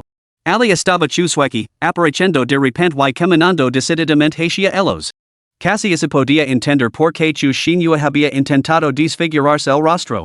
Porque cuando aparecía ese rostro, realmente causaba una desorientación momentánea, haciendo que uno se preguntara quién era quién. Y esa confusión fugaz por sí sola debía de ser nauseabunda para Chu Xinyue. Pero ¿por qué había venido? Chu Sueki había estado buscando a Gao. Al verlo desde lejos, supuso que Qin Chao también estaba con él, pero se encontró a G-Fe al lado de Gao. Se detuvo, dudando a ofender a G-Fe, y le preguntó urgentemente a Gao, hermano Gao, ¿ha legado el hermano Chao? Gao, aunque impatient, mantuvo su sonrisa profesional. Todavía no. Pero Chu Sueki no estaba convencida. ¿Está aquí? ¿Se niega a verme? Aunque no había alzado mucho la voz, el alboroto atrajo las miradas curiosas de muchos de los presentes. Esto molestó profundamente a Gao. Si la prensa captaba esto, inevitablemente los convertiría en tendencia. Los rumores anteriores entre los dos ya le habían causado suficientes dolores de cabeza. Como su agente, no podía permitir que su artista se enfrentara a tal problema. Sabiendo que Chu Sueki era turca, Gao recurrió a tácticas dilatorias. Señorita Chu, quizás deberíamos discutir esto fuera? Bien. Lévame a ver al hermano Zhao. Gao se quedó paralizado. Se volvió para mirar a G-Fe. G-Fe estaba igualmente preocupado. La suerte de Chu Xinyue era realmente terrible.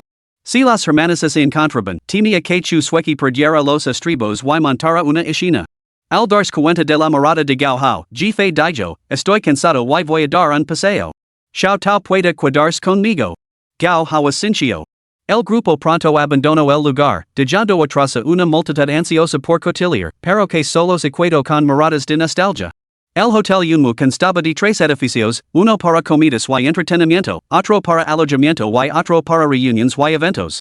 Después de separarse de Gao y los demás, G-Fe regresó a su habitación de hotel para cambiarse. Al mismo tiempo, envió un mensaje para ponerse en contacto con Xinyue. Xinyue, estoy en el Hotel Yunmu para un evento. Creo que te he visto antes, ¿también estás aquí? No hubo respuesta.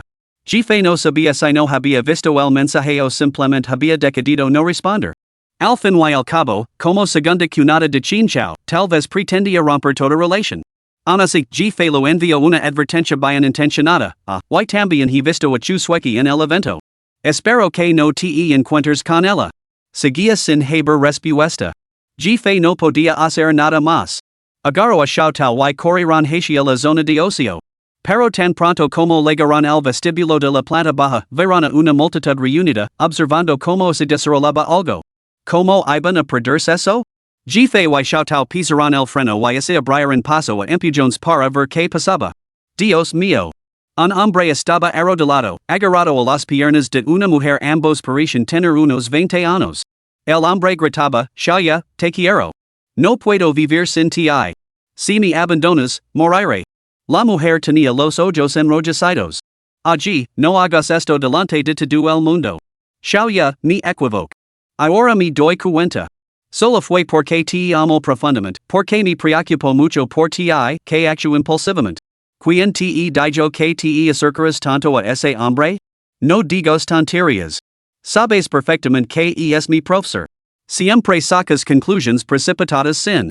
No importa, no quiero hablar de eso. Ya hemos terminado. Yo no voy a romper contigo. Dame una oportunidad para enmendarlo, te lo ruego. La voz del hombre se elevó con agitación. La mujer solo pudo responder con dolor, has arremetido contra los hombres que me rodean en un ataque de celos más de una vez. Me has hecho de burl favors a mucha gente.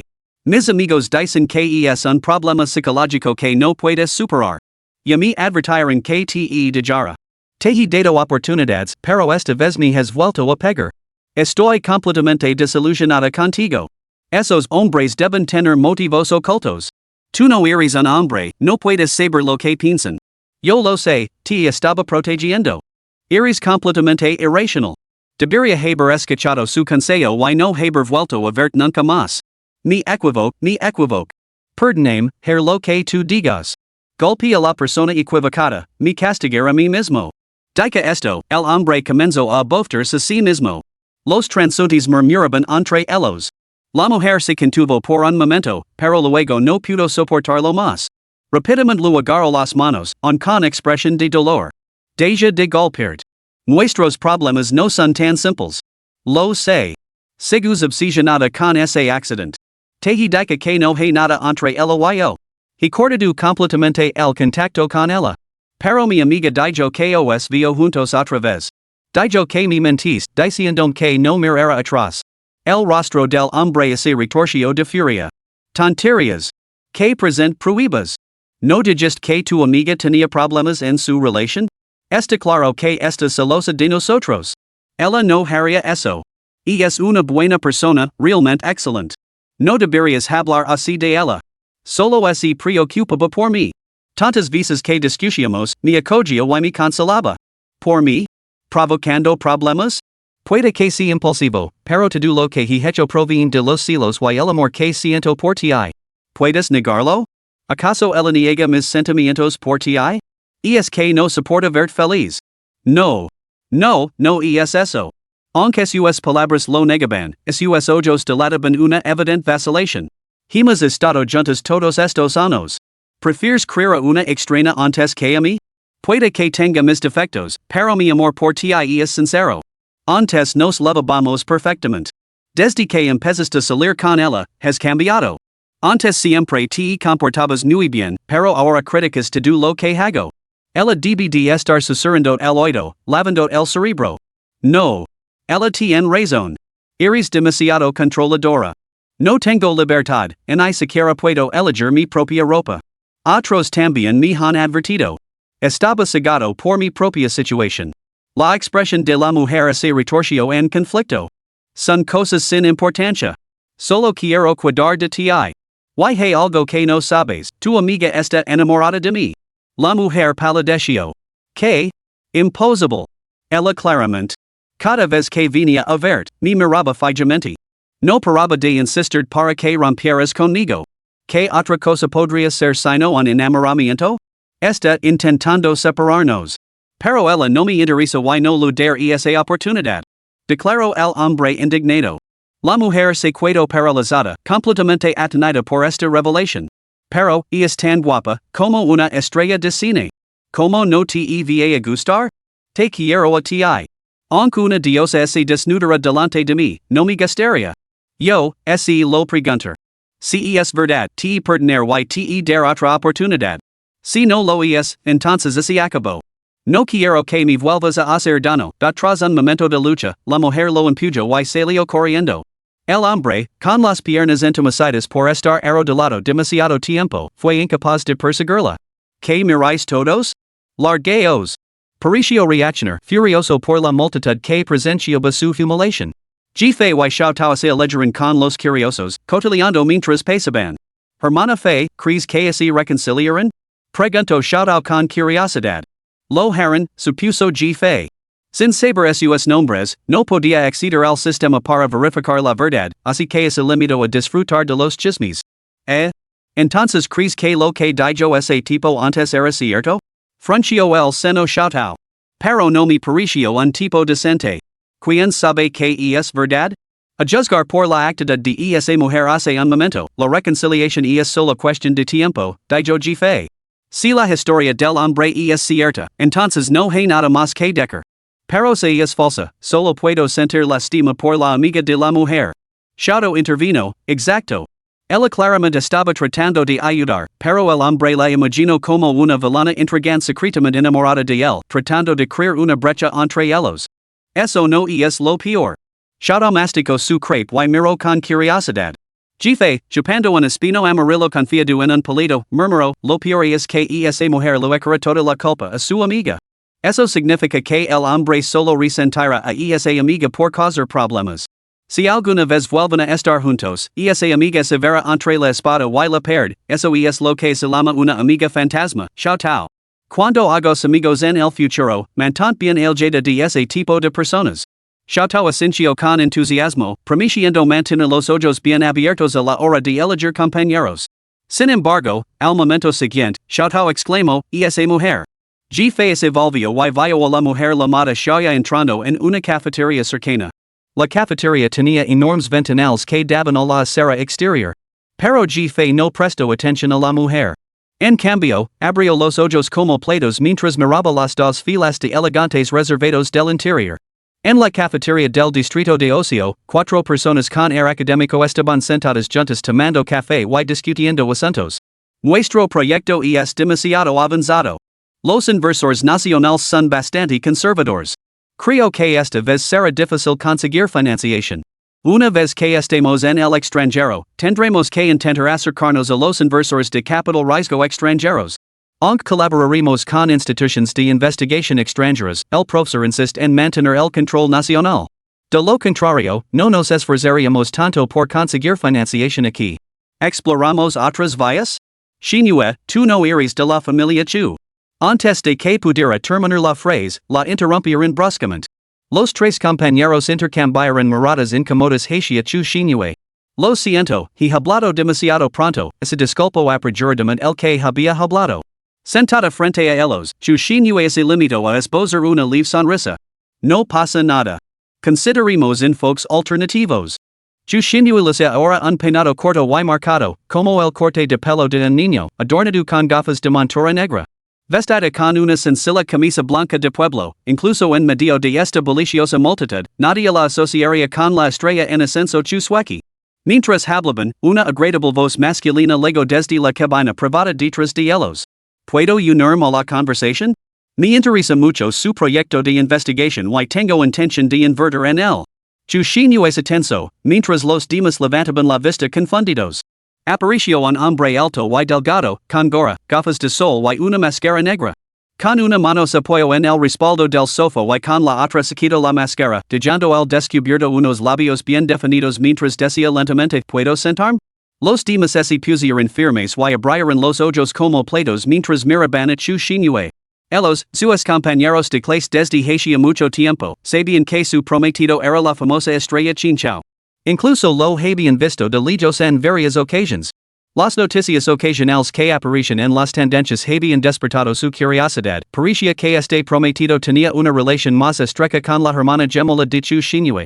No hacía mucho, Chu Xinhua había regresado decidida a unirse a su equipo de investigación en el extranjero. Cuando el profesor le preguntó por sus asuntos personales, ella afirmó que todo estaba arreglado. Solo entonces se enteraron de que había roto su compromiso y cortado los lazos con su familia.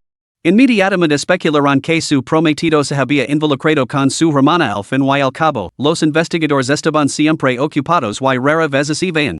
Los del mundo del espectáculo, en cambio, podían verse diario. Senchen pena por chu shinue. Después de conocerla durante tantos años, incluso los más despistados podían darse cuenta de que había algo especial en su corazón, por lo que había rechazado a todos los pretendientes. Sin embargo, Chu Shinue no parecía necesitar consuelo, así que todos intentaron no sacar el tema. Pero este antiguo prometido? ¿Cómo podía estar aquí disfrazado una superestrella de primer nivel? ¿Qué acababa de decir? ¿Qué quieren ver anhelos? Está claro que va detrás de Chu Shinue. ¿Podría ser una reconciliación? En ni siquiera los fanáticos de la investigación más estoicos pudieron reprimir su espíritu chismoso en ese momento. La investigadora sentada junto a Chu Shinue se levantó rápidamente y se dirigió al otro lado de la mesa. Los tres se quedaron sentados con sus cafés, sin atreverse a decir una palabra. En el instante en que Chin Chao vio el nuevo look de Chu Shinue, su corazón casi se le salió del pecho. No era su gusto habitual, pero nunca había sentido tanta certeza. Así que esto era lo que se sentía al anurar a alguien. Así que esto era lo que se sentía al tener el corazón acelerado. Shinue, yo. Comenzó Chin Chao nervioso. El señor Chin puede ser una celebridad, pero necesitamos una inversión sustancial. Parece que usted carece de los medios, afirmó Chu Shinue abruptamente, sin siquiera mirarlo. Chu Shinue no se negaría por capricho, esto concernía a todo su equipo. Independientemente de los motivos de Chin Chao, necesitaban inversión y él decía proporcionarla, por motivos puramente comerciales. Chin Chao se atragantó y luego declaró, tengo la seguridad de que su investigación tiene tal importancia que mi segundo hermano mayor también estaría interesado. No invierto como celebridad, sino en representación del grupo Chin en las negociaciones con usted. Los demás se emocionarán visiblemente al oresto. Dado que el grupo Chin no tenía ninguna conexión aparente con su investigación, ni siquiera habían considerado tal posibilidad. Si el señor Chin está realmente interesado en invertir, debería hablar directamente con nuestro profesor. No hay necesidad de discutirlo con nosotros, afirmó Chu Shinue imposible, y luego se volvió hacia la persona que tenía enfrente. Señor, ¿sería tan amable de acompañar al señor Chin hasta el profesor? Chin Chao se agitó inmediatamente. Me niego. Solo hablar con usted.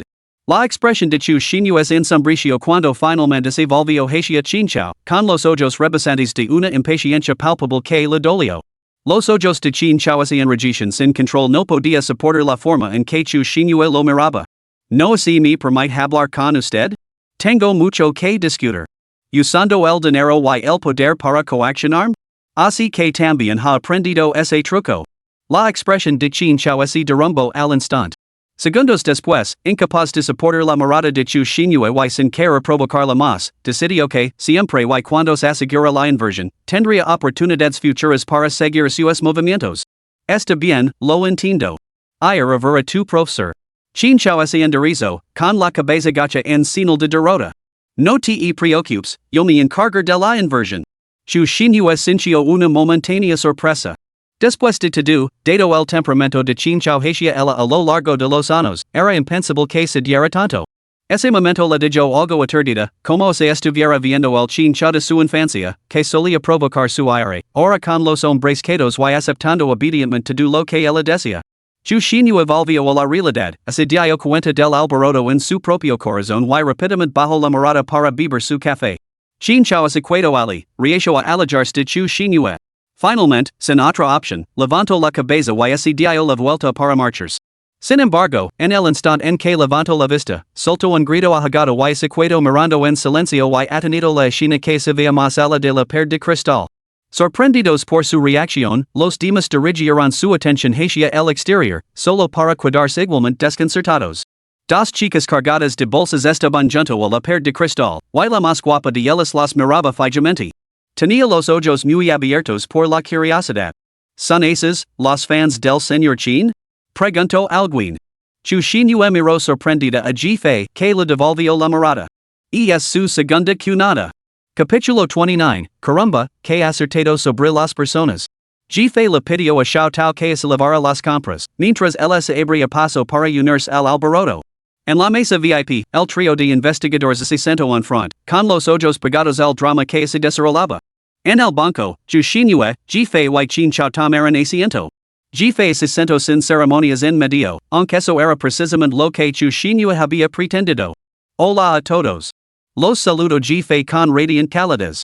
Estábamos agotados de tanto comprar y estábamos a punto de entrar a tomar un café cuando nos topamos con esta pequeña reunión. Y pensa que tú también estarías aquí.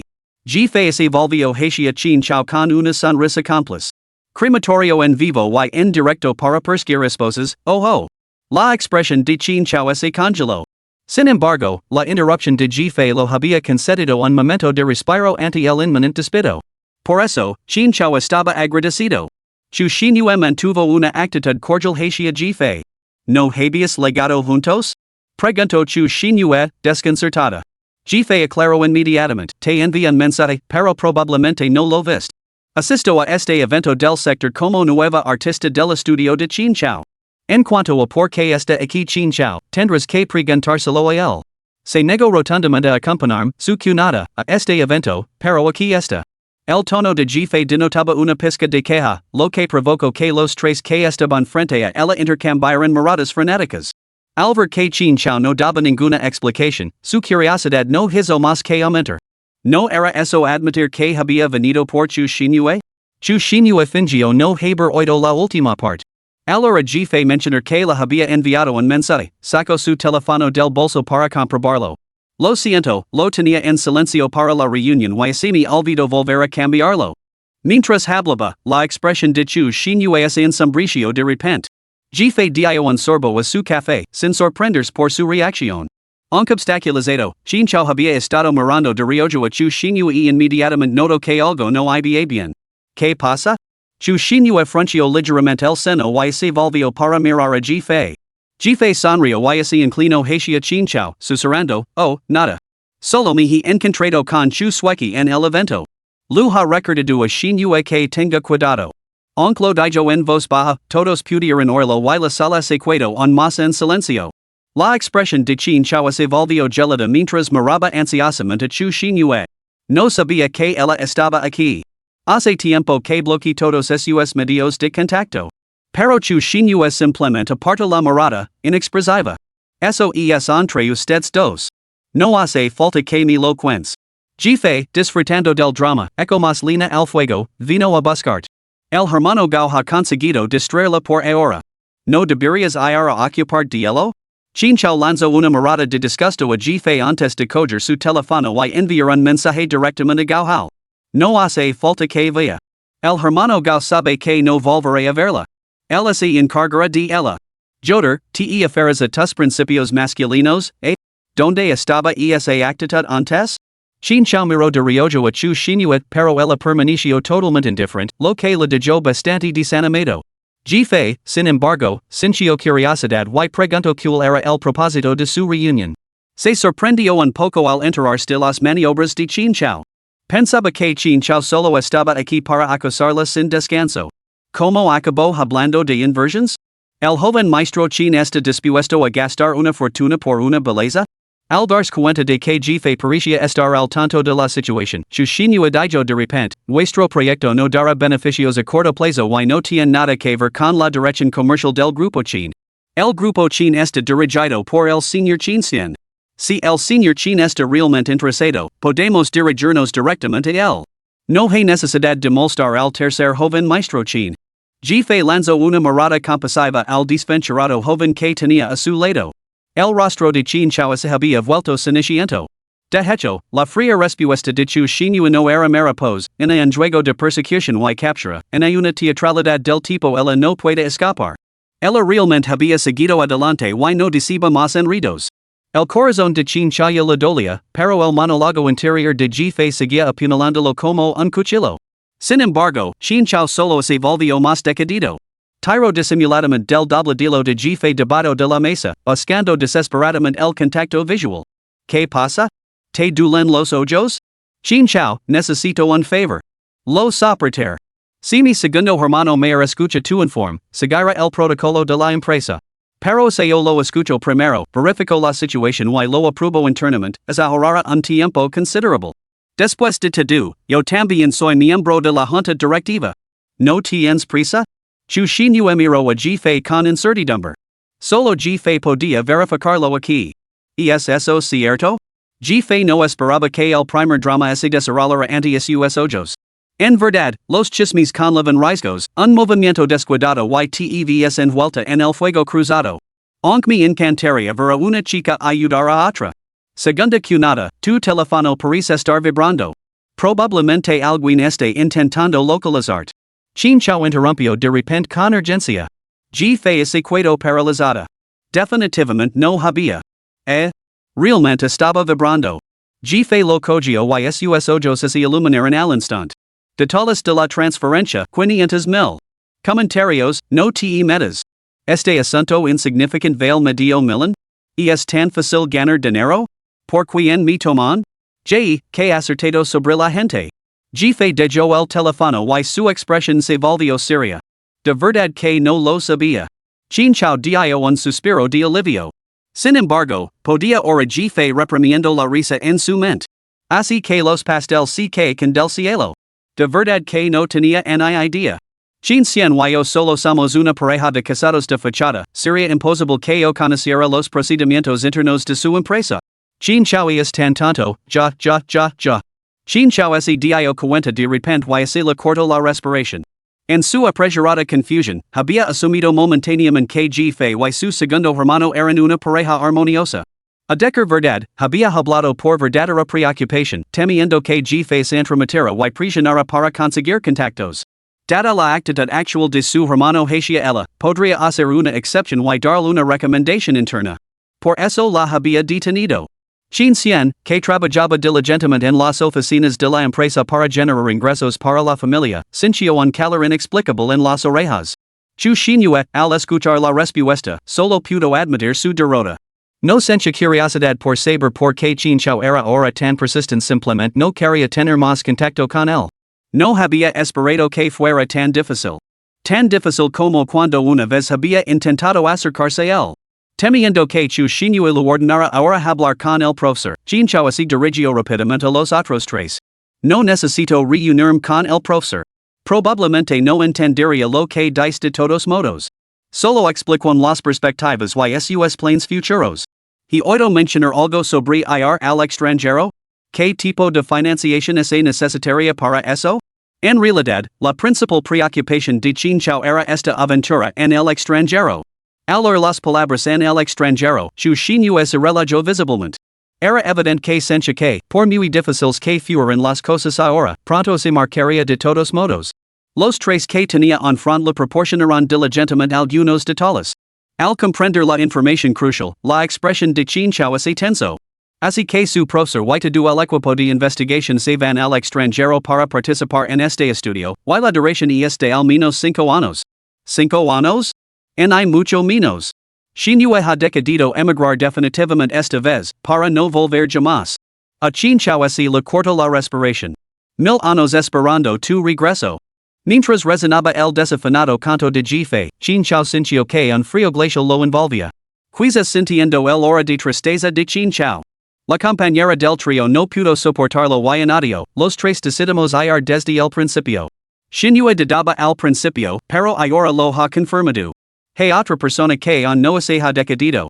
Los ojos de Chin Chao parpadearon, y le resultó cada vez más difícil ocultar el dolor en su mirada. Todo era culpa suya. Lo que la compañera quería decir era que Chu shinue podría marcharse porque se había peleado con él, por lo que era muy probable que se la pudiera convencer para que volviera. Después de todo, su grupo había visto muchas relaciones intermitentes que se podían arreglar con un poco de persuasión.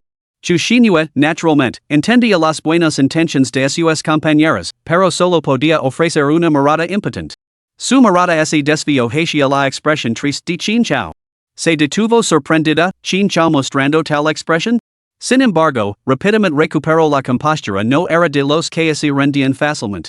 De repente, se volvió hacia Chu shinue, con los ojos ardientes de intensidad, como se mil palabras quedaran sin decir. Chu shinue vaciló, reconociendo en él al radiant Chin Chao que conocía.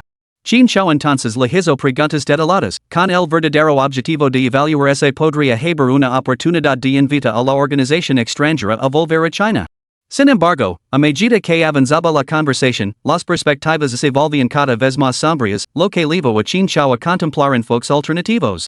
En medio de la discusión, alguien se acercó, acompañado de una voz femenina sorprendida. Oh, tú eres. La voz lo resultaba familiar. Por cortesía, Chinchao se quitó las gafas de sol, dejando solo la gorra, y se bajó la mascarilla hasta la barbilla. Instintivamente, se dispuso a bajar la visera de la gorra, pero el investigador que tenía enfrente se levantó rápidamente y acompañó al visitante a un asiento. Shu, baja la voz. Estamos hablando de asuntos seriosos. Pero. Chinchao. Es Chinchao. Como es posible? Hola, saludo Chinchao educadamente. Jefe acababa de dar el último bocado a su postre cuando levantó la vista y casi se atraganta con el chocolate sin derretir que tenía en la boca. Abrió los ojos con incredulidad. ¿Tanta coincidencia? Xiaoya, ¿por qué has tardado tanto en traer los documentos? ¿Por qué tienes la cara humida? ¿Y los ojos rojos? ¿Qué te pasa? Xiaoya no se percató de la pregunta preocupada de su compañera. Naturalmente, Jefe, sentada a su lado, se limitó a rir dos veces sin hacer ningún comentario. Fue Chu Xinhua, sentada junto a Jefe, quien percibió el hora hostil y le lanzó una mirada de desconcierto. Capítulo 30, Descubriendo la suciedad. Tenía la cara sucia, así que volví para usar primero el baño, explicó Chaya de forma vaga, todavía conmocionada por haberse encontrado con una celebridad de primer nivel en ese lugar. Sin embargo, Chu Xinhua se fijó en un detalle, el enrojecimiento de las comisuras de los ojos de Chaya indicaba claramente que había estado llorando. Recordando incidentes pasados, expresó su preocupación de inmediato. Chaya, dime la verdad. ¿Ese hombre te persiguió? Ante esto, los otros tres investigadores presentes se volvieron hacia Chaya con expresiones tensas y preocupadas. Dos de los hombres fruncieron profundamente el ceño, aparentemente recordando experiencias desagradables. El corazón de Chaya dio un vuelco ante las palabras de Chu Xinhua, y su expresión se volvió compleja. Xinhua, tú. Qué asco. Ver suciedad me da ganas de vomitar. Chinchao, el único que podía oír los pensamientos de Jefe, escuchó de repente este comentario abrupto y inconexo y miró con confusión. Chu Xinhua y los otros tres inmediatamente pusieron expresiones de desaprobación al oír hablar a Chaoya. A los otros dos hombres les resultaba difícil hablar. Después de todo, ya habían sido sospechosos antes y incluso golpeados. No se atrevían a decir otra palabra, por miedo a provocar problemas de nuevo. Su compañera intervino. Shaya, ¿te ha vuelto a seguir y ha mandado otro de sus dramáticos espectáculos? No te dejes engañar otra vez. No debes mostrar debilidad ante un hombre así. Pero, murmuró Chaya, con la cabeza gacha, después de todos estos años juntos, es realmente difícil dejarlo ir quizás esta vez realmente tenga la intención de cambiar. Su expresión parecía diferente a la de antes. Chu Xinhua frunció el seno. Shaya, debes dar cuenta de que su comportamiento indica tendencias violentas y una grave paranoia. Al principio, era indiscriminadamente contra los extraños, pero al final, podría volcar sus puños contra ti. Si realmente pretendes abandonar tu oportunidad de estudiar en el extranjero por él, entonces, de verdad. Antes de que Chu Xinhua pudiera terminar, Jefe lo agarró bruscamente la mano por debajo, interrumpiéndola. Chu Xinhua se quedó paralizada. Antes de que pudiera volverse hacia Jefe, sintió el intenso descontento de Chaya al otro lado de la mesa. Xinhua, ¿por qué tienes que hablar así de allí? ¿Quieres que lo vea como una especie de monstruo? Lo conozco desde que era niño. Lo entiendo mejor que nadie. Tus palabras son realmente hirientes. Aunque ambos intentaban razonar con ella, dirigió sus críticas únicamente a Xinhua.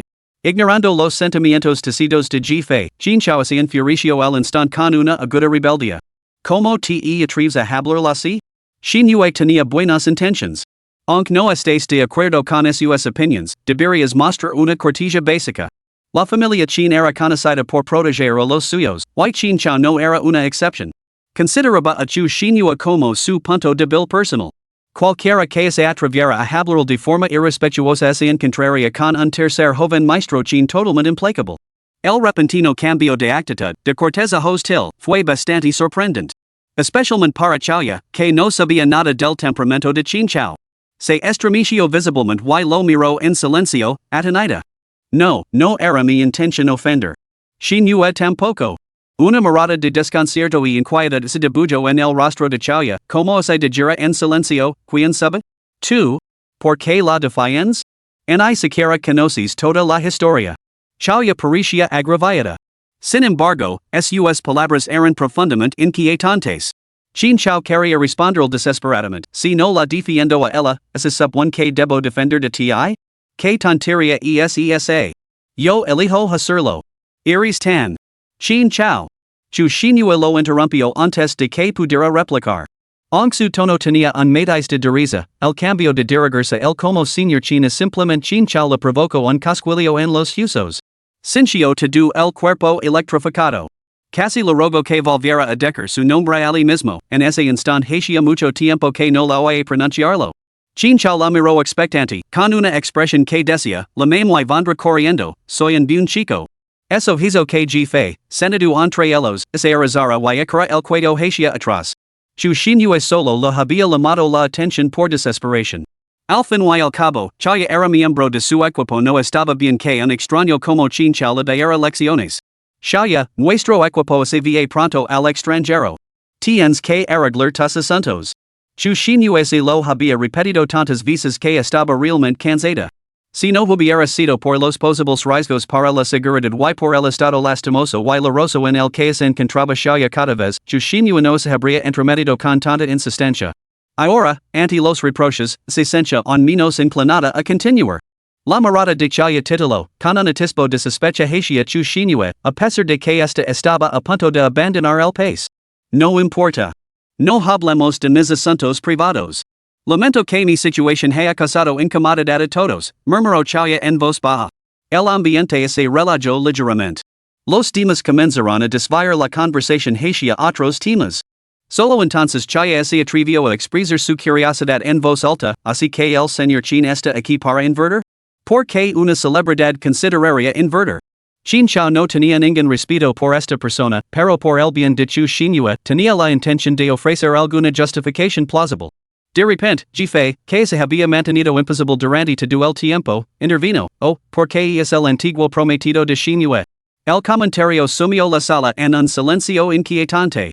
Los demás habían estado evitando cuidadosamente esos temas, pero jefe lo había mencionado de forma tan descarada sin tener en cuenta el ambiente. Chu Shinua miró a jefe con sorpresa. Chin Chao frunció el seno. En primer lugar, no le gustaba la palabra antiguo. En segundo lugar, Cunada, por favor, no causes problemas. Sacar este tema ahora seguramente molestaría a Shinua. Sin estar seguro de las intenciones de jefe, consideró pagar para que se callara. Entonces oyó el grunido triunfante de jefe, y bien. ¿Estás atenida, verdad? El exnovio de Chu Shinua es Chin Chao. ¿Tienes idea de qué nivel es eso? Chin Chao se dio cuenta de que jefe estaba apuntando a Chauya? Novio? El de Shinua. Chauya se quedó boquiabierta, completamente desconcertada. Cuando Chauya entró en el círculo social de Chu Shinua, Chin Chauya había roto toda relación con ella. Sus compañeros investigadores, conscientes de la situación, habían evitado deliberadamente mencionarlo, por lo que, por un giro del destino, Chauya seguía sin saber nada de la relación entre estas dos personas. Ahora, la mirada de Chauya se movía entre ellos con total incredulidad. Negando instintivamente la verdad, señaló a jefe y Chin Chao con desconcierto, ¿no son ustedes pareja? El rostro de Chin Chao se torció instantáneamente con resistencia. Jefe, soy la antigua cunada en potencia de Shinua. Su segunda cunada. La expresión de Chauya se volvió aún más compleja. No solo su antiguo prometido, sino también su familia habían venido a buscar a Chu Shinua. ¿Habían venido a persuadirla? Chu Shinua respondió inquieta, ya no estamos juntos. Él solo pasaba por aquí, escuchó nuestra conversación y quería hablar de un proyecto de inversión. Chin Chao lanzó una mirada resentida a Chu Shinua, pero no se atrevió a decir nada más. Entonces, jefe volvió a hablar, exacto. Chin Chao no pudo conquistar el corazón de Shinua y la dejó sin miramientos. Ahora se ha rebajado a monta encuentros fortuitos patéticos. Los demás miraron a jefe con renovada sorpresa. Aunque era cierto, ella no lo había expresado tan crudamente hacia unos momentos. Chin Chao, no es que me resulta vergonzoso, pero ¿qué le pasa? Es como si estuviera alardeando deliberadamente de algo. Ignorando la expresión cada vez más sombría de Chauya, jefe se volvió para mirar a la atenida Chu Shinua con una sonrisa radiante. Una investigadora tan destacada y tan guapa. ¿Qué tipo de hombre excepcional podría llamar la atención ahora? Seguramente alguien más guapo que Chinchao, más rico que Chinchao, más capaz que Chinchao y con mejores antecedentes que Chinchao, ¿verdad? Chinchao se sintió inexplicablemente atravesado por innumerables flechas. Hoy. ¿Qué diablos está pasando aquí? El trío de investigadores no pudo evitar estar encarcajadas. Xinhua es realmente excepcional. Muchos la han cortejado, pero ella los ha recazado a todos. Chinchao se puso tenso al instante al arresto. Chu Xinhua, sin embargo, lanzó a Jife una mirada que era a la vez exasperada y desconcertada. Pero Jife se había vuelto hacia Chayadal, cuyo rostro alternaba entre pálido y carmesí, como se desira desaparecer en ese mismo instante. Así que lo que dijo antes tu exnovio debe de ser falso. Xinhua ni siquiera le prestaría atención a una gran estrella como mi cuñado. Desde luego, no estaría secretamente enamorada de él. Las palabras caeron como un rayo caído del cielo, dejando a todos los presentes en la sala atenidos, con la mente dando vueltas en señal de incredulidad. Exclamaron al unísono los tres investigadores. ¿Quién sospechaba de quién por albergar sentimientos secretos? Chaya temblaba de vergüenza, con los ojos enrojecidos por el dolor. Chu Xinhua miró a Chaya con total incredulidad. La expresión de Chinchao se había ensombrecido por completo. ¿Tu novio de mierda? Arruinaría la composición con solo estar al lado de Xinhua. Y así atreve pensa que ella está secretamente enamorada de él. Casi lo crees, maldita idiota, cuestionando los motivos de Xinhua para ayudarte. Enamorada como siempre, ni siquiera un zombie te comería. Capítulo 31, maldita sí, ¿dónde está mi cuchillo? Al principio, Jife se había limitado a observar el espectáculo, pero nunca imaginó que la farsa se desarrollaría ante sus propios ojos. La Chu Xinhua que Jife conoce era resuelta y valiente, luchaba sola contra la depresión y se liberaba de todas las ataduras con la firme determinación de forjarse una nueva vida. Sin embargo, a través de sus ojos y sus palabras, parecía completamente transformada. Al recordar ahora su conversación, Jife se sintió profundamente indignada. La mente de Jife se aceleró, desechanando mentalmente cada detalle de lo que había presenciado con sarcasmo mordaz. Los demás no podían oír sus pensamientos, pero a su lado, el hora de Chinchao se volvía cada vez más tensa. La mirada que le lanzó a Chaya prácticamente podía cortar el aire. Nada infeliz más a un hombre que ver a su amada fantasida por otro hombre. Si el ofensor hubiera sido un hombre, Chinchaya le habría dado un puñetazo. ¿Podría ser un malentendido? Preguntó la investigadora incrédula. ¿Cómo podría Kongji pensar algo así? Por supuesto, no estaba defendiendo a Chaya ni cuestionando a Jife, simplemente le parecía totalmente increíble y absurdo. Solo estaba diciendo tonterías, lo sé. Exclamó Chaya, con el rostro enrojecido por la urgencia. La parte racional de su mente comprendía la verdad. Jife fingió sorpresa. ¿Así que lo sabías? Eso lo explica todo. Cuando discutías abajo en el vestíbulo, estabas ganando tiempo a tu exnovio fingiendo escepticismo sobre sus afirmaciones y diciendo que si lo preguntarías a Xinhua más tarde. Pensé que realmente habías malinterpretado a Xinhua, así que me ofrecí amablemente a aclarar las cosas. Me alegro de que no lo creyeras. Ya. Jife esbozó una sonrisa falsa, carente por completo de tacto, mientras desmontaba la farsa de alguien, sin importarle en absoluto que hubiera hecho que el ambiente fuera aún más incómodo. Todos se quedaron estupefactos, mirando a Chaya con incredulidad. Solo entonces recordaron la actitud de Chaya hacia Chu Xinhua después de regresar antes. Al instante, lo entendieron y sus expresiones se ensombreceron una tras otra. Más irritan que la calumnia de Kongji era la propia sospecha de Chaya. Chaya nunca esperó que Jife dijera tal cosa. La miró fijamente, sin comprender, y luego su expresión se torció en una profunda aflicción, como si fuera un ataque deliberado. El rostro de Chu Xinhua se había puesto pálido. ¿Crees que yo, hacia tu exnovio? Chu Xinhua no se atrevió a terminar la frase, ya que la idea le daba náuseas. Chaya mantuvo la cabeza gacha, incapaz de mirar a Chu Xinhua a los ojos. Con la voz entrecortada por las lágrimas, protestó, no es verdad. Solo lo estaba dando largas. Chu Xinhua estaba demasiado furiosa para hablar. Un investigador no pudo evitar intervenir, dando largas? ¿No deberías haberlo recazado rotundamente por Xinhua? Igual que ella siempre respondía con firmeza a tus peticiones de ayuda. Si no la hubieras buscado después de cada discusión con tu novio, ella ni siquiera sabría quién es él.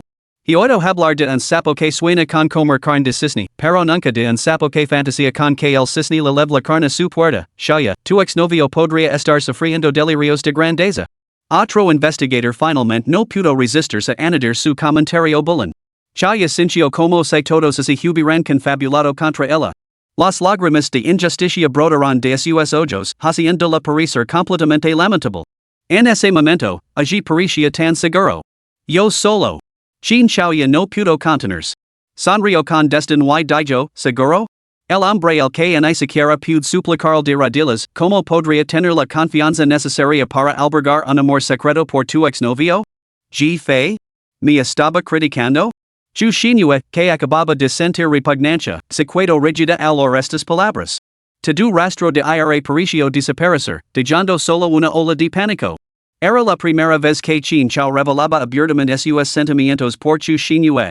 Antes de que ella pudiera procesarlo, él continuó enfadado, ¿por qué no lo convocas aquí? Déjame ver lo excepcional que es este hombre, para que pueda aprender de él. Al observar la mirada gelada de Chin Chao y los puños apretados sobre la mesa, el trío de investigadores se estremeció. Nadie dudaba de que, se convocaba al hombre, ese puño justo asistiría un golpe decisivo al cráneo del desvergonzado sin dudarlo. ¿Y tú? ¿Sabes siquiera cómo se escribe la palabra desagradecida? Chaya, siempre tan sensible, casi atraganta al ser burlada tan abiertamente por un hombre como Chin Chao. No pensaba eso. Solo estaba nervioso y no reacción en ese momento. No fue deliberado. Podríamos haberlo manejado en privado, porque, en lugar de reflexionar, maldijo interiormente G fe. ¿Cómo podía sacar a relucir un asunto tan embarazoso en público? Además, ella se había dado cuenta de la presencia de Chin Chao. Aunque no quisiera que ella malinterpretara a Chu Shinua, debería haberse detenido allí y haberla jurado algo de dignidad. ¿Cómo iba a mirar ahora a la cara a alguien? Sintiendo la mirada resentida de Chauya. G fe esbozó una elegante sonrisa. Ni siquiera había recorrido uno los primeros planos. Conceder algo de gracia a la chica era lo justo. En este mundo, las buenas acciones deben ser recompensadas. No se podía permitir que una persona tan ingrata pisara la bondad. Dado que Chin Chao había asumido el papel de protector, G fe, naturalmente, se retiró a las sombras y observó con indiferencia cómo se desarrollaba el drama. Pero casi inmediatamente se sintió indignada. Lo que estaba leyendo era el feed de chismes de Chauya. Joder, esta se leva la palma. Resulta que cada vez que se pelea con su ex, no solo se desahoga con su grupo de investigación, sino que también descarga sus problemas en todo tipo de hermanas lejanas. Básicamente, descarga toda la energía tóxica de ese maldito hombre en los demás y, una vez que ha purgado toda su negatividad, vuelve a ponerse cariñosa con él. Tener una amiga como ella debe significar que cometiste algún pecado terrible en una vida pasada. Maldita sea. Ese largo viaje al baño no era más que una excusa para escaparse charlar con sus otras hermanas y herir sus sospechas sobre Chu Shinua dio la casualidad de que una de las chicas, que estaba lejos, solo podía oír la información que salía de la boca de Chauya. Sacó conclusiones precipitadas basándose en ese relato parcial y declaró que Chu Shinua estaba tratando de crear discordia entre ellas, robar el novio y que era una zorra manipuladora y calculadora. Chauya incluso respondió con un emoji de ¿en serios? Con inocente y lastimero. Estoy harta. La otra chica incluso felicitó a Chauya, diciendo que el hecho de que alguien del calibre de Chu Shinua no pudiera cuidarse con su hombre demostraba el atractivo de Chauya. Chauya respondió con un emoji de vergüenza incómoda. Por Dios. ¿De verdad ese lo cree? ¿De dónde viene esa vanidad? ¡Qué absurdo! ¿Cómo de depravada debe de ser en el fondo para albergar tales delirios? La otra persona incluso declaró que, mientras Chauya no dejara a ese perro de hombre, ella sería siempre la esposa principal, mientras que las demás serían meras concubinas. ¿Concubinas? ¿Tratar a Chu Shinua como una concubina? Chauya respondió con un emoji de ojos llorosos. Maldita sea, ¿dónde está mi cuchillo? De repente, un estruendo atronador resonó en la habitación, sobresaltando a todos los presentes. G fe volvió a prestar atención justo cuando la expresión de Chin Chao se volvió asesina, había golpeado la mesa con el puño en un arrebato de ira incontrolable. Ahora miraba con sana a Chauya, que seguía balbuceando sus excusas. Chauya se quedó paralizada, petrificada por la hostilidad que la invadía. Su rostro palideció y las lágrimas le corrían por las mejillas. 2. La furia de Chin Chao estalo. Chin Chao. Chu Xinhua lo interrumpió abruptamente. Él se detuvo como un perro tirado de la correa, queriendo hablar pero sin poder hacerlo. En cambio, lo lanzó a Chu Xinhua una mirada de resignación agravada. Ella, te humiló. Chu Xinhua se quedó paralizada. No era que lo estuviera deteniendo. Estás haciendo demasiado ruido. ¿Quieres que te fotografíen? De hecho, ya habían atraído bastante atención. Jefe también le dio una palmada a Chin Chao, indicando que se calmara. Aunque no sabía que la había pasado, probablemente era porque se preocupaba demasiado. Pero estaba totalmente de acuerdo con la palabra humilado. Algunas personas simplemente no así les debería dar el beneficio de la duda. Capítulo 32, que idiota. Jefe retomó el hilo con una sonrisa, Chin Chao se calienta un poco. Yo estaba ali, creo que te pusiste nervioso y no reaccionaste tiempo. Chaya se atragantó y sus lágrimas se detuvieron. No esperaba que Jefe hablara en su defensa. ¿No había sido él quien había empezado? ¿Lo había remordido la conciencia? Al momento siguiente, Jefe continuó, después de todo, cualquiera con dos dedos de frente sabe que a Xinhua nunca le gustaría ese tipo de hombre. No tienen gustos peculiares, sus estándares son perfectamente normales. Ni siquiera miraría a los famosos, y mucho menos a los hombres feos. Y desde luego no le gusta el masoquismo probablemente huiría desfavorida de cualquier tipo violento. Así que debes saber que Xinhua no estaba interesada en tu exnovio. Aunque, como dice el refrán, dos personas que comparten la misma cama no pueden ser completamente iguales. Pero estoy segura de que tú y tu exnovio sois fundamentalmente diferentes. Seguramente tu ex fantaseaba con que otros hombres lo robaran a su novia, mientras que tu fantaseabas con que otras mujeres te robaran a tu novio. Tu novio estaba enfermo, pero tú desde luego no. Chaya se quedó paralizada por un momento y finalmente se derrumbó, salazando incontrolablemente ante esas palabras. Dios mío, ¿por qué lloras? Solo te estoy defendiendo. ¿Tienes agua en el cerebro o algo así? Además, es Xinhua quien debería estar llorando. Ella amablemente ofreció su ayuda, solo para ser calumniada de la nada. ¡Qué injusto! Jefe continuó con su diatriba mordaz. El trío de investigadores se quedó estupefacto. Los dos hombres no pudieron contener la risa y resoplaron como cerdos. Señora G, su forma de hablar es bastante directa, intervino torpemente la investigadora, intentando calmar la tensión antes de que se reunieran los espectadores. Jefe se encogió de hombres inocentemente. Ciertos asuntos exigen una aclaración directa. Dejar espinas clavadas en el corazón es muy desagradable. Ustedes son demasiado tímidos para abordarlo por sí mismos, pero como persona ajena, no tengo ningún reparo. Con gente así, no había lugar para andarse con rodeos, y mucho menos para manjar las cosas en privado. Tenía la intención de confrontar directamente a Chaya por sus fantasías ilusorias, obligándola a enfrentarse a lo absurdo de sus propios pensamientos. Se acabó inventar excusas y conjurar enemigos imaginarios para que su amor pareciera más especial. Tenía la sensación de que Chaya era capaz de hacer precisamente eso. Xinhua, por ese caso, ¿por qué no haces otra declaración formal sobre tu postura? Chu Xinhua frunció el seno ante la lamentable y la rosa Chaya y habló lentamente, para evitar malentendidos, por favor, abstente de mencionar nada sobre él en mi presencia de ahora en adelante. Solo siento una emoción hacia tu exnovio, repugnancia. Puedes estar segura de eso. Esta declaración de Chu Xinhua fue una bofetada directa para Chaya. Chaya tocó fondo de repente y se rebeló, sintiendo como la ira la invadía. ¿No se trataba solo de un malentendido de Kong G y de sus dudas? ¿Era realmente necesario atacarla así? Chu Xinhua, la joven y altiva señorita, la estaba tratando como basura? Ser reganada y humilada de esa manera. Xinhua, todo esto es solo un malentendido. Podemos aclararlo. ¿Por qué eres tan agresiva? ¿Y qué personas ajenas me humilan así? ¿No somos amigas? Ya no. No ser amiga de quienes me insultan, declaró Chu Xinhua sin dudarlo. Desde que su vida había comenzado de nuevo, había decidido anteponer el amor propio a todo lo demás. Ya no se comprometería por nadie. La expresión de Chaya se congeló y finalmente estalló en lágrimas y salió corriendo. Era evidente que no había previsto una ruptura tan rápida. Los demás también se sentían incómodos. Aunque Chaya se pasó de la raya, seguimos siendo un equipo. ¿Cómo vamos a trabajar juntos ahora? Si lamento alguien. Su papel en el proyecto de investigación es insustituible? Pregunto Chin Chao. En realidad, no. Básicamente, es nuestra assistant. Entonces, déjala ir. El tono de Chin Chao se volvió gélido. Mantendrá alguien como ella cerca solo causará problemas. Pero todos se sienten compasivos al fin y al cabo habían trabajado juntos durante mucho tiempo. Chin Chao había tomado una decisión. Como inversor, no podía decidir sobre un miembro prescindible del equipo? No podía permitir que alguien como ella irritara a Chu Xinyue. Chin Chao había encontrado instintivamente el enfoque adecuado para tratar con los magnates del capital. Decidió buscar inmediatamente a su profesor para aclarar las cosas. También podría insinuar que el proyecto de investigación se mantuviera dentro de China.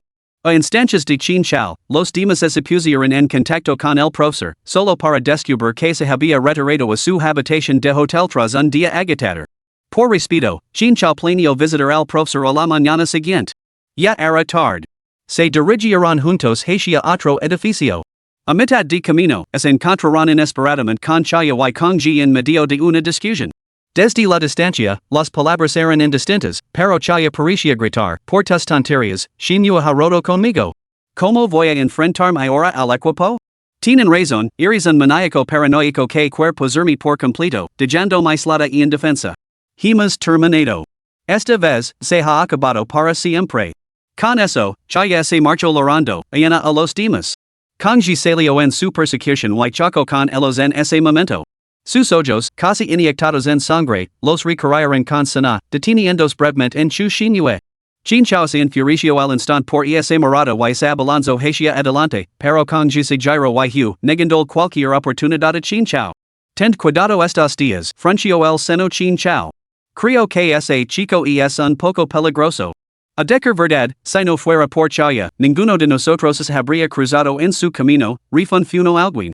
Vamos, dijo Chu Xinyue, sin querer perder más tiempo pensando en los asuntos de los demás, y se dirigió hacia el ascensor.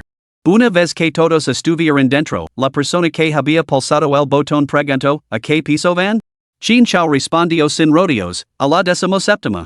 Los demás exclamaron sorprendidos, ¿qué coincidencia? Chu Xinyue, sin embargo, frunció el seno a Chin Chao, con los ojos brillantes de renuencia. Chin Chao sintió una punzada de culpa, por supuesto que era una coincidencia había hecho los deberes antes de venir.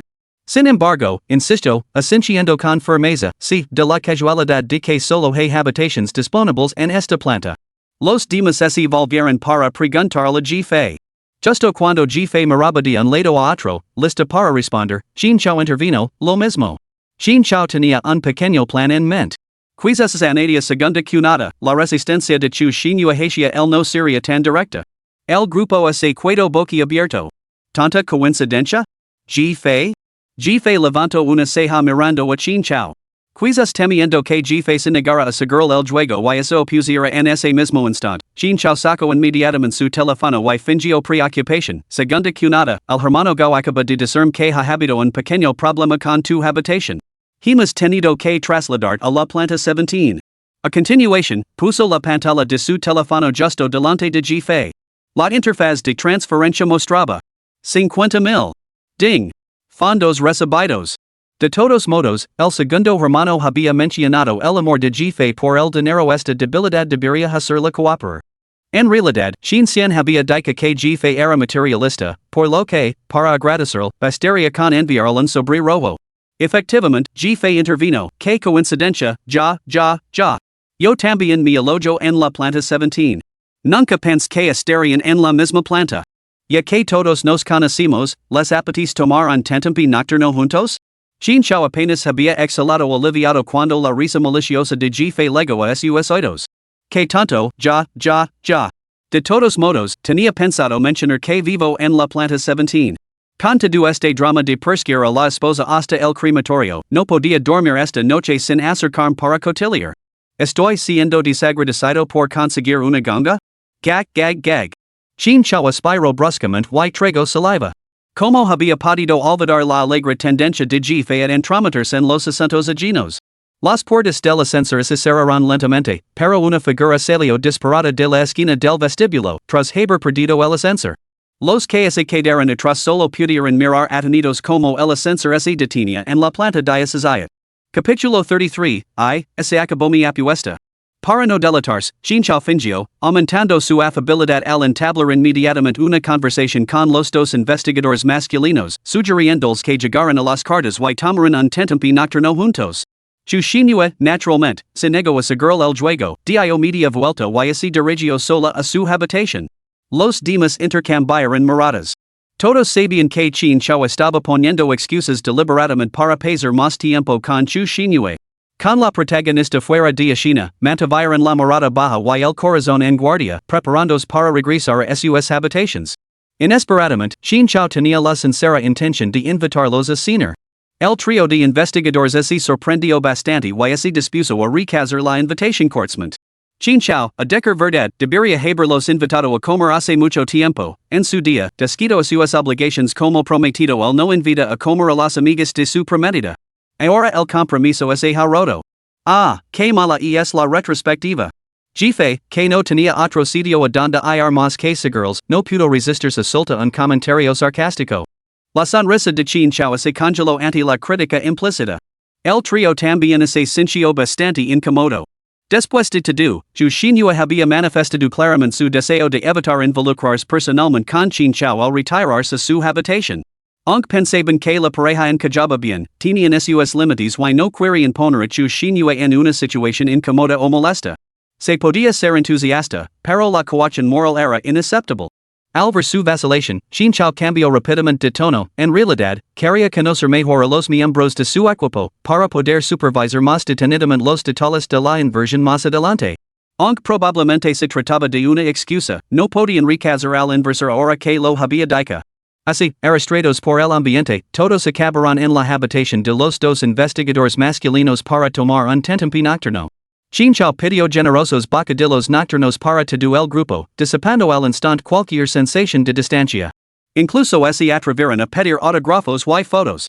Aunque no fueron fans de Chinchao, él era una celebridad de primer nivel, por lo que publicar esas fotos en las redes sociales les garantizaría una avalancha de me gusta.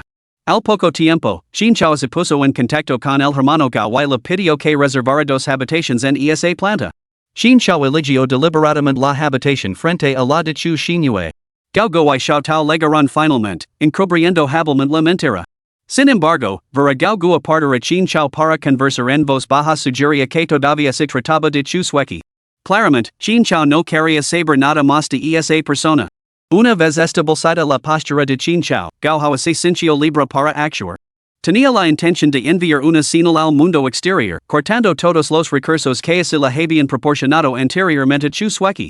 Mientras tanto, Jefe estaba disfrutando de una barbacoa con Xiaotao cuando Chinchao se acercó y le susurró, acompañemos a llevar comida a Shinue más tarde. ¿Tenía miedo de ir solo y utilizaba a Jefe como escudo? Jefe se negó. Nunca había considerado ayudar a Chinchao y Chushinue a estar juntos. Chinchao apretó los dientes, acabó de transferir un millón de yuans. El dinero aún está caliente. Jefe replicó con severidad, eso es un asunto totalmente distinto. Este es un precio diferente. Chinchao se atragantó, mirando con incredulidad a esta persona de principios o más bien, codiciosa. Acababa de estafar y no mostraba en una pizca de culpa. Al final, solo pudo sacar su teléfono para transferir más dinero.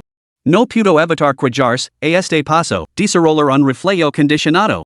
Jefe aceptó el dinero con una sonrisa. De verdad, un pícaro reformado vale su peso en oro. Pero ¿es tanto? Cualquiera aquí podría haberlo acompañado a entregarlo con mucha menos incomodidad que yo. Habrían aceptado de buen grado.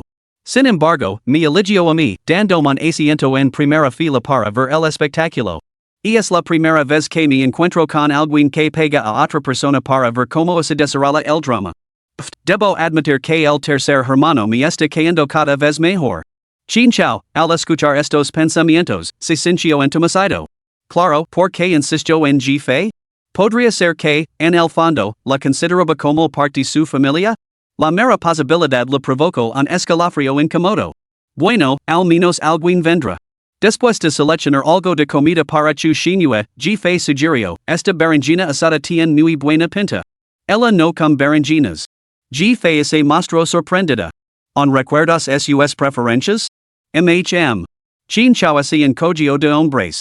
Jefe no pudo evitar sentirse bastante desconcertada. Después de todo, su relación había sido tan distante antes que había asumido que Chin chao solo recordaba cosas relacionadas con Chu Sueki. Los dos llegaron a la puerta de Chu Xinyue. Chin chao llamó. Unos instantes después, la fría voz de Chu Xinyue se oyó desde dentro. ¿Quiénes? Chin chao respondió, somos mi cuñada y yo, te trimos la cena. Se produjo un momento de silencio, lo que indicaba claramente la vacilación de Chu Xinyue. Tras una pausa, abrió la puerta. En cuanto se abrió la puerta, Chu Xinyue dirigió su mirada hacia Jefe, con un tono notablemente más cálido. Gracias, pero no como bocadillos a altas horas de la noche. No hay necesidad de desperdiciarlos. De pie en la puerta, Chu Xinyue dejó muy claro que no tenía intención de invitarlos a entrar. Jefe lo entendió al instante. Chu Xinyue se estaba protegiendo ferozmente. Antes de que Chin chao pudiera impacientarse, Chu Xinyue habló de repente. Ah, cierto, hermana Jefe. Jefe se detuvo, notando lo familiar que se había vuelto el tono de Chu Xinyue. Chu Xinyue continuó con sinceridad, sobrechaya, gracias. Recordaré este favor. Si alguna vez necesitas algo de mí en el futuro, solo tienes que pedirlo. Con eso, Chu Xinyue esbozó una sonrisa serena y sincera, expresando genuinamente su gratitud. Si Jefe no hubiera sido testigo y hubiera desenmascarado a Chaya y Kongji, ella seguiría sin saber nada. Hacía tiempo que quería dar las gracias a Jefe en privado, pero la presencia constante de Chin chao lo había hecho imposible. Este momento era su oportunidad. Jefe hizo un gesto con la mano para restar la importancia. No fue ninguna molestia. Tuviste suerte de que yo viera su verdadera cara. De lo contrario, si hubieras seguido ayudándolos, tarde o temprano, ese hombre violento te habría convertido en su objetivo. Chu Xinyue frunció el seno, compartiendo esa misma premonición. Sentí lástima por ella, sin imaginar que estaba equivocada. Compadice los desdicados, porque a menudo también son odiosos. La sabiduría de nuestros antepasados es realmente cierta, comentó Jefe con nostalgia. Chin chao recordó los pensamientos que Jefe le había transmitido antes y apretó los dientes. Las personas como Chaya son simplemente malvadas y estúpidas. Desaprovocan tu bondad. Tu no has hecho nada malo. Bueno, supongo que cometí un error. Jefe cogió un trozo de carne la parrilla del plato y lo mordisqueó mientras hablaba. Chin chao, Chu Xinyue miró a Jefe. Jefe continuó, cuando lo aconsejaste por primera vez que rompiera con él y él accedió solo para volver más tarde, deberías haber dado cuenta de que no es del tipo que hace caso a los consejos. En ese momento, deberías haber evitado involucrar en sus problemas sentimentales de forma permanente, en lugar de intentar persuadirlo repetidamente. Algunas personas realmente necesitan orientación, pero otras no. Ella solo ansiaba liberarse emocionalmente y que así validara su forma de pensar. Con este tipo de personas, hay que abandonar el impulso de ayudar y respetar su destino. De lo contrario, tarde o temprano, su karma dañará tu propia vida. Chu Xinyue hizo una pausa y luego asintió. Tienes toda la razón. Chin chao miró a su cuñada, repentinamente transformada, con sorpresa, incluso con un toque de admiración. Podría ser que posar esta habilidad única de ver a través de la vida de los demás hubiera llevado realmente a Jefe a una iluminación tan profunda? No, eso no podía ser cierto. Alguien que hubiera alcanzado verdaderamente la iluminación no sería tan codicioso con el dinero. Justo cuando reflexionaba sobre esto, Jefe esbozó una brillante sonrisa y dijo, tómame a mí, por ejemplo. Por lo general, no fomentó la separación ni instó a la reconciliación. Su aguda observación dejó a Chu Xinyue momentáneamente sin palabras, antes de que él se echara a reír. De acuerdo, a partir de ahora seguir el ejemplo de la hermana Jefe. Jefe se rió entre dientes, hizo un gesto de despedida con la mano y se marchó. Sin mirar a Chin chao, que estaba delante de ella, Chu Xinyue murmuró, ya está bien. Necesito descansar. Se dispuso a cerrar la puerta. Espera. Exclamó Chin chao, presa del pánico, y extendió la mano. Un gemido ahogado se lo escapó cuando su mano quedó atrapada en la puerta. Sorprendida, Chu Xinyue soltó rápidamente el picaporte. Antes de que pudiera volver a cerrarla, Chin chao presionó la mano contra la puerta, bloqueando su intento.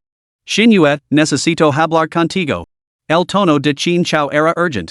Bajo la mirada y la fijo con una intensa mirada. Chu Xinyue sintió como si una prisión invisible la oprimira. El aura única de Chin chao la envolvió por completo, causando malestar físico. Frunció el seno y levantó la cabeza para encontrarse con su mirada con fría indiferencia. Esto hirio el corazón de Chinchao, pero es armo de valor y se negó a retroceder. TSK, las tácticas persistentes no funcionan con chu Xinyue. Que tanto. Chinchao ese quedo paralizado. ¿Cómo era posible que un pudiera oír los pensamientos de Ji-Fei? ¿No así había ido? Por el rebillo del ojo, se dio cuenta de que la puerta de la habitación contigua no se había cerrado del todo. Más de una silueta se asomaba por la rendija. Evidentemente, se había reunido una multitud allí para ver el espectáculo. Chinchao se sonrojo. Arrogant por naturaleza, acostumbrado a los elogios y a la excelencia, nunca se permitiría un espectáculo tan vergonzoso. Pero ahora había tirado la precaución por la ventana, no podía perder esta oportunidad de hablar con Chu Xinyue. Justo cuando abrió la boca, la voz de Ji-Fei volvió a flotar en el aire.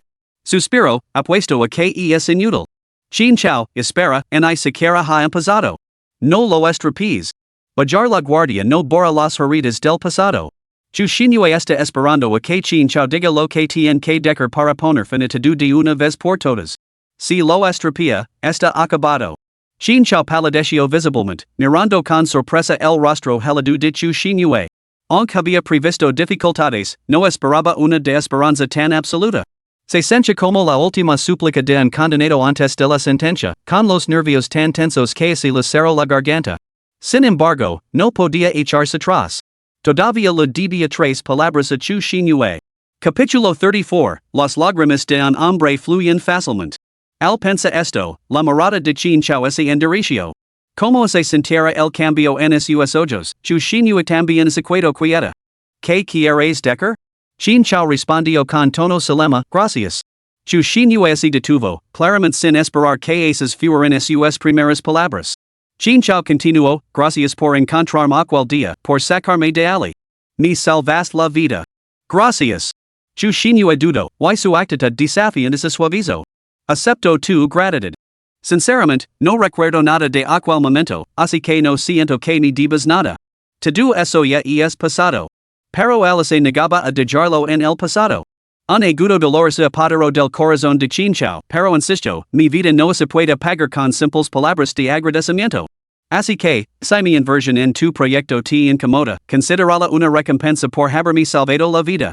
Acéptala sin ningún tipo de carga. Chu Xinyue se detuvo. En realidad, ella no detendría el proyecto por motivos personales, aunque causara fricciones, lo resolvería a su manera. Pero al hora Chinchao expresarlo así, su resistencia psicológica disminuyó considerablemente. Finalmente, Chu Xinyue asintió. Recibir una recompensa por una deuda que le había salvado la vida era lo justo. Chinchao exhaló aliviado. También quería decir que lo siento. La expresión de Chu Xinyue cambió ligeramente y su tono se volvió cauteloso. No me debes ninguna disculpa. Desde tu perspectiva, no haces nada malo. Una sombra de tristeza cruzó los ojos de Chinchao. Sé que no te importa mi disculpa. No tengo derecho a pedir perdón por el dolor que te causé cuando me engañaron. Lo que realmente deseo pedir perdón es por la promesa que hice cuando era niño, una que olvidé. No logro permanecer a tu lado con firmeza para siempre, creer en ti. Rompí mi palabra. Lo siento, Xinyue.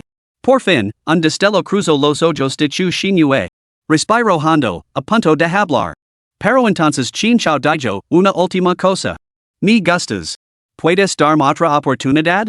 Esta vez, no romper mi palabra. Chu Xinyue se quedó rígida. Respiró hondo de nuevo y miró a Chinchao, solo para encontrarse con unos ojos llenos de lágrimas. Toda su determinación se congeló al instante. En toda su memoria, nunca había visto llorar a Chinchao. Nunca. Tú, lo has entendido mal. La voz de Chu Xinyue vaciló al principio, pero se fue volviendo cada vez más firme y tranquila a medida que hablaba. Es solo porque te has dado cuenta de que te han engañado. ¿Crees que deberías gustarme sé que ahora te arrepientes, pero por favor, no te engañes a ti mismo para aliviar ese arrepentimiento?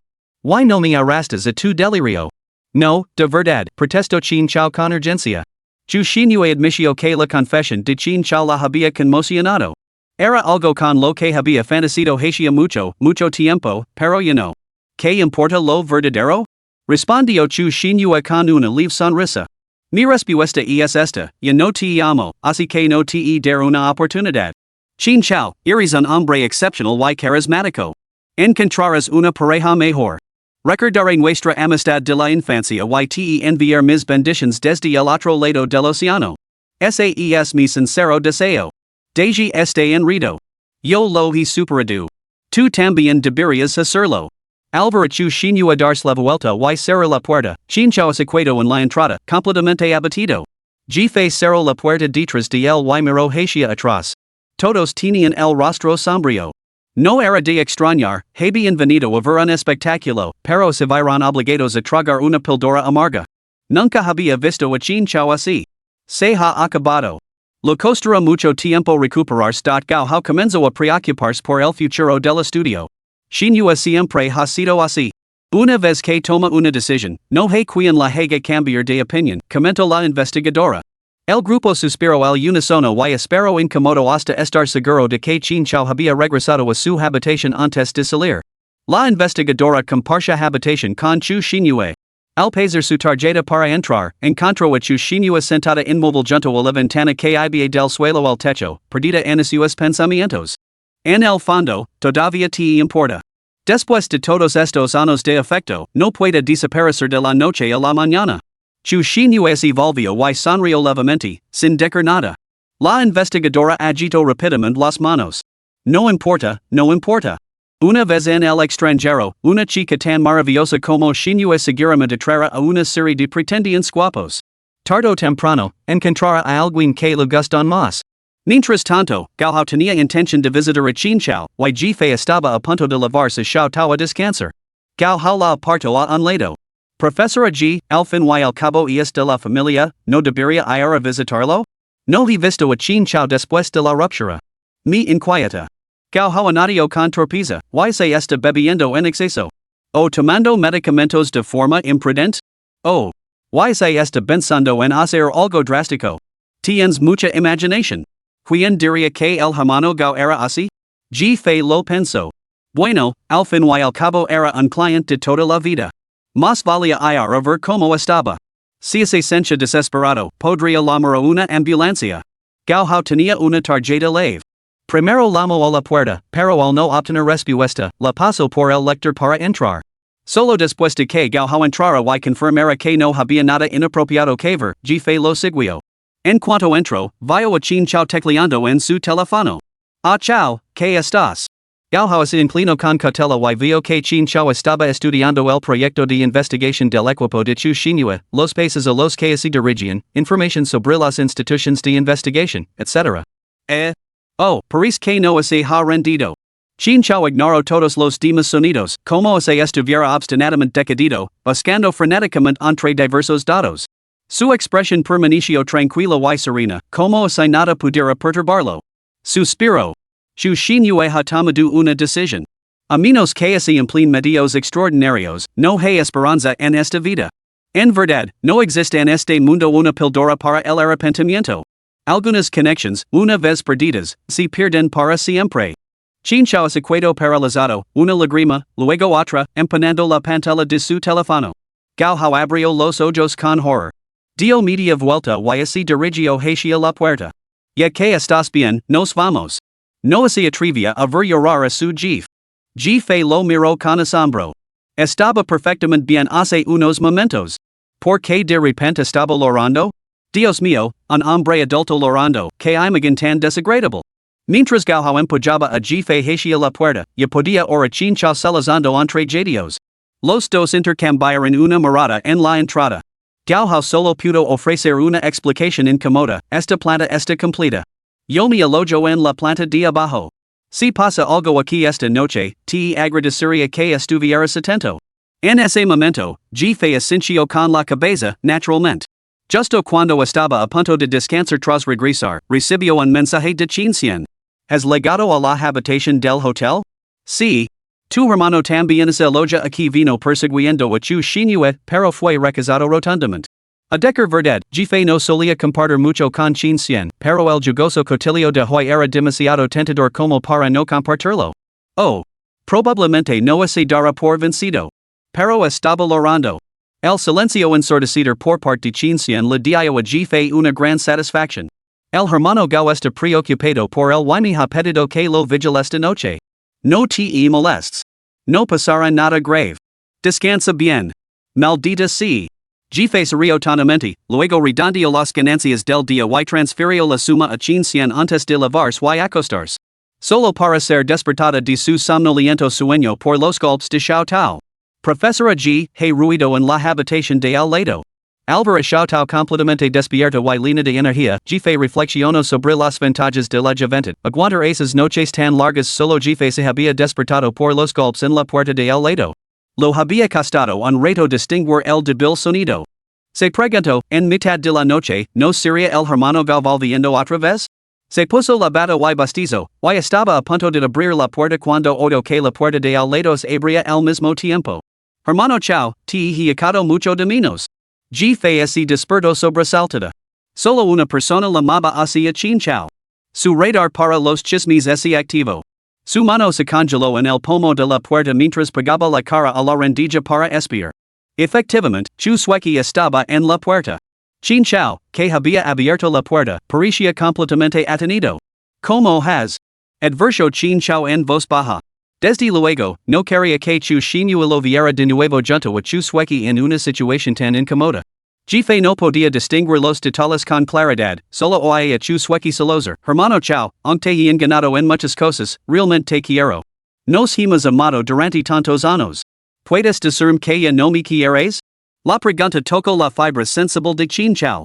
Chu Xinyu estaba sospechosa, Chu Sueki incrédula. ¿Tenía intención de demostrarlo abriéndose el corazón? Chin Chao respiró hondo. No hables de amor. Vert ahora mi línea de repugnancia. Después de todos tus engaños, no siento más que asco. Vete ahora o la marea seguridad. Chu Sueki se quedó en silencio. ¿Has estado bebiendo? No es asunto tuyo. No me quieres a mí, pero quieres a mi hermana? Sí. De repente, Chu Sueki se quitó el abrigo que llevaba puesto, dejando al descubierto un camisón casi transparente que sostenía sus exquisitas covas. Entonces ser la sustituta de tu hermana. Solo quiero pasar una noche contigo, Chin Chao. Abrazam. Hey que decker que Chu Sueki sabía muy bien cómo imitar a Chu Xinyu. En ese instante, incluso su tono de voz era una réplica perfecta. Su imitación de Chu Xinyu encendió la furia de Chin Chao casi al instante. Anti Chu Sueki, que se abalanzó sobre él para abrazarlo, la apartó de una patada. Fuera. Ah. A decir verdad, Chin Chao rara vez levantaba la mano a las mujeres, a menos que lo empujaran más allá de lo soportable. Esta vez, realmente se había visto empujado a la desesperación. Tal altercado provocó inevitablemente un gran revuelo. En un instante, se abrieron dos puertas adyacentes, pertenecientes a los investigadores, pero al vislumbrar la impactante escena, se retiraron rápidamente. Por el lado de Chu Xinyu, una investigadora abrió la puerta. Álvaro Chu Sueki casi desnuda, se quedó sin aliento por la sorpresa. La expresión de Chu Xinyu se congeló y inmediatamente trató de cerrar la puerta. Hermana, ¿por qué tienes que pelear conmigo por un hombre? Eres una desvergonzada. Gritó Chu Sueki al instante. ¿Estás planeando seducir a Chin Chao esta noche y meter en su cama? Chin Chao se enfureció y comenzó a avanzar. De repente, un grito ahogado resonó en la habitación. Naturalmente, solo Chin Chao pudo oírlo. Sobresaltado, se detuvo en seco y se volvió para ver a Jefe, que había estado asacando en las sombras, salir de repente. Ella lo miró a él y a Chu Sueki completamente desconcertada. Justo cuando intentaba entender la situación, una voz resonó en su mente. Maldita sea. Una enfermedad contagiosa. Chu Sueki la contrajo de Wu Tian. Si ha estado con Chin Chao todo este tiempo, no será él también. Oh, Dios mío, ¿cómo así lo digo? Menos mal que Xinyu no ha. Chin Chao estaba demasiado aturdido para procesar que se trataba simplemente del monólogo interior de Jefe. Frente a la mirada sospechosa de Jefe y Chu Xinyu frente a él. Lo dio vueltas la cabeza y gritó, no la he tocado. Sigo siendo virgin, maldita sea. En un instante, el pasillo quedó en un silencio sepulcral.